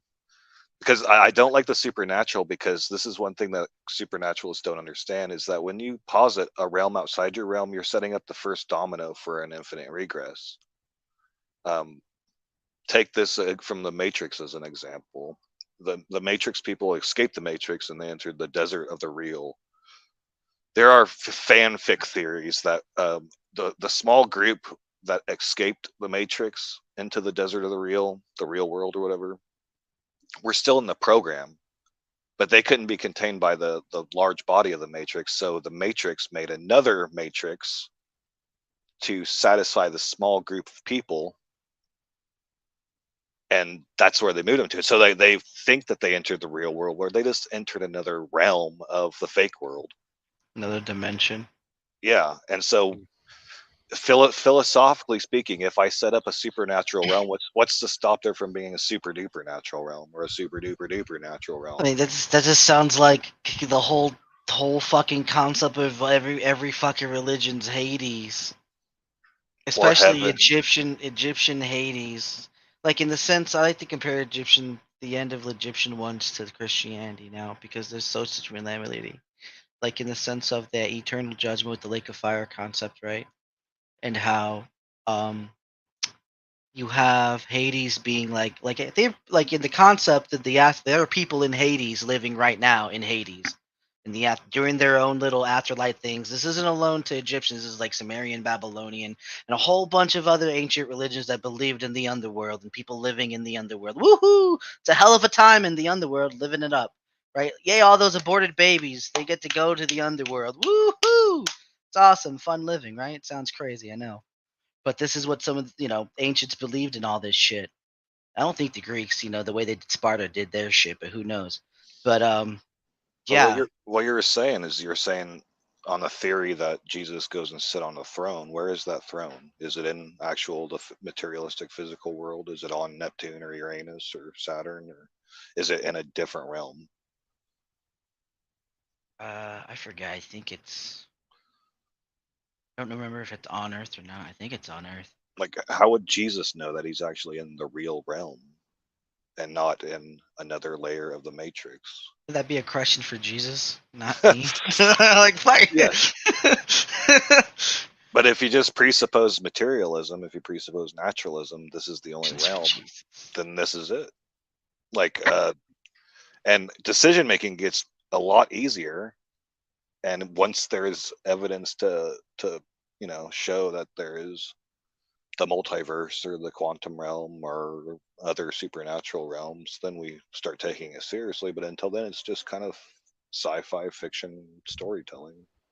So what you're saying is the Mormons make a little bit more sense than the Calvinists. I do get down with some Mormon storytelling. Well, I think they're wrong as hell, but at least there are parts of it where I think that's better than the Trinity. I've been wanting to do something really devilish. I've been wanting to go to like a Jehovah's Witness place that doesn't have windows, and then drawing on with chalk a window. The Holy Spirit out. Really? I don't know about that rule. Is that a rule? Like, you can't have windows? Can't let the Holy Spirit out, so there's no windows. Oh, how did they get in there in the first place? Shit, I don't know. They coercing. I don't know. I've always wanted to go to a church dressed in all black trench coat. Have my trench coat full of dry ice. Okay. So that when I walk in, it looks like I'm burning. Yeah. And as of course, the closer I walk to the front, the closer I get to the front, the more smoke's coming out of me. Oh yeah. Yeah. What I always thought would be funny, you know, those charismatic TikTokers and stuff that go and do demon what's it called, where you get rid of a demon Exorcism. exorcism in the park and stuff, like in the name of Jesus, and then people start shaking and they're like, "Yeah, we got this on film." Like, I'll be the guy who gets exorcised, but then I'll have like a East Indian looking friend, like a Muslim, and then I'll just have the guy keep trying to exorcise my demon, and then I'll be like, have the Muslim come up and just do it in one shot. And they're like, "Hello, praise Allah. This is so true. This is why Islam is true." And just kind of like flip it on them. I just like to see one real execution. Technically, it's an execution, but one whatchamacallit, exorcism where they actually shit and piss themselves like they're supposed to. Like they're supposed to. That's in the Bible somewhere. I would just once like a Catholic priest to give me a clear limitation of his power. Like how many liters of water can you bless at one blessing? Oh, is this bless the ocean talk? Yeah, but like he could do other things too Well- that aren't as big. Like you could go to New York and bless the reservoir. I then- bless Sunsplash. Yeah, and then come back like a few months later and say that anyone that's claiming to be possessed is a liar because I blessed the reservoir like 5 months ago. Yeah. To here's your idea, yes, like have one of each denomination. So you have like a Catholic priest, and he comes, and then a Muslim priest, and some other. So you could have like all three, and then be like, "Oh yes, I've finally been healed." It's all one of those types. have Richard What's this? Dawkins there. Richard Dawkins took out my demon. Atheism is true. I would think in the Jewish perspective, any natural fucking water that's already running is considered clean if it's a natural spring, not like a sewage drainage. That wouldn't be considered clean. Like anything that's naturally flowing, like a river and an ocean, is automatically considered pure. So those are already available to watch by the Judaism. I think it actually carries over to baptisms and all that in the same degree. I don't know if it's the same for Roman Catholics or whatnot. But yeah, naturally bodies of part of water are already holy because God, they're made by the Lord. So long as it's necessarily man-made, but that's why the priest, gives the blessing. It's all kosher. Here's a question about supernatural rules and laws. Do demons die, like cease to exist when you exorcise them? Or do they just go and infest somebody else? Pit. That's a good question because one is a good thing, the other one's actually kind of a selfish thing. It all depends. They go to the pit. I All don't know what depends. the pit is. It's in the underworld. Oh. Well, I know that thing. So you're talking about the Jesus pig story, and Jesus puts all those demons in the pigs. Up off those the cliff. Yeah, they died. And so if it doesn't make sense that they actually would go to the pit when the host dies, because they begged him specifically. They said, "Hey, we don't want to go to the pit. Can you send us in the pigs?" He said, "Okay, mercy, right?" Put them in the pigs. The pigs died. In my guessing, that would suggest that the demons didn't go to the pit when the pigs died, because why would they ask to be going into the pigs in the first place? Like there has to be like a level 10 banishment spell, despite the death of the host. I actually can't remember the context. I know it has something to do with the Hebrew. I'd have to look it up and do Bible study and all that. Because the question is, if Jesus is going around making a big reputation for himself, getting rid of demons, and then he tells the Pharisees, "Hey, like, if I'm Beelzebub, if I'm some other demon exorcising demons, like a house divided cannot stand," that statement only rings true if the demons didn't just go relocate. If they did go relocate, then it's like a magic show where he's just like, "Hey, my fellow demons, like I'm gonna make you guys go out. Just go down the block where people can't see you and infest Oh. those people. I remember the context now. So in the language where the demons are freaking out, they're thinking Christ is coming, in a sense, where it's time to fucking Judgment Day. So they're so freaked out to see him. Like, what the fuck are you doing here, bruh? Whoa, yo! Don't fucking send us away, so we don't have to deal with your fucking shit. So they, in a sense, they go into the pigs to get back into the pit. It's not because they're avoiding the pit, it's that the pit's better off than the judgment that they're fucking facing. Right? Imagine coming up to your executioner. Would you not want to buy a little time if he's offering to you? And on the run? So, does that seem just for Jesus to do? To send a prisoner back to its prison when they're on the run? Instead of killing him right then and there, letting him let out whatever sentence? Maybe, perhaps. Because when we talk about demons, I think about them as illnesses, viruses, germs. Like they're kind of the same thing. They are parasites that latch onto host bodies and make them ill. And so in this case, him being the great physician, he's not actually curing anything. He's just saying, let it linger. Because there would be no demons if he just snapped his finger and said, no more demons, And that would be like him just snapping his finger and saying, no more cancer, or no more AIDS, or no more any serious health problems that we have, type of thing. Right, that event happens when it happens. That's what the whole purpose of the second coming's for. That's the time it's been chosen to, for when it is going to happen. For whatever reason that is, it is. Do you find it odd that the Old Testament never mentions two comings of the Messiah? Comings of the Messiah? Yeah, the Messiah isn't supposed to be parsed out in like two different things. No, but it does speak of the Messiah coming and then the incoming judgment. Yeah, right after, like, that's the herald of the day of the Lord or whatever. But there is Speaks of that. I mean, you kind of have to have the Lord coming. So it kind of falls in line. And if Jesus was that guy, that day of the Lord would have came and went. But if Jesus was not that guy, there would be a good opportunity for Christians to make up a second coming so that other prophecies that weren't fulfilled when he came the first time would be fulfilled. Or, right? That's the thing about some prophecies. Was starting or happening? I forget how it goes. I don't know the fucking prophecies. I'm not that type of Christian. I don't fucking know. That's the nonsense people get lost in. They can get lost in whatever stuff like that. I don't pay it. I'm not a Jew, so I don't know the whole promises of the Old Testament, and I haven't cared enough to actually look to make sure which one Jesus Christ was supposed to fulfill.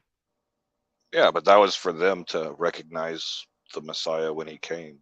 I know it's not really pertinent to Christians now, but if the Christian Jews, the sect of Jews that started Christianity, got it wrong, it'd be like the same kind of deal as the Seventh-day Adventists getting led astray by Ellen White, their prophet, or Charles Taze Russell with the JWs or any of that stuff. They got misled, and now they're on a trajectory where they think is right, and they missed the boat completely. Well, there's a little old saying that's odd in the Bible, where if it's of man, then it shall not go, but if it's of God, let it be.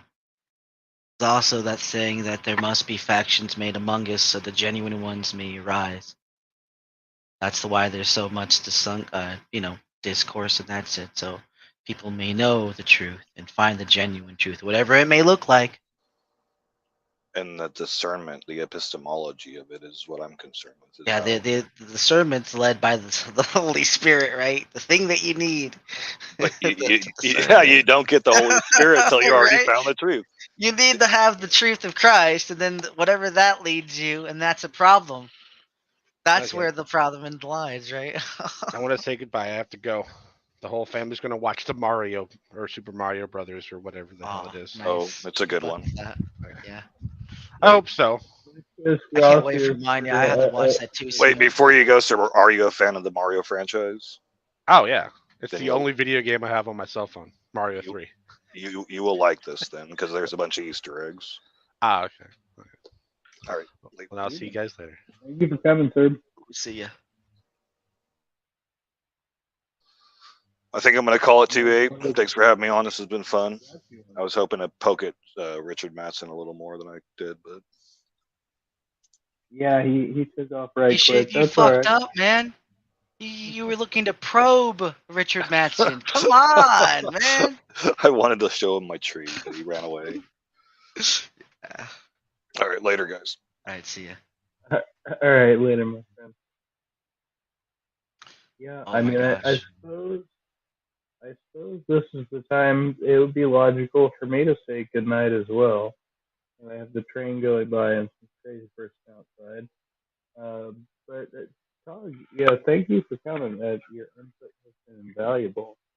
And there it is again.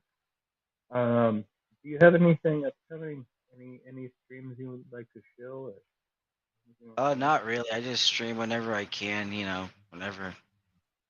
Yeah. But thanks for letting me on and all that. It was very nice to be on. You have yourself a very lovely evening or afternoon, whatever it is over there. 420. All right, talk to you later. Bye. This stream got too damn high. It got too damn high. 7:55 in the PM over here. And I guess the train is about to hit somebody because they shouldn't be honking like that unless they're about to hit somebody. Trolley problem. But yeah, much love to everybody. I had a lot of people on tonight, which is cool. B.S. Lewis, Dixie Storm, Richard Madsen, Tog, of course, and who do we have in the side chat? Pop Culture Curator, and William Freeman was here as well. And there's somebody else. We had Geo Sam. Geo Sam was in the chat.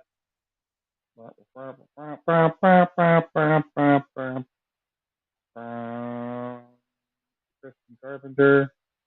I'm really cool with all this stuff. And then Cerberus X stopped by. Waluigi the Prophet. I think, the most important comment of the night. I'm an atheist and I'm not particularly intelligent. It's good for you and stuff or something. I don't know. Happy days. These happy days are usually mine. So I'm trying to get this tomato plant to grow again. It's not very happy. But, what are you going to do? So that's my story. I'm sticking to it. Trusty Ape says, be well, be kind, be intelligent, be trust, and don't do anything that I wouldn't do if I was somebody like myself or something like that. Did I fuck up again?